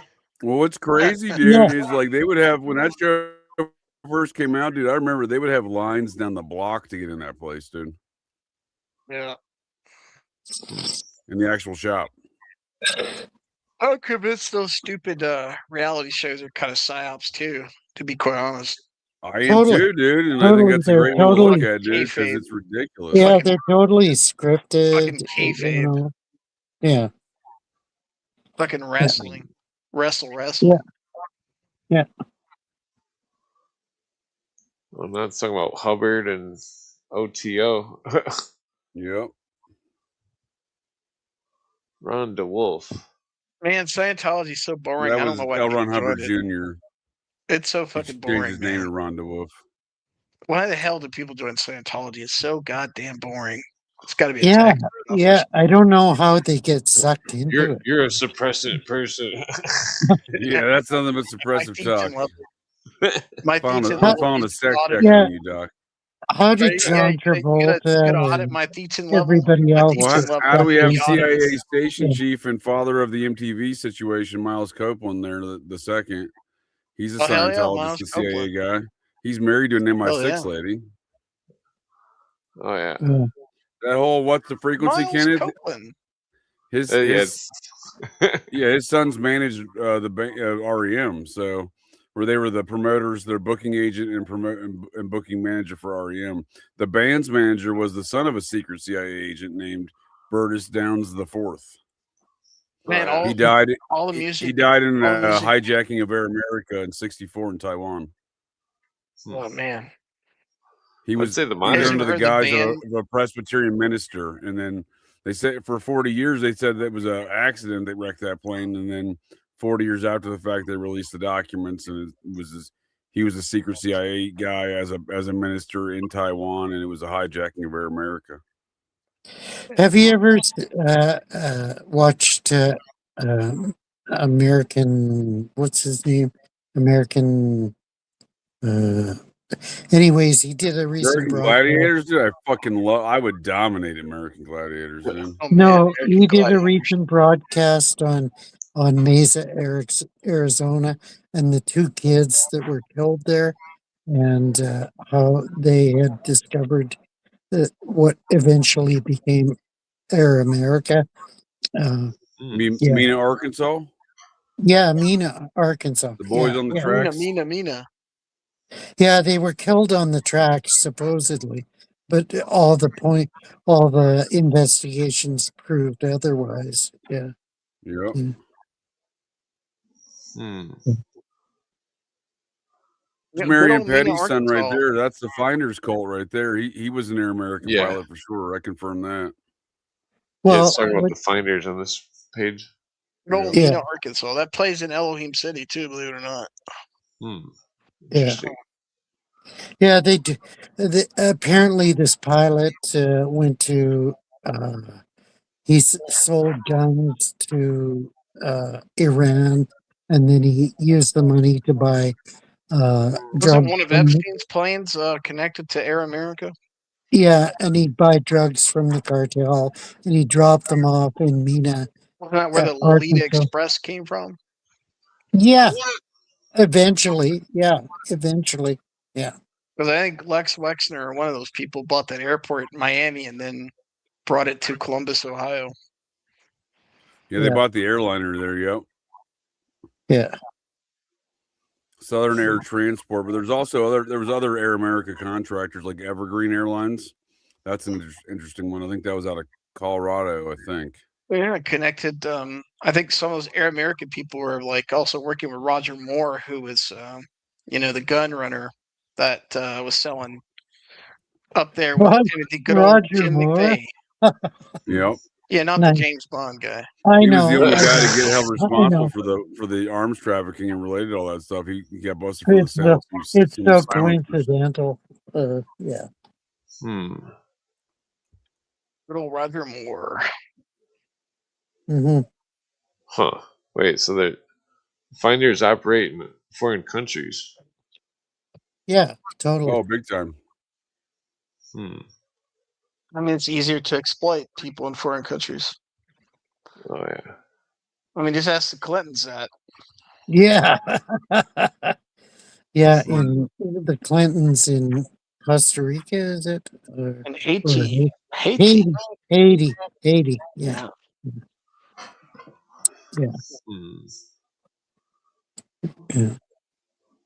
If you want to see places that have had, basically psyop after psyop, man, just look in the Caribbean, man. Yeah. Have you read the Clinton trilogy by is it Anthony? I'll be honest, my Clinton knowledge is kind of lacking. To be honest, I got to do a deep dive in the Clintons. Yeah. Oh, yeah. There's a lot of Cooper episodes about them that are pretty wild. Yeah, the Clinton body count is like as far as I know about the Clintons. I'm lacking on that. The stuff that Cooper says, I won't even repeat what he says because it's so fucked up. There's a book called The Secret Life of Bill Clinton that has a bunch of interviews with Andrea Strassmere and Carol Howe as well. Oh, I never heard of that. Wow. Shit. Secret Life of Bill Clinton. Secret Lives of Bill Clinton. Terry Patterson was in the army with Berkowitz, claimed that he was given hallucinogenic drugs by the brass. I'm not sure what brass is referring to. Maybe a slang term for the CIA or something. It typically means your military officers. That's the typical Yeah, slang yeah, for the military yeah. officers. The brats were the military. Yeah. Because they wear brass on their lapels versus the stripes of the enlisted. You know why I don't believe Berkowitz did it probably alone is because he had no aura or swag about him. And he was kind of lame. That and a lot of the evidence supports that he didn't do it alone in his own statements. Yeah, that too. I'm just saying he doesn't have that aura about him though. No, he's a great patsy, isn't he? Yeah. I mean, he's like an inkwell, involuntary celibate guy that just is obsessed with horror movies. Well, that's an interesting, that's a good, interesting thought. It's also they were to destroy a letter that was sent to Berkowitz by Police Commissioner Michael Codd. So what's interesting is in May of '77, Berkowitz had a letter that they held on to for many months. That it was dated in May. That he wrote a letter to law enforcement saying that he was a shooter and that this was a cult that was going to be killing more, et cetera, et cetera. But then, and the police sat on that for many years. It's public now. Interesting, yeah. Just like they fumbled the bag. Seems like the feds always fumble in a bag. Yeah, isn't that weird? Yeah. Never heard of this Arliss Perry. Federal Bureau of Investigation to drop the ball every time.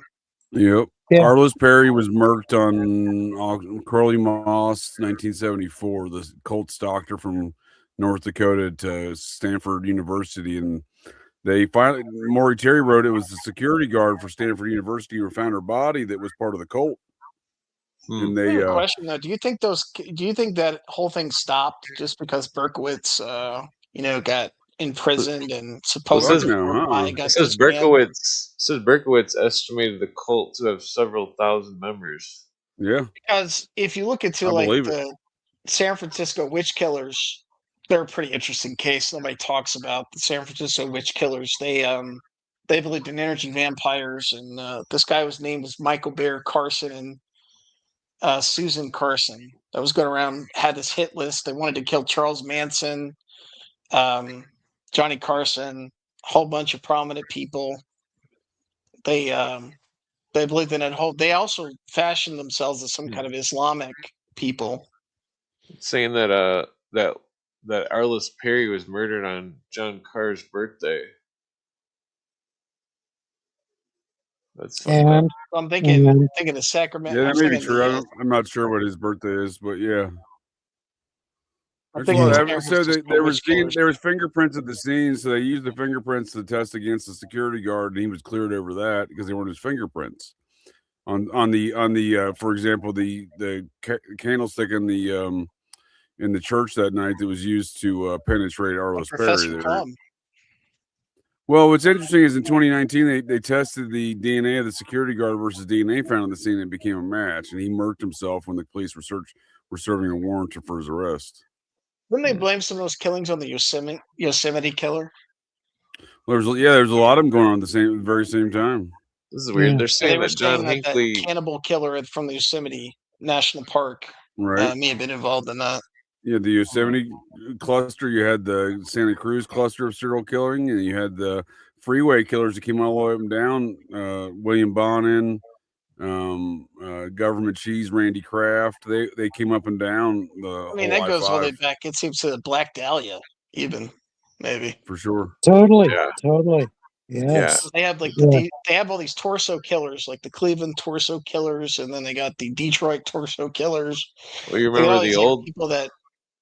In the old Masonic rites, one of the rites was to be torn in twain if you revealed the secrets, which means torn in half. Yeah. Yeah, and that hardly ever happened. Did they find any Jack the Ripper victims that have been all torn apart? Yeah, one of the Jack the Ripper victims had the guts thrown over the shoulder, which is direct Masonic oath. Yeah, totally. Jack the Ripper was Masonic. Yeah.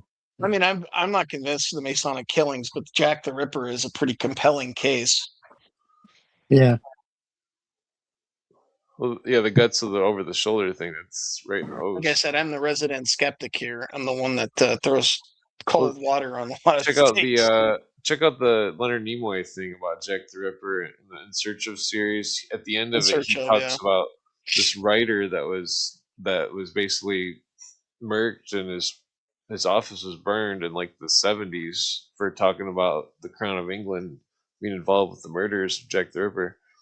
Wow. Wow. Yeah. Freaking. So it's crazy that they would even care about that type of Yeah, I publicity. think I read about ago. that somewhere. Yeah. I got a question for you, JJ. Has Mormon country always had weird killings in it? Yes. The Mormon movement altogether has always had weird killings associated with it. What I mean is that Sherlock Holmes wrote this like story. Well, not Sherlock Holmes, but Sir Conan Arthur Doyle, Right. who was a theosophist, wrote this story about how Utah at the time, I think somewhere around in the late 1800s, was known as a place where a lot of killings happened. It was considered dangerous because people were dying. I've always thought it was weird that he chose that storyline as his first Sherlock Yeah, Holmes story. yeah, that was a weird storyline, and it's one of his best books. What's weird? It's saying this John Carr guy was his brother was an executive in Scientology. Yep, he worked for the Guardian's office in New York City. That was the same office that perpetrated the Operation Snow White invasion of American government. What about the Neptune killings? That guy that worked for that moving company. Yeah, that was a friend of Berkowitz. Yeah, he was a Nazi for sure. Oh, they he's all saying that allegedly met this at is the this process. occultic shop called the Magical Child. The Magical Child allegedly is where Berkowitz went to go buy his occultic books. I think Berkowitz met Michael Carr through his friend Andrew Prasky. Prasky, Berkowitz, and Lavinda all went to high school together. Lavinda worked at the Magical Child, and Prasky fashioned himself as one of these Eastern European royalty figures of Orthodox priest situations. Yeah. That's There's also a gay man like Carr too. It was servicing. Well, the guy that owned the Magical Child was a gay Jewish right. man. He's servicing these gay men in the occult scene. Right. Exactly. Yeah. No, this is too weird. Makes a lot of sense to me. Kind of interesting. In the movie Inferno by Dario Argento, one of the people that are in that movie is an occult bookshop owner. I'm not saying there's a connection there. I'm just simply saying that's kind of interesting. It's based in New York City. It's around 1979 when that movie is made. Yeah, I seen it back then. Yeah. Yeah. Really? You watched it in the theater? Yeah. I'm a big Dario Argento fan. I like him. His daughter's the one who kicked off all the Weinstein accusations publicly. The whole Me Too movement. Yeah. She was dating Anthony Bourdain at the time of his death, his untimely death. Yeah. Allegedly that guy that she molested that kid on some movie. Yeah, dude. There was evidence of that. She was kissing on the kid. Yeah. On camera. Behind the scenes and shit, wasn't on the film. It reminds me of that time Demi Moore's French kissing a 13-year-old on MTV. Yeah. Okay. Let's get over this. Hey, church it up here. This is a family program. This is weird. I'm just describing illicit acts by Hollywood. I'm showing how unclean Hollywood is. So. Yeah. I knew that from square one, but yeah. I don't need examples to prove it. Saying the Knights of the Solar Temple dude went to the Philippines to study techniques of spiritual leaders. Order of the Solar Temple? Really? Yeah, I wonder if he was in connection with that Subud dude. Because I'm pretty sure they were into the same. Is that the Order of the Solar Temple, or is that Knights of the Solar Temple? Knights of the Solar Temple. Okay, well, I don't know about them. I know about Order of the Solar Temple. There was a Canadian one, and there's this. Yeah, the Canadian one was the Order of the Solar. They were based on. They're basically the same temple. That was just an offshoot. The one in Montreal. Yeah. Weird Montreal, man. All the weird high strangeness in Canada always happens around freaking Montreal of all places. Oh yeah. Oh well, that incident. But are there others? What I is don't this? know. Yeah, I mean, Club well, not Arcadia. exactly that, but there's like this highway that's around Indian reservations. I think is it Manitoba? It's not Manitoba. It's like Vancouver or somewhere around there. That all these like indigenous women always end up dead.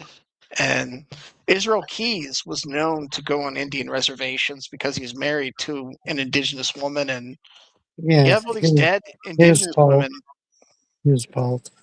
and it was No only proof like an Israel Keys is hour. dead. Zero proof of that, by the way. But I'm saying Yeah, it's weird. I miscegenation. mean, he lived like Miscegenation. he lived like an hour away from from like these reservations, and all these like people end up dead in this area. So kind of interesting. Yeah. Yeah.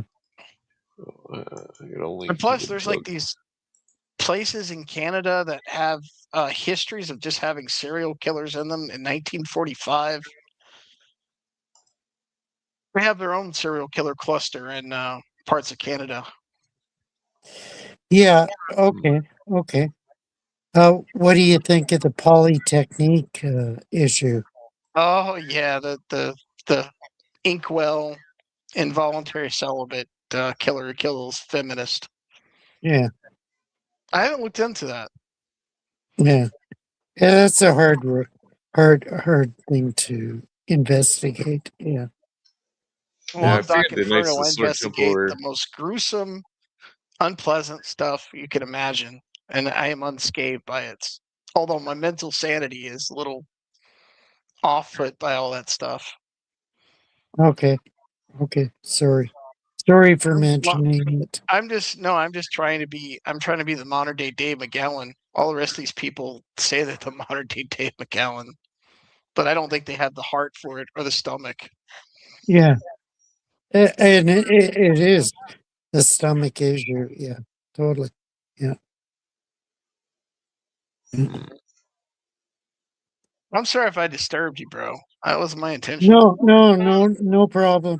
It didn't disturb me at all. I was just looking Huh. for clarification. Yeah. So the money from the Solar Temple went to Australia. That's weird. Probably Nugan Bank. No, that was already failed. Oh Though. yeah, I'm Nugan joking. Hand. I think it was already failed by that point, though. Yeah. Oh, no, it's talking about the Heaven's Gate. The guy that was a part of that went into Idaho. He was into making knives. Weird. Weird. Yeah. I bet everybody's got their hobby or whatever you want to call it. Yeah. Yeah, the Heaven's Gate hobby was lopping their own dicks off, dude. Yeah. I did not know that. Yeah, Well, I yeah, don't know they how many of castrated them comply, themselves. but Marshall Applewhite was like, "Hey guys, I got a new plane. Let's all lop our dicks off." Wow. Started by a There's mental patient and a nurse. Yep. Yeah. There's a TV show that made fun of this Heaven's Gate thing. It was an episode of a cartoon called Cowboy Bebop. But because it's talking about energy god being with this Heaven's Gate thing. I never saw it. Never saw it. We're isolated here in Canada. So. Sorry. Sorry. Who did that on the last episode Sorry. or a few episodes ago? I'm so sorry. Whenever I think of Canada, I think of the Trailer Park Boys. Oops. I hate them. They're a bunch of assholes. Total assholes. Yeah. Yeah. No shit. There's a connection to Danger Man, Michael Riconosciuto, and Heaven's Gate. No shit. Oh wow.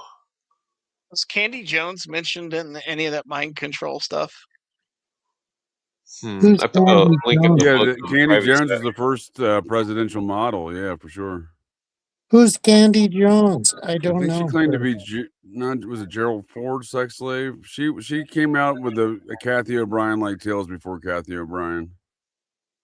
Yeah, I think Playboy published her book, Penthouse or Playboy, one of those. You know, Oh, her God. husband was a big conspiracy theorist radio host. Yeah, he Long was. John Yeah, Neville. connected to Mae Brussel, I believe. Never heard of this book, Nazi Cocaine Connection. No, I haven't either, dude. I saw that, dude. Yeah, I see the John Judge book above that, though. I recommend that for sure. That's a good one. Oh, Mae Brussel is mentioned, of course. Well, yeah, John Judge was a Brusselite or Brussels sprout, was he whatever a they called him. Brussels sprout? Yeah. Brussels sprout. Nice, nice, nice. That's how I learned of John Judge, was through Mae Brussel, yeah. Do you have any PDFs of John Judge's stuff, JJ? I can't find a lot of it. John Judge, Black Hole, Guyana. I'll look. I think I probably do. Got to keep my JJ files in order, you know what I mean? Yeah. No problem. Oh, the Globe. There's some good books in here, dude. Some of them I haven't read in a long time. Some I haven't heard at all, dude. Like Cult, Anti-Cult, and the Cult of Intelligence, right there. That sounds like a good one. I've read The New Satanist by Linda Blood. That's a good one. Yeah, there's so many books that I read in the past. I can't even bring them up. Yeah. Oh, I mentioned. Have you ever read My Labs? That's a pretty good UFOlogy book. My Lab. Michael Anthony Hoffman, of course. Yeah. You need to read what's her name's book? Brenda, whatever her name is. Web of Death, 1987. No. Alex Constantine, The False Memory Hoax. I've read that. Yeah, that's an article. I don't think that's a book. I didn't like him at first, but the more I dug into his stuff, I said, "This is absurd. This is like bullshit." The more I looked into these cases, these kind of been vindicated. Even it though does have that effect, though. Looking at all this stuff in its totality, when you first discover, you're like, not all this stuff can be connected. I'm just saying, Alex Constantine, he basically saw Nazis everywhere. But I don't know, maybe he's got a point. Dude. So did John Judge. Oh yeah, the ELF wave towers. Let's see. I'm just looking for that. What's her name? Death rays. Let's see. McDonald. Darn it! I don't want to skip the pages because I see Brzezinski mentioned there. Yeah, of course. Too bad though. Electronic Arsenal. What else we got? Waco. This might be interesting.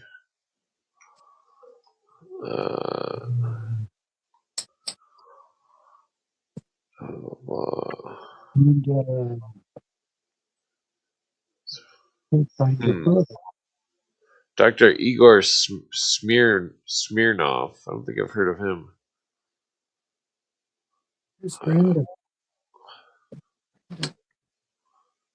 See the guy who created Smirnov? You find it every some psychotronic brother of Yakov Smirnov. You find it in every gas Remember station. that guy Yakov Smirnov, dude? Yakov. Nice name.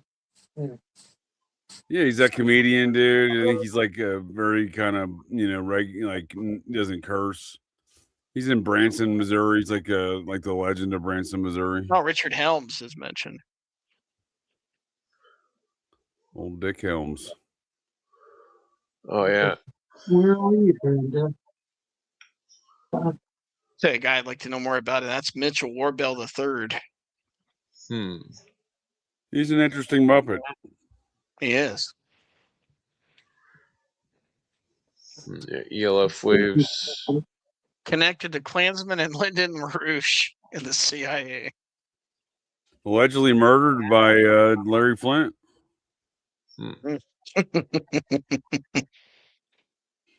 No investigation into his death really occurred during the watch of Ira Reiner, Charles Manson's friend, who was then Los Angeles district attorney. Didn't he die in Atlanta? No, he died in Los Angeles. He got poisoned at Larry Flint's house, dude. Larry Flint, and it came out later that Flint had written him a check allegedly to murk his opponents, Bob Guccione, what's his name over there, Playboy, and he didn't. But notably absent from the list was Michael Thievis. Michael Beavis. Michael Thievis. He was a kingpin of porn. He was Wayne's boss, Associations of Mitch Morbell.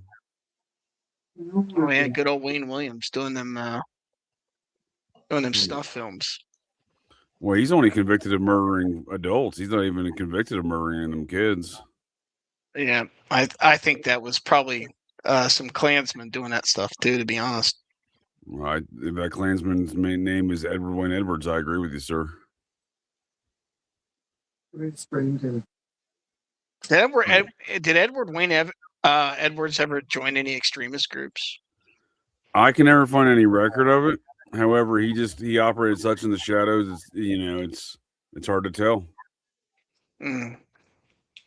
I mean, the earliest witness reports of the Atlanta child killings was it was a white man dressed as a cop, and Edward Wayne Edwards was arrested in March 1983 at the home of a Marietta, Georgia police sergeant's house by the feds for an arson in Pennsylvania, where he had tried to burn down his house, but inside that house didn't burn all the way down. The FBI found a Marietta police sergeant's uniform.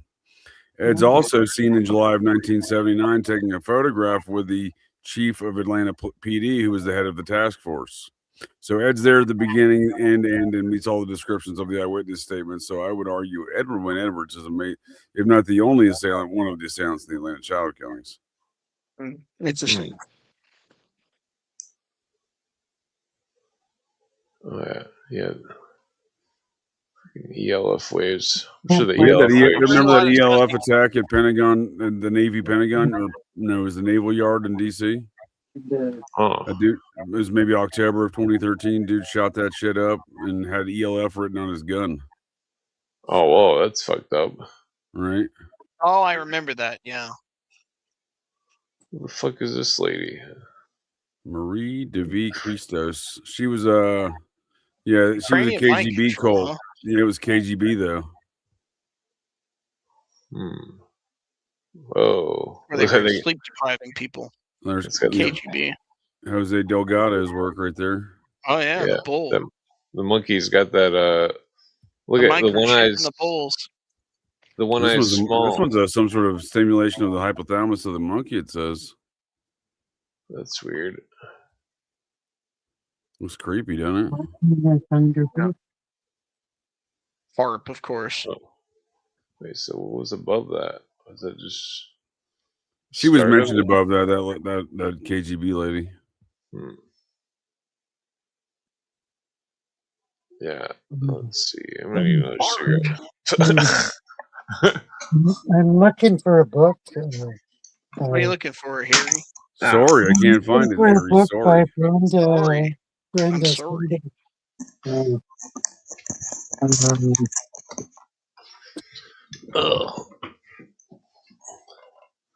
Sorry. So sorry. No problem. I'm sorry. Yeah, I'm pretty sure this is the book that's got that UFO piece in it. It's got the swastika. I just don't want to skim. I just keep getting sidetracked. What is your book? What is this book, by the way? Oh, I put the PDF in the private chat. In the PDF. It's called Mind Control. It's called Mind Control. Find the writer. Maybe the thank writer. You, whatever schizoid put this together. Thank you. I know, right? This is a good book.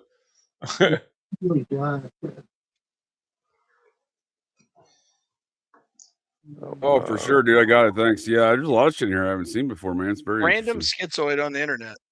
Right. Citation. Deep citations, dude. This is a meth pipe. Yeah, some of these books like this are some of the best books I've ever seen. Where it's like, man, I mean, it's obvious why they didn't want to put their name on the book. Right.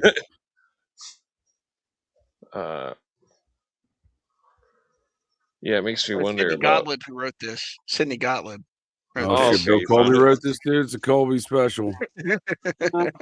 Cindy Gottlieb's book, somewhere. Bill Stevenson. Hmm. Dude, this is so much. There's 497 pages in this thing, dude. This is so much shit here, dude. Yeah. Yeah, I got a bunch of PDFs like this that are just. Well, that Rakana, I know a lot about old Danger Man Rakana Shooter, dude. I'd never heard that and seen that before. That's very interesting. Oh Just yeah, after the Heaven's connection. Gate, dude. Yeah, dude. Yeah. Seen That's why, it. I seen why it. that's why they call him Danger Man, dude. He's connected to so much shit. Secret Danger Man. yeah. For I got an sure, article on him about some Damn, kind of Harry's murder. over there just mumbling to himself. Harry, you don't have to find the book. You can just hang out. It's all right, man. Don't worry about it. I can't find the book. Sorry. It's all Hey, right. sorry. I'm sorry. Yeah. I lit up a cigarette if you want to smoke a cigarette with me. The book's by Brenda somebody, and it's about UFOs and blah blah blah. Yeah.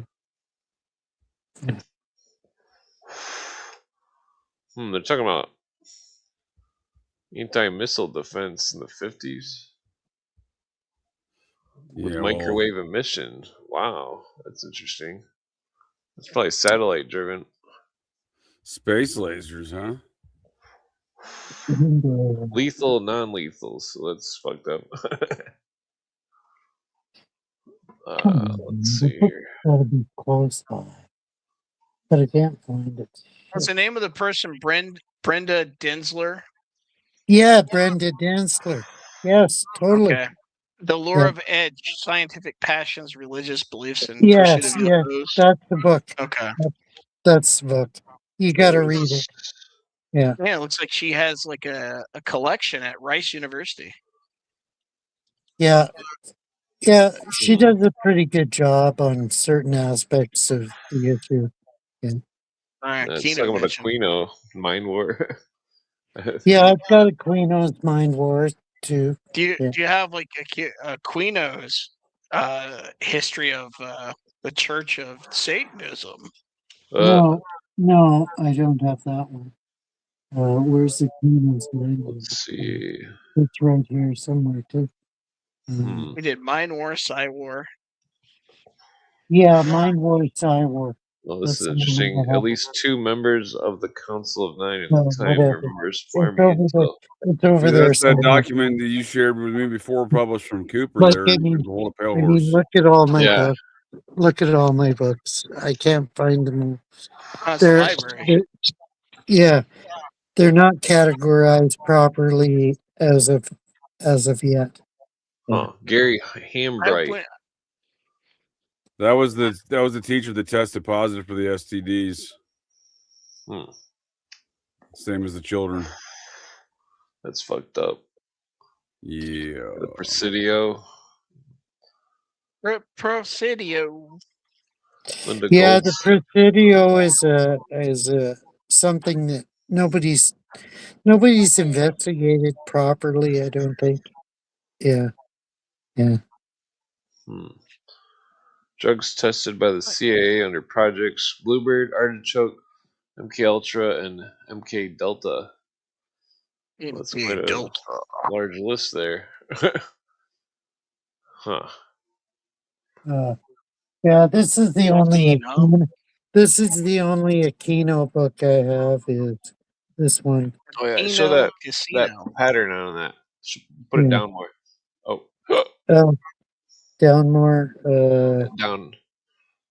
Put down. Yeah, down. There you go. Are you? Mind Looks like 2 of those Thelema butt star things. Yeah. Double butt stars. Okay. Here we go. I think this is the chapter. If this helps. Aliens from Earth.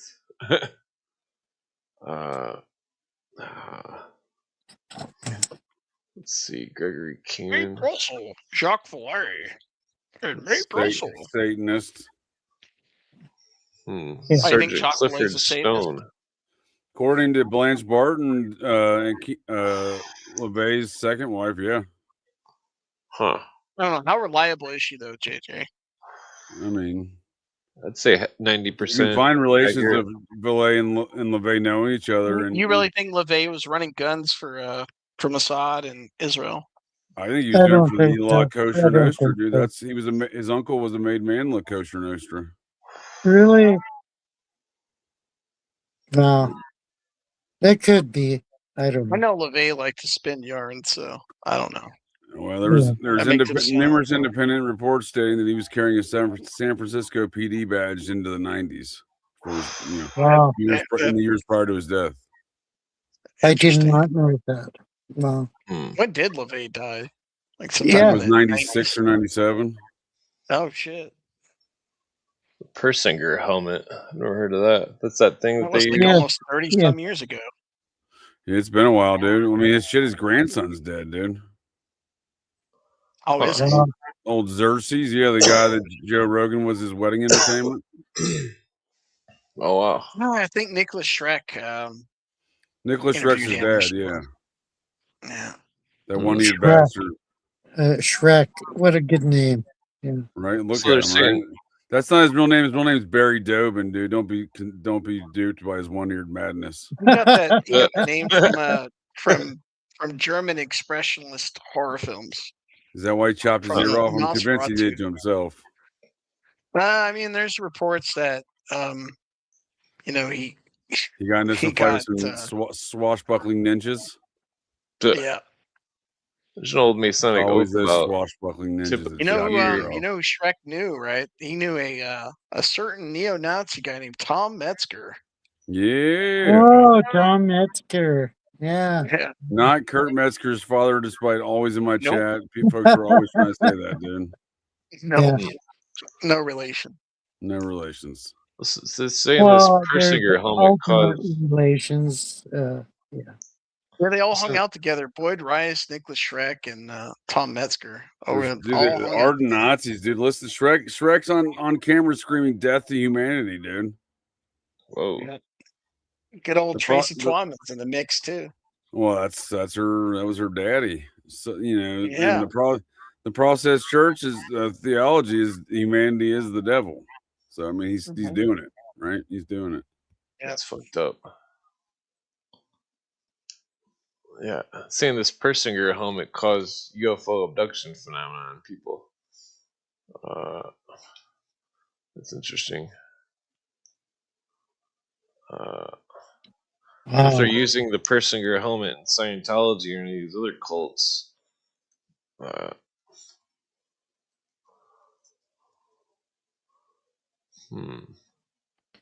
Do they use any? I don't know. Do they use any headgear in Mormonism? Not as far as I know. No, we don't hold any cans there. There's no, magic underwear. It protects you against dynamite strikes, some knife attacks, and most nuclear weapons. So make sure you get on your magic underwear. Yeah, I had a good friend who was a Mormon, and I used to joke with her about her magic underwear. Yeah. Yo, it's funny. I've only ever worn it inside the temple. That's a requirement. They're outside. I'm like, fuck yo, underwear, motherfucker. So Betty Hill described the inhabitants of the UFO as Nazis. Betty and Barney Hill. He looks like a German Nazi. The consummate liars. The consummate. Yeah, whatever. Yeah. Well, it says they were hypnotized and. I've been hypnotized. I've been hypnotized. First abduction victims, right? Whitney Strieber, though, he's always talking about the aliens trying to do anal rectal probes. He's a Processian, by the way. And there he is right there. Yeah, he mentions it right there. Holy shit. Fabian founded London School of Economics. Yeah. He directed a film about the process cult. Yeah, he joined it over there and did a film about it, right? This is long before his alien abductions, right? This is the What was that film called? I'd like to actually see that. Like it says, there's no prints available, but I'll get back to I think Dana has the name probably of it. Communion. Yeah. No, it's not Yeah, communion. butthole communion. It's where the aliens come jump up your butthole, dude. Yeah. They broke my brain. That's really, I mean, before Travis Walton's kind of anal prep experiences, they were having the Streepers were really the one that implanted a lot of that with the Christopher Walken communion nonsense. They Yeah. broke my brain. It's one of the most More unintended cowbells. comical. More cowbells. Exactly, dude. Come on, This is more it. cowbell. Yeah. Strieber believed he had 2 implants, one in the earlobe and one in the little finger. I've heard Gulf- those statements, yeah. And one in the brown that doesn't comport. Like, it's got to be up the nose. Come on. Come Well, on. if the process is connected to the CIA or something, or the MI6, then That's a joint venture, I think, yeah. Okay. Martin Cannon. Little gray men from outer space, buddy. Watch out. They got fucking lasers. Wait a minute. This Charles Whitman had that Yeah, he book was the University of fucking- Texas tower shooter for sure, yeah. Jesus. He obsessed with UFOs just like McVeigh was. Oh, I don't know. Was he? Oh, shit. Hmm. Barry Taff. I know Barry Taff. I know he's a Jolyon West protege, but I'm trying to think what else he's been involved in as a notable UFO lore. I'm sure will tell us here. Alien. I've been infected by alien memory syndrome. What's the cure, Harry? What's the cure? is Christ is the cure. Totally. Martin Cannon wrote he wrote a book about alien UFOs and alien abduction. Barry Taft did the parapsychology studies at UCLA. Okay. So a lot of the stuff we see, like the Bill Murray character doing some of the MK Ultra parapsychology stuff, experiments, that's Barry Taft. And the Ghostbusters.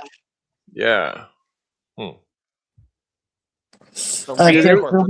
He investigated this lady in like Santa Monica, dude, and she was like, "Oh, I'm getting raped by this ghost," and then they made a movie about it, dude. Oh yeah, the Entity with Barbara Hershey. Thank you, sir. I couldn't remember. Yeah, there you go. And it all seems to be an MK Ultra experiment they were doing on this lady to try to convince her that she was being raped by a ghost, and Barry Taft was behind the quote unquote investigation of it. They're nearby UCLA, but he also seemed to be the one perpetrating it, if you know what I mean. Yeah. That's bizarre. It's creating the test subject. I was probably isolating the test subject, it seemed like, and then perpetrating this experiment on the subject, right? Like, it all seemed pretty organized and orchestrated. And Hollywood memorialized it as if it was a true story. Who's this Smith? I think I missed that. Smith. Bud Hopkins. Dude, there you go. Hopkinsville, right? Which Hopkins? Oh, no, that's Bud Hopkins, my bad. Bruce. Peter Hopkins, he wrote about the Great Game. We're all guessing different Hopkins. Name your favorite Hopkins while we're at it. What other Hopkins we got here? I named a different Hopkins than that, Harry. So who's your favorite Hopkins, Clint? Dennis Hopkins? All right. Dennis Hopkins. Cha-ching. His father was a secret CIA agent. I'm sorry, I'm thinking of Dennis Hopper. My apologies. I'm making up totally different. I'm making up Hopkins at this point in time, dude. I thought is there a family of Hopkins behind the Hopkinsville situation, or was that a different family name? Because that was an MK Ultra situation as well, like that. Yeah, I think that was like a weird incident that happened in Kentucky, Hopkinsville, Kentucky. Yeah, but they sent an MK Ultra magician dude to go fucking study it, dude. Like, it seemed like it was all, like I said about the Barry Taft thing. It was like he was studying it, but he was like also orchestrating it, right? I think there's a strong argument to be made that they gassed that family with some sort of fucking, some LSD or some shit. Peter Hop Kirk. Dude, we're all making up names now, Nary. But I think they dosed them at their little evangelical snake worshiping church, and then they went home and saw little green aliens, man. Yeah. Oh man. And then Cindy Gottlieb sent in some stage magician to study it, and it seemed like it was all part of an MK Ultra project. Yeah. In a relationship with John E. Mack. Oh, John Mack. Oh, he's the consummate dilettante. Yeah, Didn't totally. he do the studies for Rockefeller about alien abduction phenomena? Yeah, he did it all. He did it all. Yeah. Yeah, I have no truck with him. Sorry. Dr. Roger Lear. Story. Yeah. Sorry. I'm sorry. Sorry. Daryl Sims. I'm not familiar with that. Hey, Harry, do you think Tim Hortons is shit? Fuck yeah. Tim Horton? I don't know Tim Horton. It was Sorry. good before they got bought out by one of those private equity firms, dude. It used to be good. Oh, I'm you're just asking, talking about Tim talking Hortons, about the yeah. company Tim Hortons. Jimmy Okay. Ho's. Yeah. Yeah, totally. It's in Canada we call them Sing Hortons.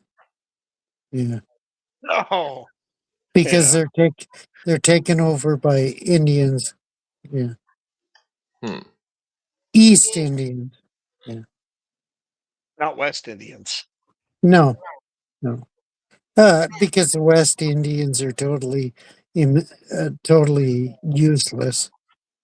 Yikes. Oh man. They own like 80% of hotel chains in America, Harry. That's some sort of use. Let me ask you, Harry, do you like Jamaican oxtails? Do you like their food?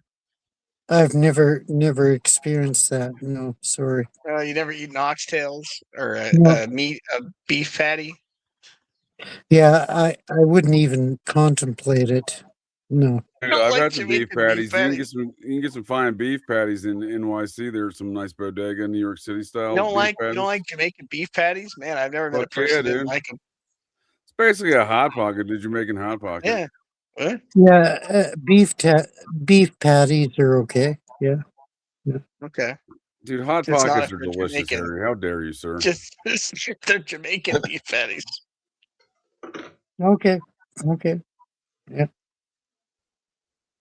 I'll try them. You like beef? Yes. It's just spicy meat with. Do you like? Do you like some spice in there with some fried hot pocket style, dude? I like spiced fried beef, but I don't know about what you're adding to it. Yeah. Add some beef to that beef. It's human flesh. Yeah, of course. Yeah. Soylent Green. Yeah. Yeah, Soylent Green is people. Dude, I'll tell you what strange, weird foreign object I used to jam a lot of this style of meat in my mouth hole. It was a weird thing called chicken on a stick. I don't think it was ever chicken. It was in Korea, dude. I always be drunk as shit walking down the street. Street cart vendors got some weird meat on a stick. I'll take a couple of those, buddy.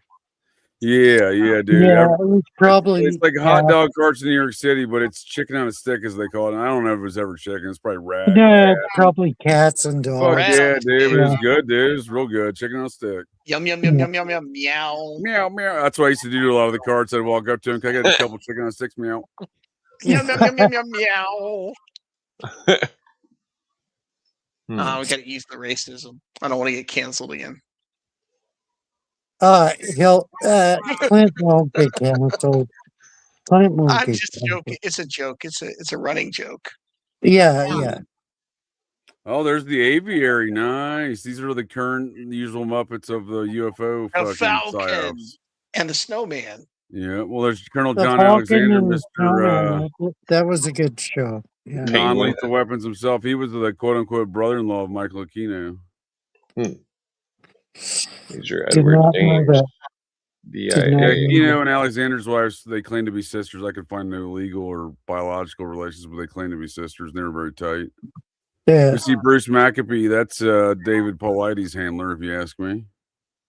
Okay. David Paulides, he's so full of shit. Dude, he just went to the stratosphere full of shit on the Joe Rogan show. They had him on the Joe Rogan show. Wow, he's really come up. Yeah, right. Dude, he's spouting off the same shit. Rogan tried to do his fake, hyping it up. He's doing the same thing he used to talk about on Art Bell. I mean, he's been and Rogan wasn't having most of it. And he's like, "Oh yeah, find it. There's proof." And there's just never. It's like it was like the Tom DeLonge episode, right? Oh, yeah. Tom DeLonge. Oh wow. He's Most he's of a those like character. deaths that he claims are mysterious are not mysterious at all. No, he actually obfuscates a lot of facts around a lot of those circumstances in his books. I mean, there might be something about the national park disappearances, but I think he exaggerates that shit. Oh, for sure. He's Reckon made this it. pelican. Yep. Well, there's Right. Harold Putoff, dude, SRI, Scientologist, ex-NSA Yeah, guy. yeah, totally. I read Harold Putoff back in like 20, 30 years ago. Well, if you I see all knew, this news yeah. around, there's That could 4 be. alien species. That's him making those claims, Huh. and everybody else was fighting It it. was more. I There forget you go, what the book. Dulcie Base. Dulcie. Dulcie Base was started by that one jackass who definitely didn't lose his hand or finger or anything kind of laser assault there with aliens in Dulce Base. All these people they're all charlatans, dude. I've gone through so many of these I think most characters. of the alien stuff is bullshit, but I've gone through all these characters that perpetrate this nonsense over the years, dude. It's not just your mainstream Paul Benowitz guys. There's a guy that used to always be on Coast to Coast with Art Bell Oh, you named don't believe Dr. Paul Jonathan Benowitz? Reed. He turned out to be a gas station fucking attendant in rural Washington. Oh, I know dude. about Reed. Yes, I know about that guy. They're all of that same ilk, though. Back in these UFO tales. That was really big in like the 90s, but I think a lot of people don't buy the alien stuff anymore. Yeah, well, it's because of certain circumstances like that, dude. You know what I mean? Like it's. So, what do you think? Coast to Coast, was it a it was entertaining, military psyop? Honestly, I think it was weaponized conspiracy. I think it was weaponized. I was going to say that whole group was financed by Lawrence Rockefeller. That whole crew. Wow, totally. Yeah. What I Linda think. Moulton I think it was just weaponizing. Yeah, Linda Moulton House. Although didn't she repent at the end? I don't know. No, she's gone full tardball, dude, on across the whole spectrum of alien stuff. Oh, I didn't know that. She says that David Wilcock's still alive, dude. Trust the plan. Yeah, there's something to cattle mutilations and stuff like that, but like the rest of that stuff seems well, like we were just talking about that last week with Jonathan Mitchell on Operation GCD. I had John Mitchell on there, and he's got some interesting data points on how that intersects with the Satanism. Yeah, totally. And some of the serial killers too, like Richard Chase, claim that UFOs were following him around. He was a nutbag, but I don't know. Was he involved in cattle mutes? As well? Yeah, they may not have been UFOs. They may have been government agents. No, he claimed that Nazis were following him in UFOs. Yeah, Nazis, of course. Of course. Unidentified fascist observatories. That's weird. Well, that's not Richard Chase claim. He also would he's tied to cattle mutilation too. This one dude that I used to know, he claimed that he was being followed by black SUVs with holographic license plates that had a triple helix. Oh, come on. That was Harry. Yeah, that was me. He claimed it was some kind of like government license plate. Was it the tall whites? Perhaps it was the insectoids. Perhaps might have been the reptilians. It's got no, it was really weird because the dude was the Nordic. The Nordics. You gotta watch out for those wily sons of bitches. The Aldebarans. They're called the Aldebarans. Yeah. Yeah, they're all from Zeta Pupae, dude. Zeta Pupae. They're the ones in those real edits that you see on TikTok. Right. Dude, wouldn't that be funny if aliens like suddenly launched their own TikTok channel? There's just the alien TikTok channel, dude, and everyone's just like addicted to TikTok, watching more so than they are now watching the Alien channel, dude. I could see Muppet World exploding something so ridiculous. Totally. Yeah. I mean, people are so conditioned to this bullshit. Yeah. This is like a bunch of books in one. Yeah. Dude, there's so much stuff there, dude. It's like this book, Mind Control in the United States, Stephen Jacobson. Stephen Jacob. Oh, Anthony Sutton, okay. Love it. Societies and psychological warfare. JJ, who was that guy you brought on? John Mitchell. What's he about? He writes a blog on the Son of Sam, advancing the work of Maury Terry. Oh, is that the guy that wrote the book? He wrote that book about the Untermeyer Park. Yep, that's him. I was going to ask you about his credibility. Yeah. We exchange a lot of notes back and forth, dude. He's actually he's heavily involved with trying to help out 3 victims' families. So all right, that's good. He's because he shared with me a lot of communications of his work, what he's working on, stuff like that. He's definitely legit. Okay, he's been attacked like crazy, dude. He recently got his entire phone hacked and shit.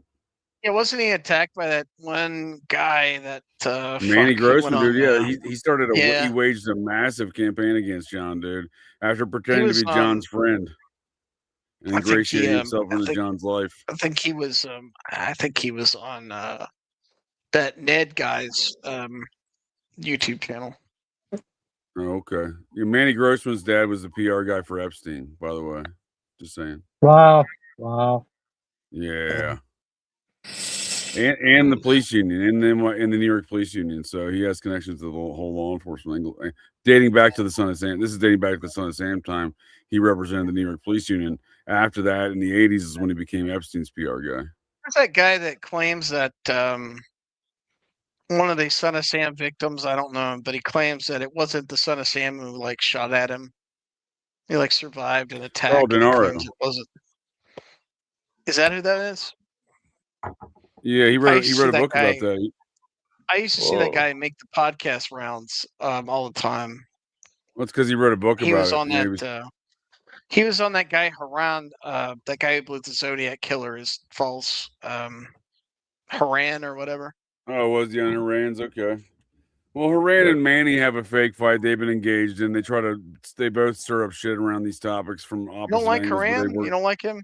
The Zodiac guy? He works in tandem with Grossman, dude, for sure, 100%. I saw him on the farm. He was on the farm podcast. He seemed pretty legit.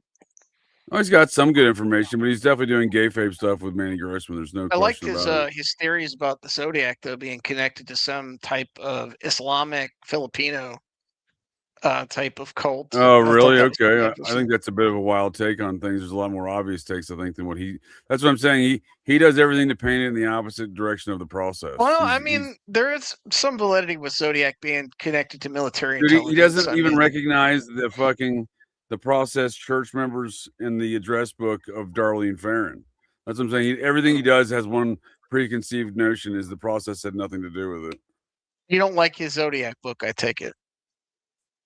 Oh, that's what I'm saying, dude. He makes these.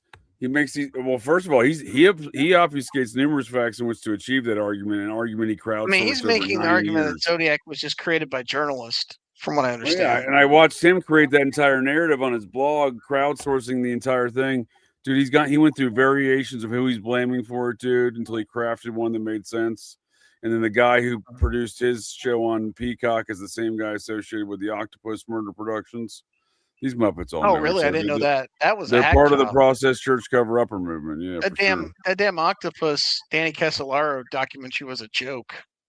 Exactly, dude. And they're friends with Tom O'Neill. Wow. That explains. I don't know what to think about Tom O'Neill. Yeah. Well, Peter Thiel knows what to think about it. He invites me for dinner. Totally. Yeah, does he? No kidding. Yeah, Tom was bragging about being going to dinner parties at Peter Thiel's house. He's always crying. They're both sweet cheeks. They're probably sweet cheeks together, dude. Let's face it. He's always. I see him on podcasts. Always complain about how poor he is. How because he's a queen, dude. He's a queen, dude. Tom's a queen. Yeah, he's always. He had a confirmed Process Church member on his research team for that book, and there's no mystery to me why the Process is not mentioned in that book once. No, it's a far stranger James Franco related situation that speaks to the steeper network. Franco. No kidding. He works for James Franco. Yeah. Oh shit. And his brother and him go back to running an industrial rock fanzine magazine called Propaganda, which highlights Skinny Puppy, Genesis Peorage, Boyd Rice, all of these. My Thrill Kill Cult with Fred Giamatti, who likes to stalk Dana. Dana, no kidding. The Dana Doodle. okay, I is think she I. cute? Is she cute? I'm just joking. Oh man, why are you asking that? I'll say you're asking the wrong party, sir. Okay, I think this book I was looking for was Hitler's Double. Leave it to Harry to ask the inappropriate questions. Hitler's double. Of course. Sorry. Sorry. I'm sorry.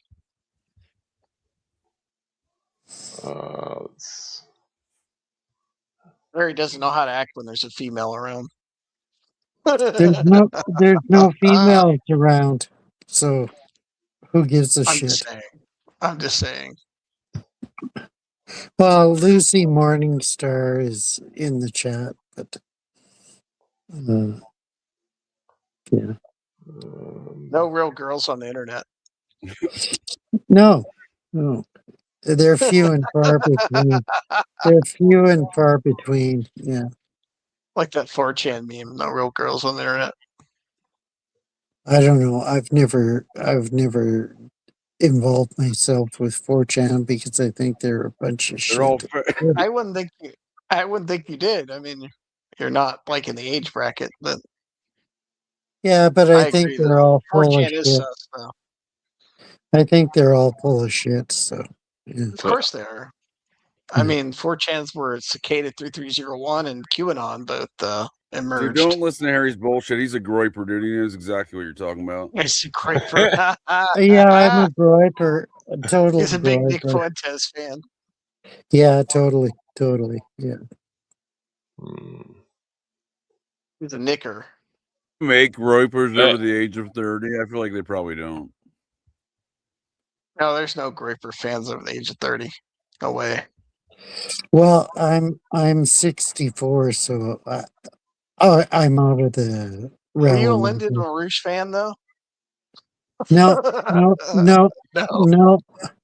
I have serious questions about Lyndon LaRouche. Yeah. I mean, he is kind of like sus, but he did some good research. That Dope Inc. book is really good. Yeah, Dope Inc. was really good, but I have a good friend of mine named Matthew Arrett, who is a Lyndon LaRouche acolyte, and I've had problems dealing with Matt over his Lyndon LaRouche. Man, they're still Lyndon LaRouche fans after all these years. Yeah, totally. All that Lyndon LaRouche rubbish, Harry. Yeah. He wanted to build a big bridge from Alaska to Russia. Well, that's no big problem. Go ahead, build it. I don't give a shit. I'm just saying that's what he wanted to do. Yeah, no problem. Go ahead, build it. But there's more fundamental issues. Yeah.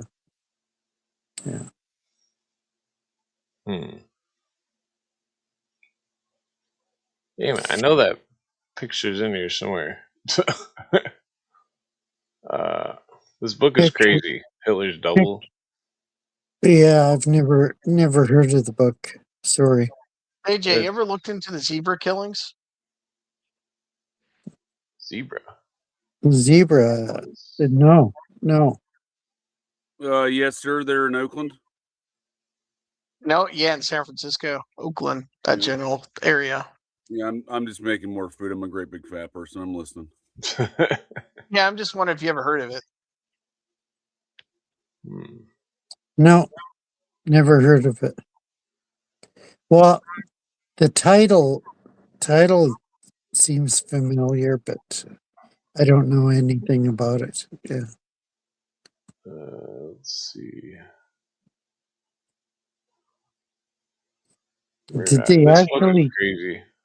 Did they actually kill zebras? Like, that's weird.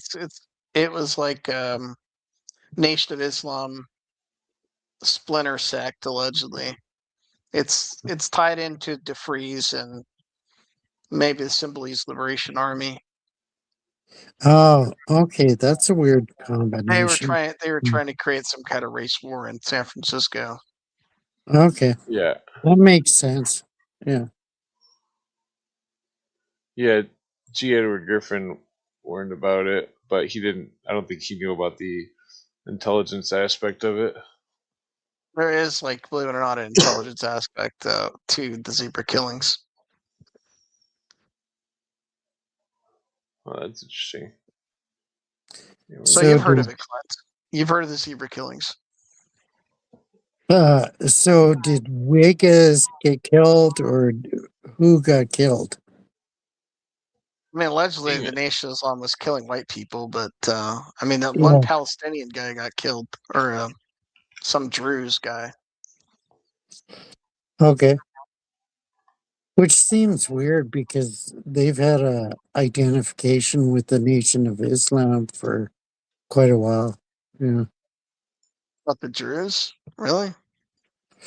Well, certain black factions have identified with Nation of Islam. I don't know what they're called. Um, I It's a really forget the strange name. case, and it's like Yeah. obviously not talked about for obvious reasons. I mean, it's Yeah. kind of Yeah, because controversial. everybody shies away from race wars and I don't stuff want to. like Hey, that. I don't want to make it racial. I'm just simply saying it was, and Yeah. No, I'm just saying that everybody shies away from talking about that. Yeah. Yeah. Damn, I don't think this is the book. Son of a bitch. Might give up my quest. I'm starting to think that serial killers are tied to real estate acquisition. I'm starting to think there's an element to that. Oh, that's interesting. Yeah. Lower the property Yeah. value. Yeah, there not is for property value, to a but to certain lower it degree. and Yeah. then for like people to move in and buy it up. Sort of how like fires, people set fires to certain places and For then sure, buy dude. up Look at all all the the use of serial killers and the rise of Reagan's power as governor of California. Yeah. We need stricter laws because all this killing. That's why that one Feinstein woman didn't really care about Richard Ramirez at the time, and actually sort of She came to power in the Twinkie defense of Dan White, Merck, and Moscone and White. She's connected to the Jonestown stuff too. She was the vice mayor at the time. I would imagine. Good old Feinstein.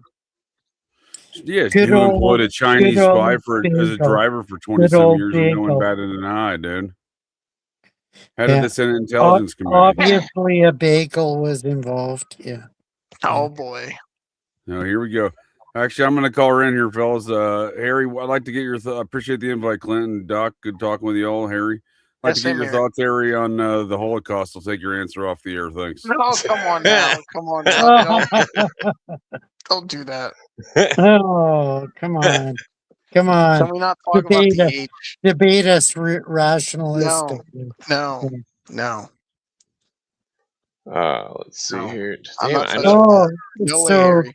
So Doc, you're pro. Harry, there are like rooms for that. There are like actually not Google Hangouts, but Twitter Spaces that would entertain that question. I'm sure you'd be welcome there. So I'm just asking you if you're pro mythology or anti mythology. I'm not going to answer that. That's a loaded question. I plead the fifth. Frick. I know that picture's in here somewhere. I'm pretty sure it's this book. Yeah. Yeah, because this is the same book that Yeah, was Harry alleged. did create Cicada. They were alleging the New A Mexico cicada, police were involved with grasshoppers. kind of What are you Nazi talking stuff. about? Cicada 3301. I don't know what that is. Sorry. Sorry. It's like a some kind of It's an internet alternate reality game. thing. Yeah, I don't play games. Yeah. Oh god. It's an interactive game. Yeah.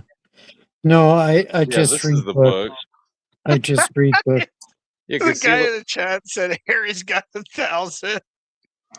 This left Yeah. picture is a Goddamn you, JJ, for throwing the H bomb.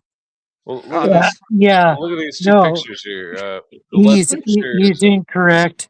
I've only got like 600 or 700 books on Judaism, and 90% of well, them are written by yeah, we've him. discussed this before. Yeah, yeah, This picture totally. on the left is Schindler, and the one on the right Hitler. is New Mexico State Police thing.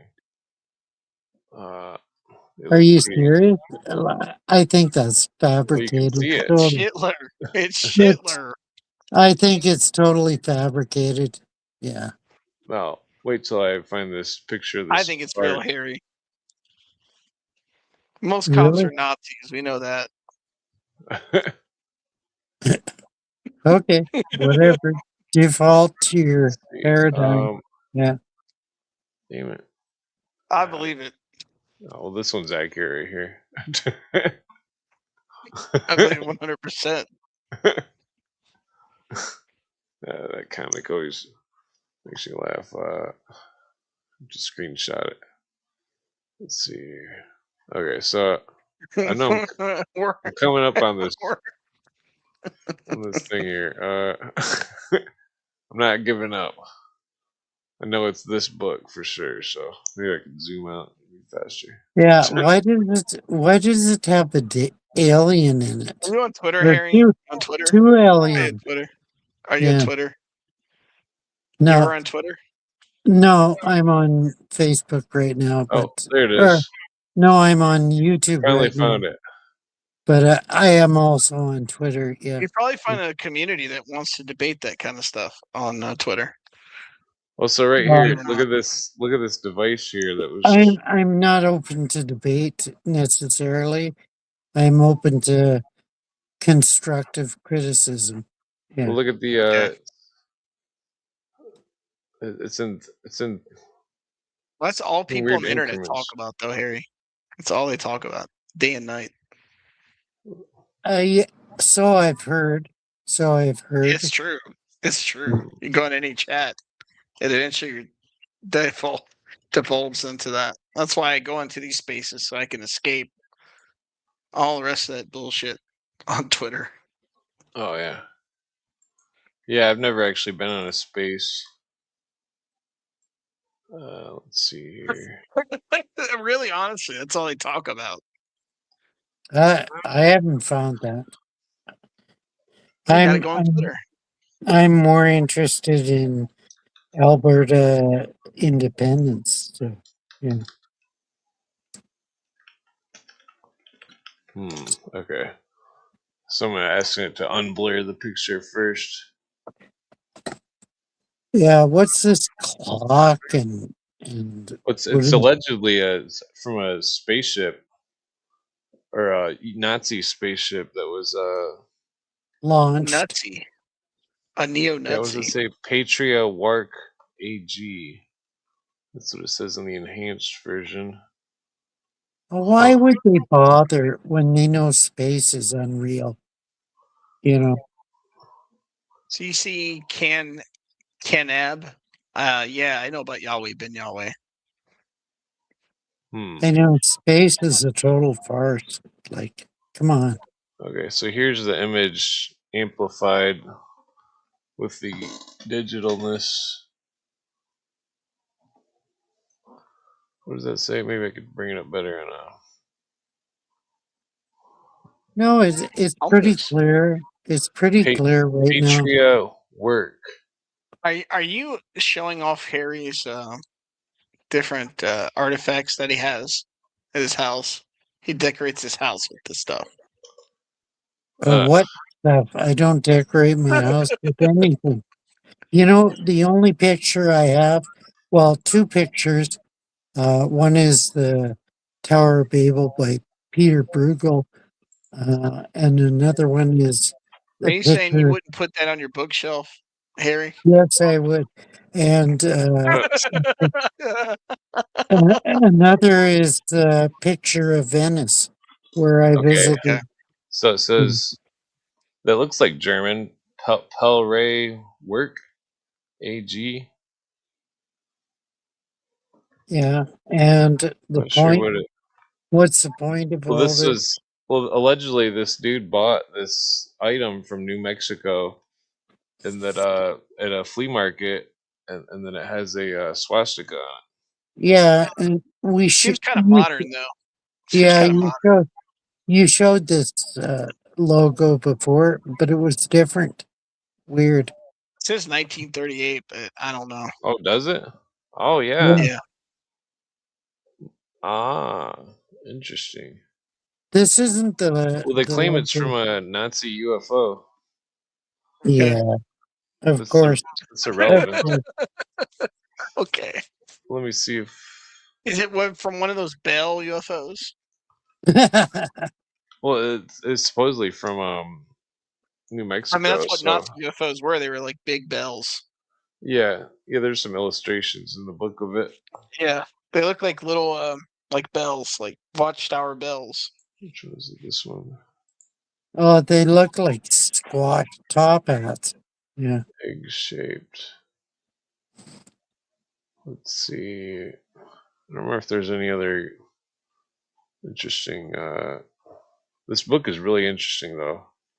What is this Why? called? Why? Um, Why is it interesting? Pentagon Aliens by Lynn. You I might know, have the to stay in here guy's 30 full of. minutes, but I ended up standing here over an hour, and so probably Oh two yeah, hours. you're Yeah, probably gonna pass out soon. the author is totally full of bullshit. Yeah. No, this is an interesting book. No, not. It's Hey, boring. hey, Harry, will you buy my book when I read it? Yeah, I would.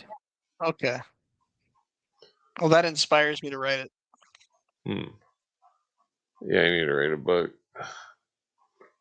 It'd probably be about archaeology of Freemasonry, though. Why Yeah, not? Write it. yeah, that's your bailiwick.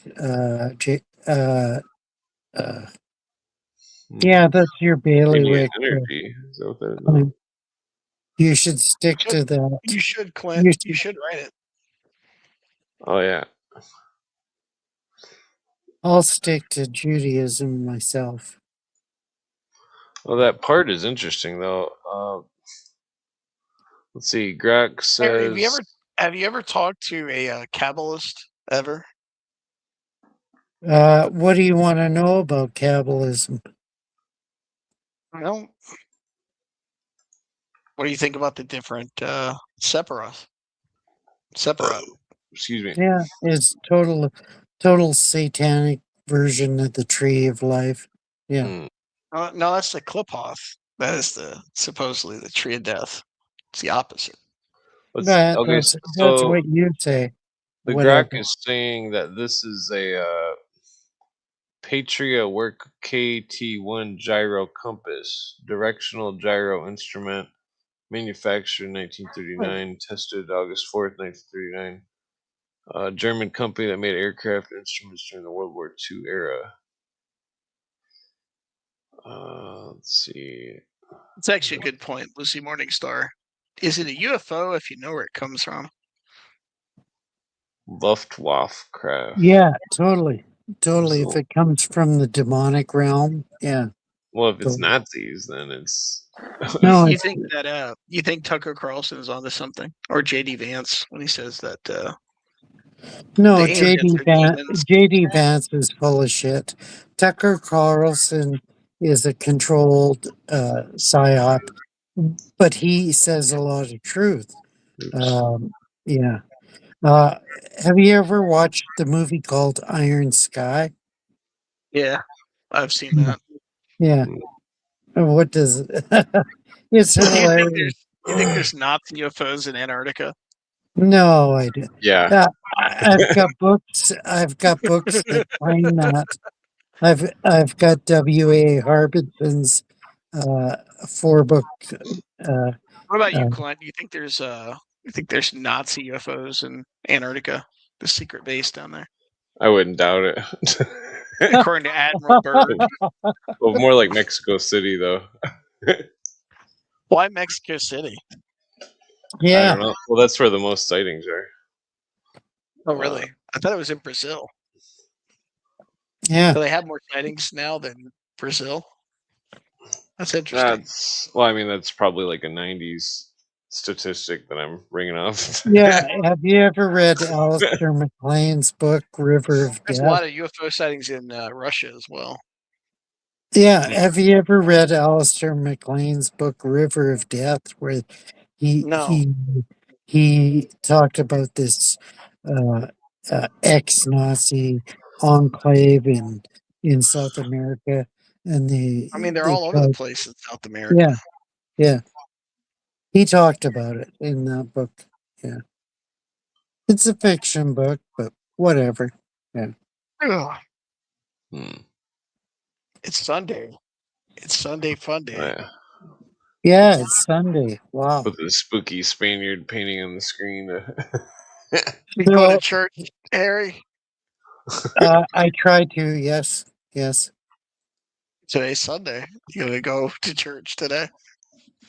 Yeah, I was just worried. I came on because I was worried. A friend of mine told me that We're at church right now. Yeah, Clint was we're at depressed, and church. I should talk to Clint about his birthday. Blah blah blah. Yeah. Oh, is it your birthday, Clint? Happy birthday. No. Yeah. Gary was giving Yeah. false information. Yeah.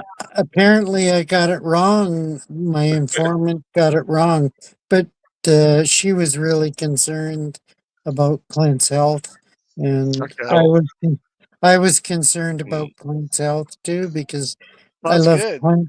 You're a good I love friend. I love Clint as a brother, and You're a good friend, Harry. yeah. I'm So happy to hear that. I wanted to make sure he was doing okay. Yeah. Oh, yeah. There you Wait, go. you're supposed to be concentrating on the spooky painting. Oh fuck this painting. I know this painting. I know Rembrandt. this painting. Yeah. Yeah. Well, you know what, Clint? That's a good friend. Oh, yeah. Yeah, I can probably smoke one more joint, I guess. Alrighty. Yeah, this painting. Did we talk about it several nights ago or something? Yeah. Um, it's not Pizarro. Who is it? It's Rembrandt. not Rembrandt. Yeah, Rembrandt's the painter, but is he depicting Pizarro? Oh yeah, I think it is actually. Yeah, yeah, yeah. Yeah, that painting would always creep me out when I'd crash out on my friend's couch. It is. It is Like a sort of copy of it. creepy. It's sort of creepy in its own way, but it's a real good painting. I think. Yeah, it's Yeah, definitely really good. yeah. Yeah, really good. And by the way, I lost 2 subs recently on my channel. I'm depressed about it. Oh, I lose like 10 a day. Yeah. I wonder why I lost 2 subs though. Nah, I wouldn't Yeah. let it eat you up. Yeah, I Because Well, don't. not one time I lost 400 subs in a day. Yeah, that's the YouTube algorithms. They totally censor everything. I mean, I Yeah, don't know what I said to piss somebody It could have off been to want 2 to bots, unsubscribe. and then the YouTube was just cleaning the bots off. yeah, Yeah. That's what I think the 400 lost the subscriber was 400 bots. I don't know. I mean, I'm not too worried about it. I just wonder why the hell the like sucks. yeah. It happens. All my good friends on various YouTube channels, they totally been censored and I hate demonetized. YouTube, man. Yeah, Well, it makes me wonder why You people can't can't say why they like. you Oh, can't you're get. Well, I hate stupid it because because of this. I Yeah, hate it because it's the algorithm absolutely sucks, and yeah, there's just not interesting YouTube channels anymore. yeah. We're fighting upstream here. And Spirit of the salmon. low key, I hate a lot of those polished YouTube channels. A lot of those like YouTube channels that are like mainstream and very polished. You know, yeah, Oh, yeah. yeah. That's why I keep it Totally. rough around the edges. Can be it's Demento Mori. That's the name of my YouTube channel. Oh, yeah. Okay, I don't have a whole lot of stuff on there. okay. Maybe I'll. I don't know. if I write it down. Spell it out for me. Demento. Memento Mori. It's like Memento Mori, just with Oh, DON. Memento Yeah, Mori. Demento Okay, Mori. like the movie Memento. Have you ever seen the movie I've Memento? seen that. It's not like that. It's the about this. It's like a take on the saying Memento Mori. Okay, okay, Yeah, it's like The thing is, it's about apocalypticism. I talk about okay. apocalyptic cults on there. oh, interesting. Nice. All right, well, this doobies to the Have you read dude in the the painting. Cambridge Companion to Apocalyptic Literature? Is that by Catherine Wessinger? Let me see. Have you read this Natural Genesis book by Massey? No. Oh yeah, yeah. I actually have. Yes. It's the Oh, Egyptologist. it's interesting. Yeah, Yeah. no, this is the one. Cambridge Companion Let's to see. Apocalyptic Oh, Literature by. utopian literature. No, Oh, I it's haven't. interesting. I don't have that. Oh, No. oh, sorry, wrong book. Wrong book. I'm Uh, sorry. um, I've got another one Yeah, on. Demento Mori is correct. Matter of fact, let me post it in Clint's chat. Shit. Where's the fucking book? This Greater Light book is really interesting. But you don't mind if I post my channel in your chat, do you? Put it in the private, and then I'll copy and paste it and put it in the public. Okay. Cool. Thanks. I appreciate it. Yeah, Here it is. I could post links, but I'm This banned by Sabrina Fox. this Greater Light book by Edward B. Latch. This book is really I got to be interesting. careful around Sabrina. I got to be careful talking about Zionism and stuff like that. So Yeah, I'm totally, trying to be respectful. totally. Because Sabrina will ban you. Yeah, totally. Yeah, this Greater Light book by Edward Latch is really I good. am an anti-Zionist, but I am respectful to people's to Clint's guest. Seems as though there's two types of Zionism. Yeah, I One don't. is religion. I can't. The other is I don't British know Israelism. what I said that All right, I made posted Sabrina. there for you, Clint.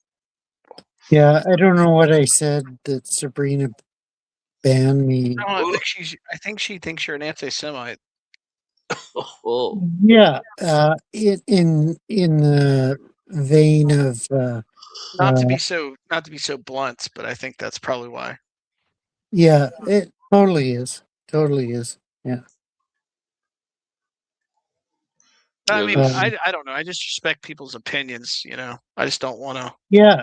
What happened to free speech? Like, come on. this book, Greater Light by Edward B. Latch. Very bizarre book. About. It's like number computation and really really intense. Oops, wrong one. Oops. Let's see. It talks about revelations and pyramids and all sorts of weird I shit. try to be. I try to be. Yeah, it's got the mounds in it. Because I never heard of this Gettysburg Stone before I seen this book. Yeah, I've read about it years ago. What is the Portsmouth group? What is that? Portsmouth. Oh, okay. Portsmouth group is Portsmouth, Ohio. They're talking about the mounds in Portsmouth. Yeah. Yeah. I've looked into those. The Path of the Dragon Through the Ages. There's also the Sugar Hill Mountains as well. Yeah, and the Dragon Mounds and the Serpent Yeah. Mound. Serpent's Mound, yeah. Yeah. I actually tripped there on some mushroom bars. It was a great experience. Was this diagram of the Great Pyramid?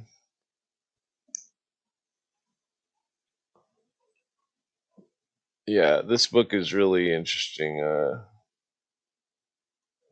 mean, it has a lot of weird concepts that I've never heard of.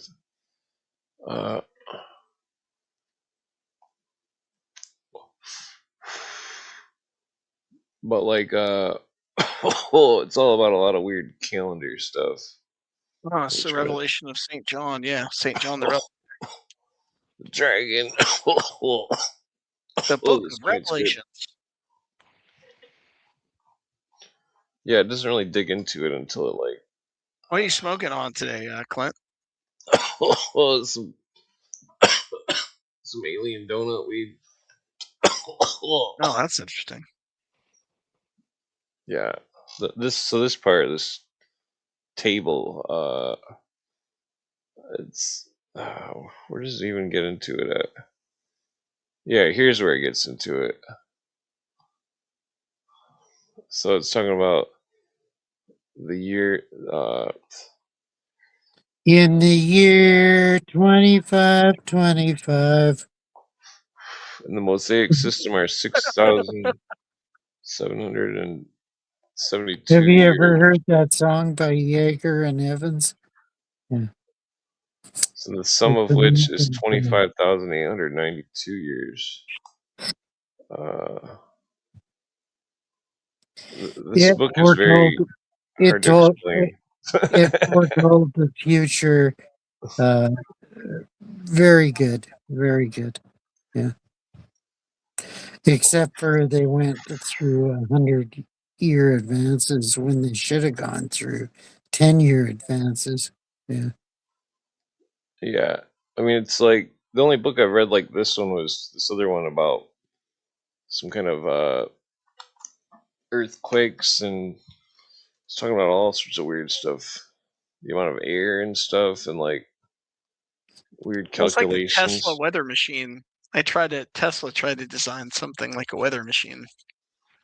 Oh, yeah, that's interesting.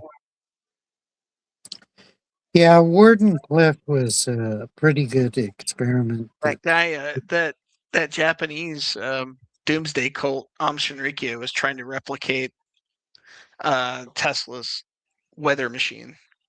Really, I didn't know that. Yeah, they're trying to cause earthquakes in Japan, which is naturally occurs. Oh yeah, because it's an island. Yeah, it's part of the tectonic plates. It's part of the Ring of Fire. Yeah, totally. Yeah. I'm kind of I don't know. I kind of don't believe in the weather modification stuff, but well, I don't believe in chemtrails, but I believe in weather modification. What? Wake up! There's white papers that totally describe the chemtrails. You think cloud seeding is real? Yeah, it's totally real. Really? Totally. Yeah, silver sulfate, I think. Yeah, and barium and everything else. Yeah. Well, I haven't seen any evidence of barium. I don't know. I'm kind of. But people have done to a certain point. Well, I've challenged people for 17 years done to prove soil the chemtrails. They haven't. Yeah. Yeah, like if you were to prove something like a lawyer or something, like I haven't seen any proof that would hold ground for barium and chemtrail arguments. I've seen it all. So look on the internet; it's all available. That's why you had a thing on there with HARP. I mean, I was kind of rolling my eyes a little bit about HARP. Yeah. Well, read all the HARP. HARP is real. HARP is real. HARP is used. Yeah, they used it to detect submarines in the ocean. They also they could. But they say it's like but they say it's like a weather modification thing. Yeah, they could heat up the atmosphere. There's at least 10 different installations all over the world. 3 by the U.S., 2 by China, one or 2 by Russia. They're all over the world. These HARP installations. Yeah. Yeah, this book is weird. What's that book about? Where'd you find that? You found it on Internet Archive? Google no, books. I've got actual copies of the books. Well, I was talking about Clint. I'm talking about like the book that Clint issued on the PDF. Yeah, the Greater Light. Okay. You know, you sent me that thing you sent me in the DM, Clint, that's about the Necronomicon, right? Yeah, that was the insert of the Dead Names book. Yeah. By Yeah. Peter Levenda. Yeah. Are there like a bunch of weird deaths that are attached to the Dead Names book? Strange Yeah. deaths. It seems as Yeah. though that the people really stole some kind of demonic book. Yeah. And I then used to have a copy of the Necronomicon, and I read it back in I when I mean, was a teenager, of all things. yeah, most teenagers, that's when they go through their goth phase. They usually get Yeah. into Necronomicon the and they get into heavy metal and stuff. No, I hated heavy metal, but I read I read Kurt Vonnegut Jr. all his books, and I read Robert Anton Wilson's books, and I read Xavier Hollander, the Happy Hooker. I read all that shit. Yeah, back when I was a teenager. Yeah, What about you, Clint? Did you ever read the Necronomicon when you were a teenager? my friend gave me a copy in my 20s, but I kind I of remember I looked saw through that it. on the bus when I was in school and I threw it out the window. That They were pissed that I threw their copy of Necronomicon out the window. This is yeah, like when I was a kid. yeah. It's a shitty book. Total shitty book. Yeah, I shouldn't have done that, but I was like scared of it at the time when I was a kid. yeah, yeah. by a superstition. Yeah, I don't know. It just seemed weird. It just seemed like a strange book. Yeah, it was a shitty book. Totally. Yeah. Oh yeah, yeah. I Oh, also had Anton LaVey's book. I forget what it was called. Yeah, Yeah. the Satanic Bible. Yeah, I had the Satanic Bible, and I read excerpts from it, and then I threw it out. Yeah. Yeah. the I used to it out. yeah. Well, LeVay says that he bases it on masonry. Some of it. They Yeah, based it on totally. Ragnar Redbeard, To- Totally. Yeah. Ouch. the Oh. guy that wrote the book "Might Is Right." He lifted it from Ragnar Redbeard. Oh. Yeah. Yeah. I probably better Well, pass out too. ultimately from Nietzsche. Yeah. Yeah. Nietzsche. Oh yeah, needs. Yeah. Yeah. So I got tobacco and weed all over my lap. I could probably roll like one intense joint off from the floor right here. Nah. Ron, I got a question for you, man. What do you think is the greatest hip hop album of all time? Oh, fuck Hmm. off with hip hop. Hip Uh, hop sucks. Hip hop the sucks. greatest. Say Uh, what? Sucks. Totally let's say sucks. the album "Do or Die." Do or Die? Really? That's a classic. No kidding. Yeah, It that's is what good. But the greatest of all time? I don't know. well, well, I guess there's this mixtape that I used to have from Chicago. It was I don't even know what it was, but it was like this ludicrous song that I can't find. it's, it's The not only not on the hip internet. hop, the only hip hop slash rap song that I ever liked was Blondie's Rapture. That's the only one I liked. Yeah. I guess I I have to think you think would like about it. Big. I I mean, think you would like Big L, Harry. You should check out Big uh, L. well, Big L had a good album. Me and my friend had that when it first came out. Yeah, I think Big L had a good album. Lifestyle for the Poor and Dangerous. With We he had the had second one another one. too. The second one that had Ebonics on it. Yeah, I had the second Hip one. hop. Wow. Yeah. Yeah, That that's the would. name of the song. Yeah, that would top everything. Yeah. Hmm. Yeah, I'm trying to think of what He would be has the a best lyric. album. He has a lyric in there where he said that he's going out like Bernard Getz. Oh wow. Wow. Hmm. Yeah, Wow. He said if someone runs up on him, he's going out like Bernard Getz. Huh. There used to be this album I had. That was pretty ballsy of him to say that. That album. Yeah, totally. Yeah. There's these two mixtapes I had. It's Detroit Underground Volume 1 and Detroit Underground Volume 2. Those are pretty good. Oh, please, let's not talk about this shit. This is total shit. Well, I'm still trying to. Well, I was going to pass out soon, anyways. I just wanted to know, because I know that Clint is a hip hop enthusiast. I just wanted to know, like, his favorite albums. You know, occasionally likes to come on here and freestyle and stuff. Yeah, his freestyle. I like the two Far Side albums. Those are pretty good. And I'm like a hip hop head too. I like hip hop music. So listen to the Far Side albums. Fuck off, please. The two Far Side albums. Okay, yeah. Those are decent. I mean, not all the songs. Keeps on passing me by. Yeah, I like the Peg the Pipe song. Yeah.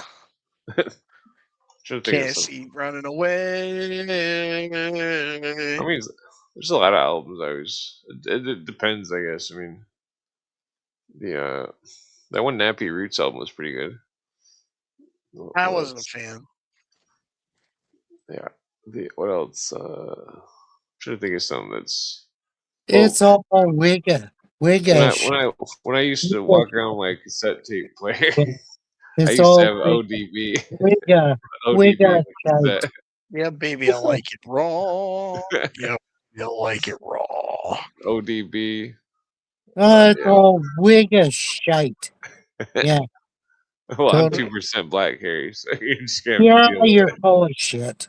You're totally full of shit. Well, my mom's 5% black, so that makes me at least 2%. No, that would make you 2.5. 2.5. Yeah. Yeah. You keep hanging on to that bullshit. You know why? Why do you hang on to that shit? Yeah. Well, I gotta keep up with times. I mean, wake up and embrace your Anglo wasp heritage. Oh, come on. Well, I'm no more than an eighth of anything. Yeah, that's what you claim, but I think true. I think you're full of shit. Totally. Well, I'm definitely an eighth French. Definitely an eighth Scottish. That's the most of. Well, it doesn't matter, but I'm still thinking rap albums here. So you. What was the? Look at your name. Well, let me ask you, Clint. What do you like keep in regular rotation, like in terms of like songs and stuff? Well, I've been listening to a lot of rock and roll the last couple of years, but I always like that. I mean, you can mention rock music too. I mean, his first I two like rock music albums as well. are good. I'm a fan of psychedelic rock. I like psychedelic rock. Are you a fan of psychedelic rock? Clint, have you ever listened to Emerson, Lake and Palmer? Like, I mean, come on. I think I've got their records. I mean, I listen to everything. I even listen to like digital, like EDMI music. I listen to all that shit. Oh yeah. Electric Light Orchestra. Yeah. Come on. I still like Boards of Canada. I like them. Oh yeah. I don't know. I like Crucial Conflict. Their first two albums are good. And they had an illegal mixtape that was really good. Okay. You're Chicago rap fan, I see. Yeah, we used to hang out there. My friend got chased off their street once. Wow, I wasn't there. You hung out in Chicago, man? That's a rough place. Oh, you even back in the 90s. That place rough. Chicago is meh. Yeah. We used to hang out on Pulaski Avenue and go to the Super Mall. We'd go to the. That's the hood, man. That is the hood. Well, my friend was from K-Town. He lived on Costner. Please don't glorify the hood. The hood's where all the assholes hang out. Like, come on. Face it. Face it. I like the hood, Well, Harry. The I hood. like the hood. The one of my hood friends is. was going to Pulaski to The get a hood new is shit stream. I grew up in the hood, Harry. Yeah, like I the don't hood. care. I'm glad you got out of it. Yeah, I did get out of it. yeah. Yeah. But the hood is shit. Total shit. Yeah. Yeah, I can bring up a picture from the hood. I can never hate the hood, Harry. Why? Why? I just can't, man. Yeah, that's why you glorify the hood. I don't 2000, glorify it. You could I don't you can take glorify it. the you can take 2000 the hood years out of the hood, but you can't take the hood out 2000 years of Christian music, and you glorify the hood. Like fuck off. I don't understand it. I don't know about glorifying it. I mean, it has its pitfalls. It's not a good place, but some people are from it, and they can't get themselves detach themselves from it. Even if like you go and live in the lame ass suburbs, you still think about it. Oh, yeah. When you accept good music. Here's Totally. the whatchamacallit, the damn it, I can't remember what that's called. Green, put something green. The projects Cabrini Cabrini Green. That's Greens. it. Yeah. Yeah, that's I took They that tore picture. those down. Yeah, I took this picture back in the *90s. Look at look at the Oh, windows. that's Cabrini Green. That's Yeah. a real picture? Yeah, I Holy took this shit. picture. You took that picture of Cabrini Greens. Holy shit. Yeah.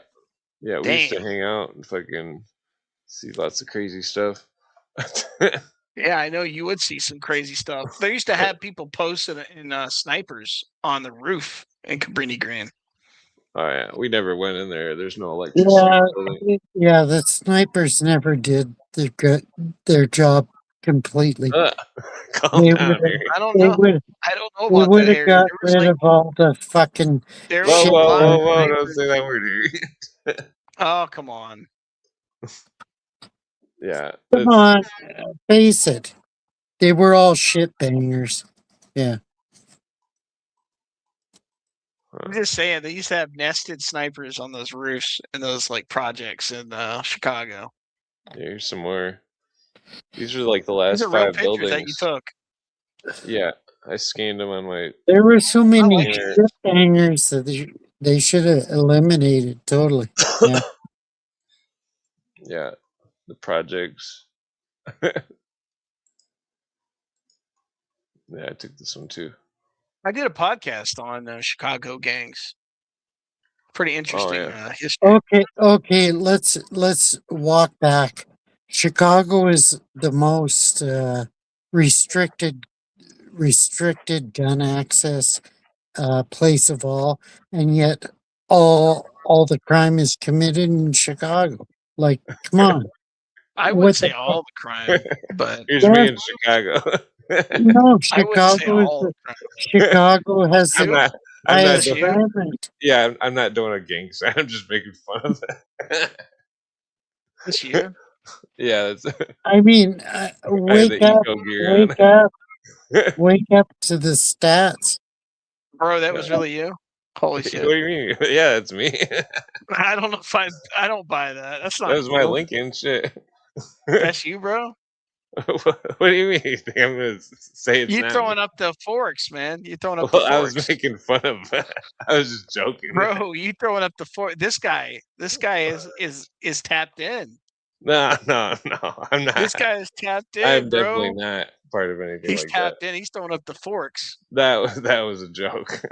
He's throwing up the forks. Are you a peace stone? Are you a disciple or?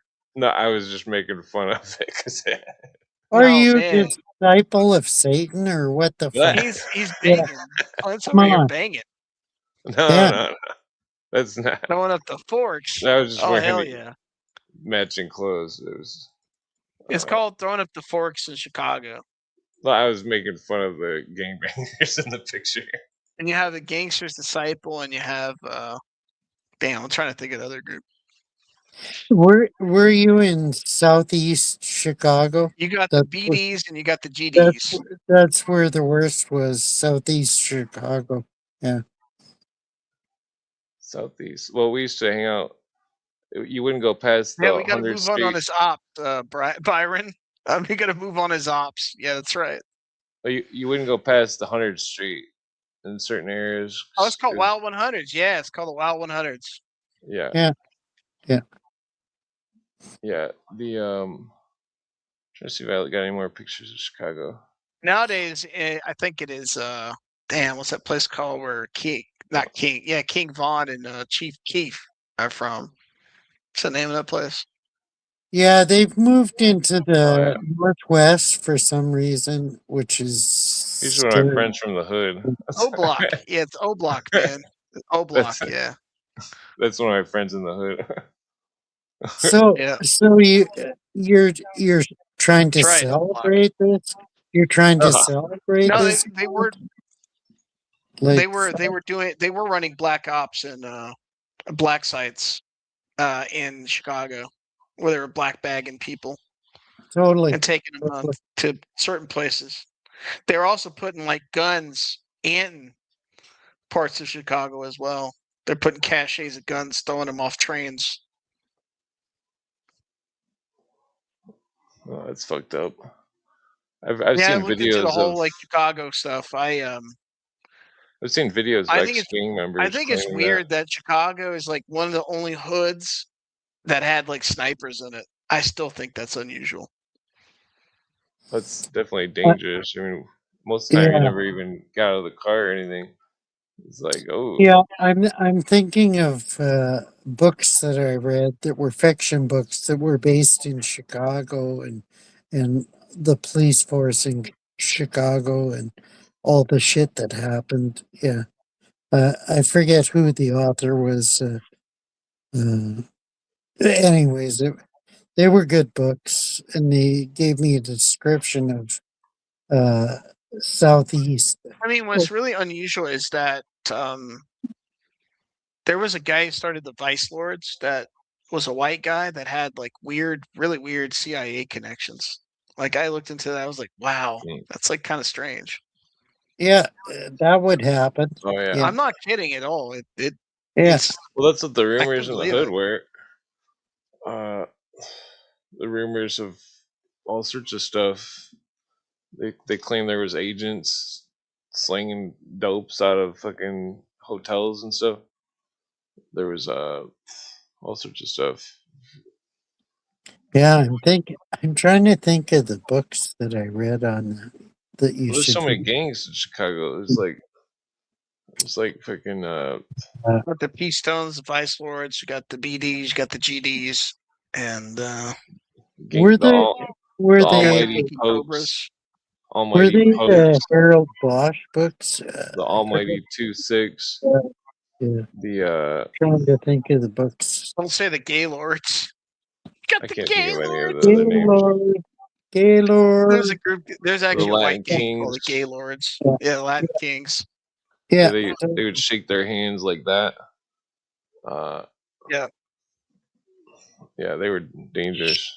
we Ooh, had Folk My friend's Nation seen people get murked when leaving his school before when he was in high school. back in the '70s. You had this thing called a Folk Nation.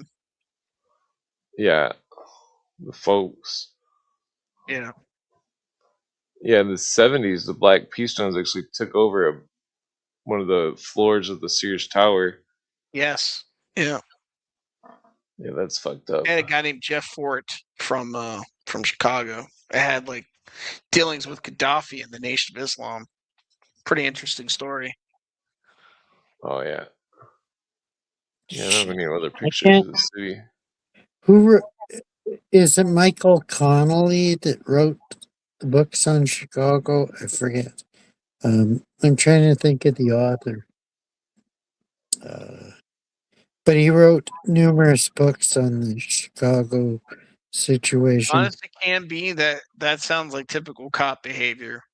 If you're Yeah. like in a ghetto area, they will shake you down for your money and then throw you out. Cops are dirty. Yeah. yeah, a lot of cops are. Yeah, I agree. Yeah. Hmm. Yeah, I don't have any other city pictures. Well, Those are nice pictures, though, Clint. Thanks for sharing those. Oh yeah. so so Clint, you're okay. It's not your birthday. Blah blah blah. Um, when is your birthday? Well, it's secret. Well, But he's not okay. going to say that on a live stream. I mean, who gives a shit what year and date it was? I mean, I'm not asking him how old he is. Yeah, because my confidant was worried about Clint, and so I came on to ascertain whether Clint was okay. Yeah, All right. All right. Hmm. Like I said, that's a good friend. Oh yeah. yeah, yeah. They are a good friend of mine, a dear friend of mine. Yeah, Oh, this picture's and funny. I'm surprised that they would they suspected that Clint was depressed and blah blah blah on his birthday. Yeah. So I've got to write back to them and tell them that Clint's doing okay. Blah blah blah. Yeah. So, Clint, what kind of rock music do you listen to? Since it seems to be in rotation. Back music. Oh, He doesn't listen to rock. He listens to fucking shit rap. Shit rap. I think sorry. so. You Calm listen down. to rock music. No, he doesn't listen to rock. He listens to shit rap. Yeah. All right, here. This picture will make Harry upset. Lately, I've been listening to psychedelic rock. I've been getting into it. I love psychedelic rock. I love it. Yeah, it's great, isn't it? Yeah, it is. It's amazing. Uh, Psychedelic. Ever Tommy heard of J. 13? Ever heard of Let 13-4 elevators? yeah, Pretty let's interesting. start with Tommy James and the Shondells, Crimson and Clover. Like that's a ultimate That's a good psychedelic song. rock. Yeah, Oh and wait. you can carry on through the Here we go. seven. Yeah. Let's. Oh, where'd it go? This is funny. I always thought you for a Michael Bolton fan. What? I Harry. hate him. I hate him. I hate Uh, him. this Totally. picture is from Chicago. You know, like Michael Bolton. No, I hate him. Totally. Totally hate him. Okay, from Chicago, Clint. What about Chicago's 8249, whatever that song was? Hmm. A quarter 8249. Yeah, that was a good song. Yeah. Say Roosevelt Road. Yeah. No, no, never heard of it. These are good pictures. Yeah. I've got more, but not on the computer. You like scan these? Yeah. I used to have a scanner. Yeah. 865 903. 865 903. Or maybe I'm fucking it up. Sorry. Hurry. Hmm. Don't be Surrey. Oh yeah. Be happy. Don't be Surrey. Be happy. Is that a Beach Boys song? No, no, skip the Beach Boys. I can't stand them. I mean, you Uh, saw Clint. He was slinging the forks. That's for sure. He's putting up the That's forks. that's not true. That was a joke. He's putting up those forks. yeah, I like Good Vibrations and one or two other of their songs, but yeah. Hmm. Other than that, I never liked the Beach Boys. Yeah. I don't know why they were considered a contest to the Beatles. Like, Guys better watch out though. Clint's gonna move in on his ops. He's gonna catch Oh. the drop on his ops. yeah, okay. What? Not sure what that He's gonna means. catch. Yeah. Wicker Park, hell yeah. That's where all the rich people live, I think, right? Wicker Park. That's where the rich people live. Wicker Park? I don't know that. Where is that? What city? It's in Chicago. Okay. Okay. Okay. That's the good side of the tracks. Yeah, I thought it was another place. You've been Yeah, to we used to Chicago go to recently, Giordano's Clint? a lot. Yeah, What's I'd have to look it up on my map of Chicago to If you understand. like go to Chicago, they eat Italian beef up there. They have this thing called Italian beef. What? Yeah, I haven't been there since like 2002. What's in Chicago? Which state is it again? Illinois. Yeah. Illinois. Shit. Yeah, my friend's uncle was the chief of police of the Cook County. Okay. Thanks. Okay. The best place is like Crystal Lake, Lake in the Hills, that area. So let me ask you: is like deep dish actually a pizza or is it a casserole? I think it's a casserole. It's a casserole. It's a cake. It's a cake. Totally, it's a casserole. It's a casserole, man. It's not a real pizza. It's No, a cake. It's pizza cake. yeah. It's not a real pizza. Well, I like the DiGiorno or the Giordano's. Yeah. Well, I don't know what it tastes like these days, but it used to be good. I don't know. Do people in Chicago actually like deep dish, or is that just Mythology, yeah. Well, it used to be good, but it's my girlfriend went there and brought one back. It's still good, but it didn't taste the same. I've never had a deep dish pizza.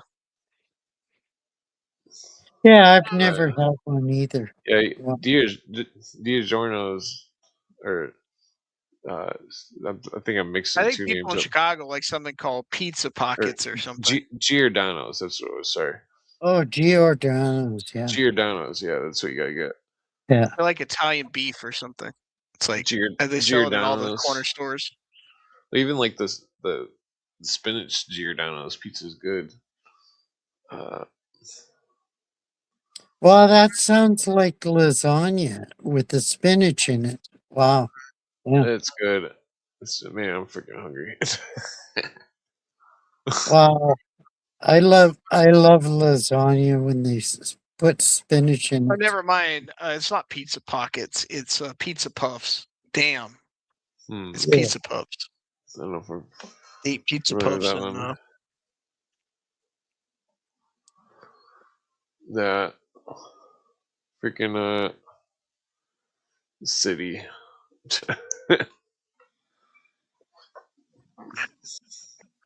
Yeah, I'm probably gonna pass out. It's almost Clint dressing like a Mexican knight. 7:30. Somebody in the chat said. What? Oh shit, we're in 5 hours. Yeah. Oh yeah, that picture is back when everybody used to wear the eco clothes. Oh yeah, Echo, yeah.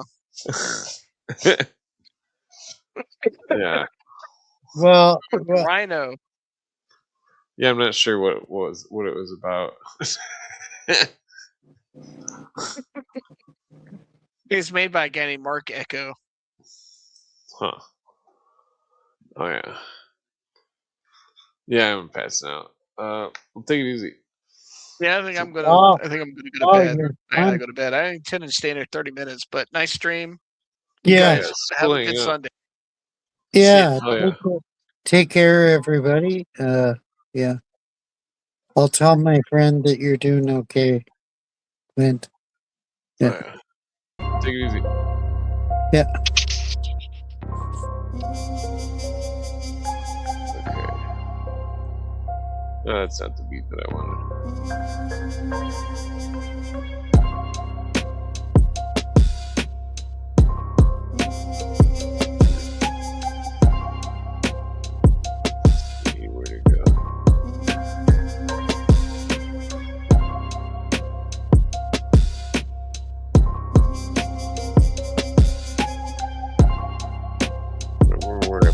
eat at.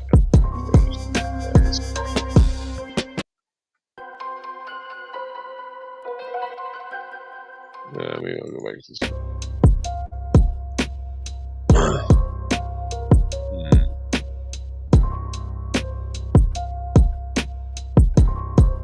Let's see. I don't know if I got anything to rap about.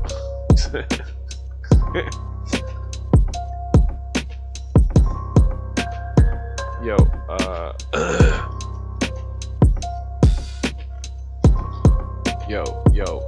yo. It's not my birthday. Harry's getting stuff mixed up. Let's see here. I was actually worried about Harry. We got the opposite.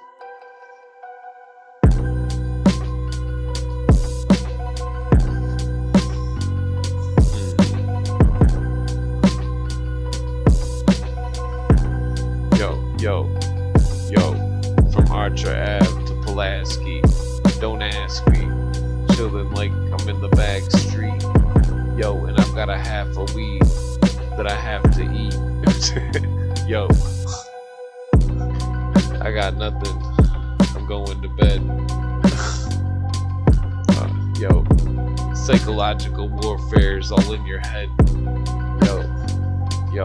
yo, then you defend it, and then you bring it back and amend it, and then you caught up in some apprehended talking shit like that you lent it.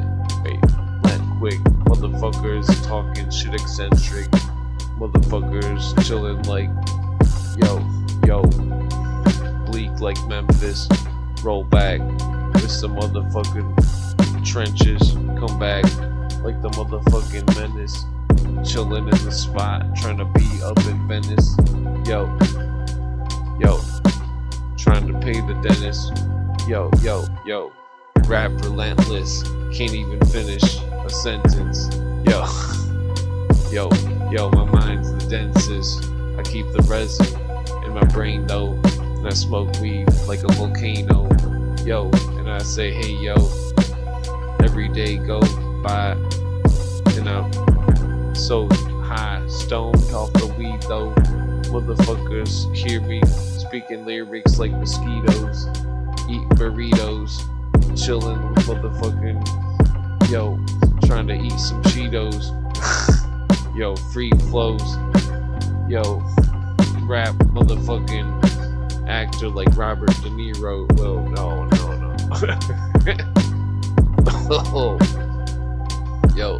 Yo, I heard Robert De Niro was like the Emperor Nero, total zero.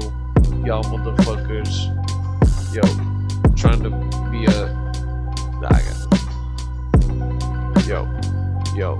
yo, as it precipitates, I rap at a different rate, make the ground quake, come back like you hear the sound of vapes, motherfuckers breathing in nicotine.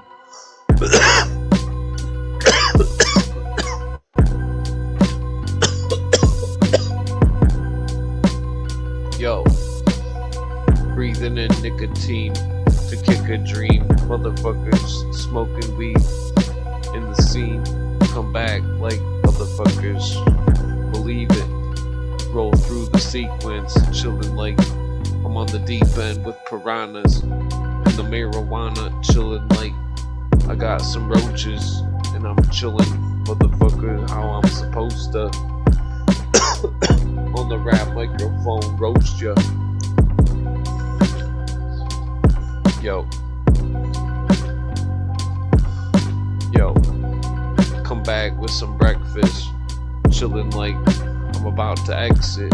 I pass out, this is my last shout out. Before I pass out, go to sleep. Got some food to eat, chilling with some peeps. Motherfuckers hit the like button. Yo.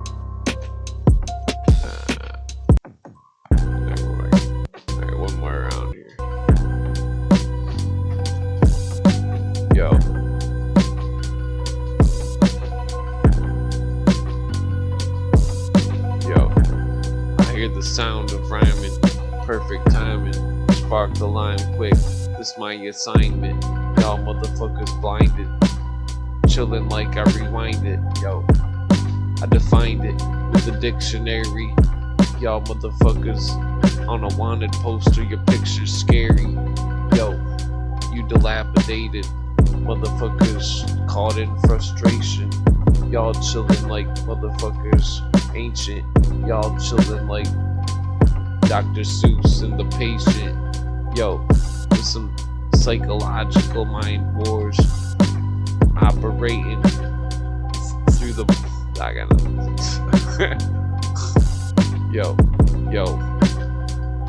yo, I rhyme with tablature, come back with a motherfucking, that doesn't make sense, yo,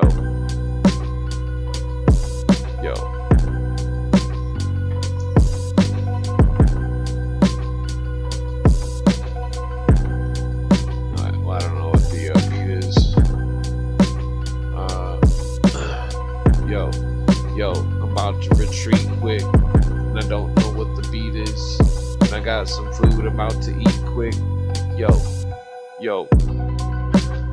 keeping society secret, come back on some bleep shit, swearing like I heard your mom was a Karen, yo, and it's apparent, yo, and the people staring, yo, and I heard that they're glaring, they heard some bitch was talking shit, embarrassed, yo, I don't know, yo, got kicked out the weed store cause I called the bitch a cunning, and I got blunted, and I rolled out some weed, and I said something, I said the stupid bitch was a stupid cunt, yo, and then in the dictionary, and the name cunt, you better look it up, yo, I got it.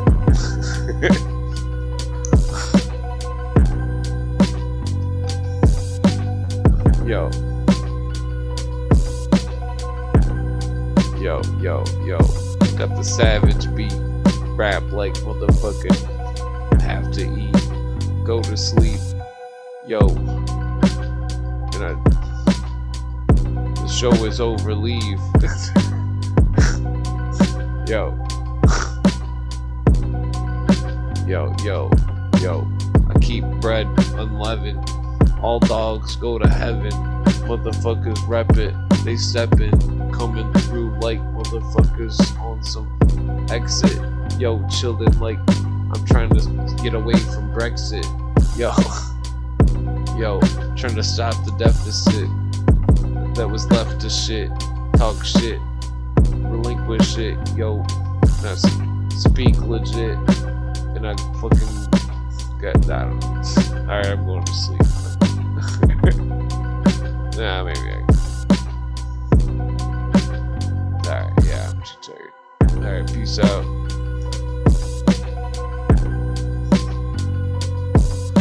Like the,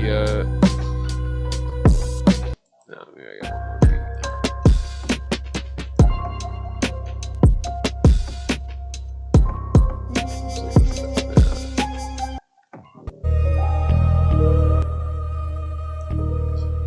Alright, psych. One more.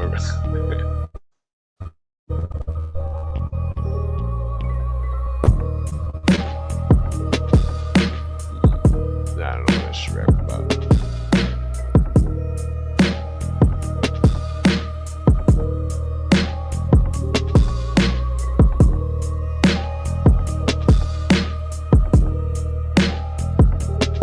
Yo.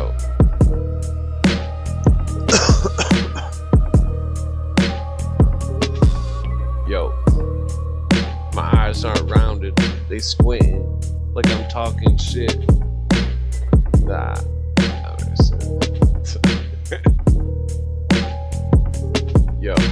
Yo, relentless, come back with some shit, lyrics that was endless.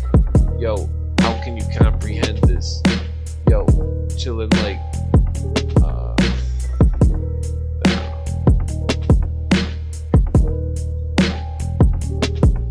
yo, I'm chilling like I'm defined in accordance. And I heard that you were caught in subordinates. Y'all motherfuckers know that it's an ordinance. Chilling like can't afford to quit. Y'all motherfuckers on some boring shit. Yo, rolling up joints. I don't know. Yo. I think I like this to be better.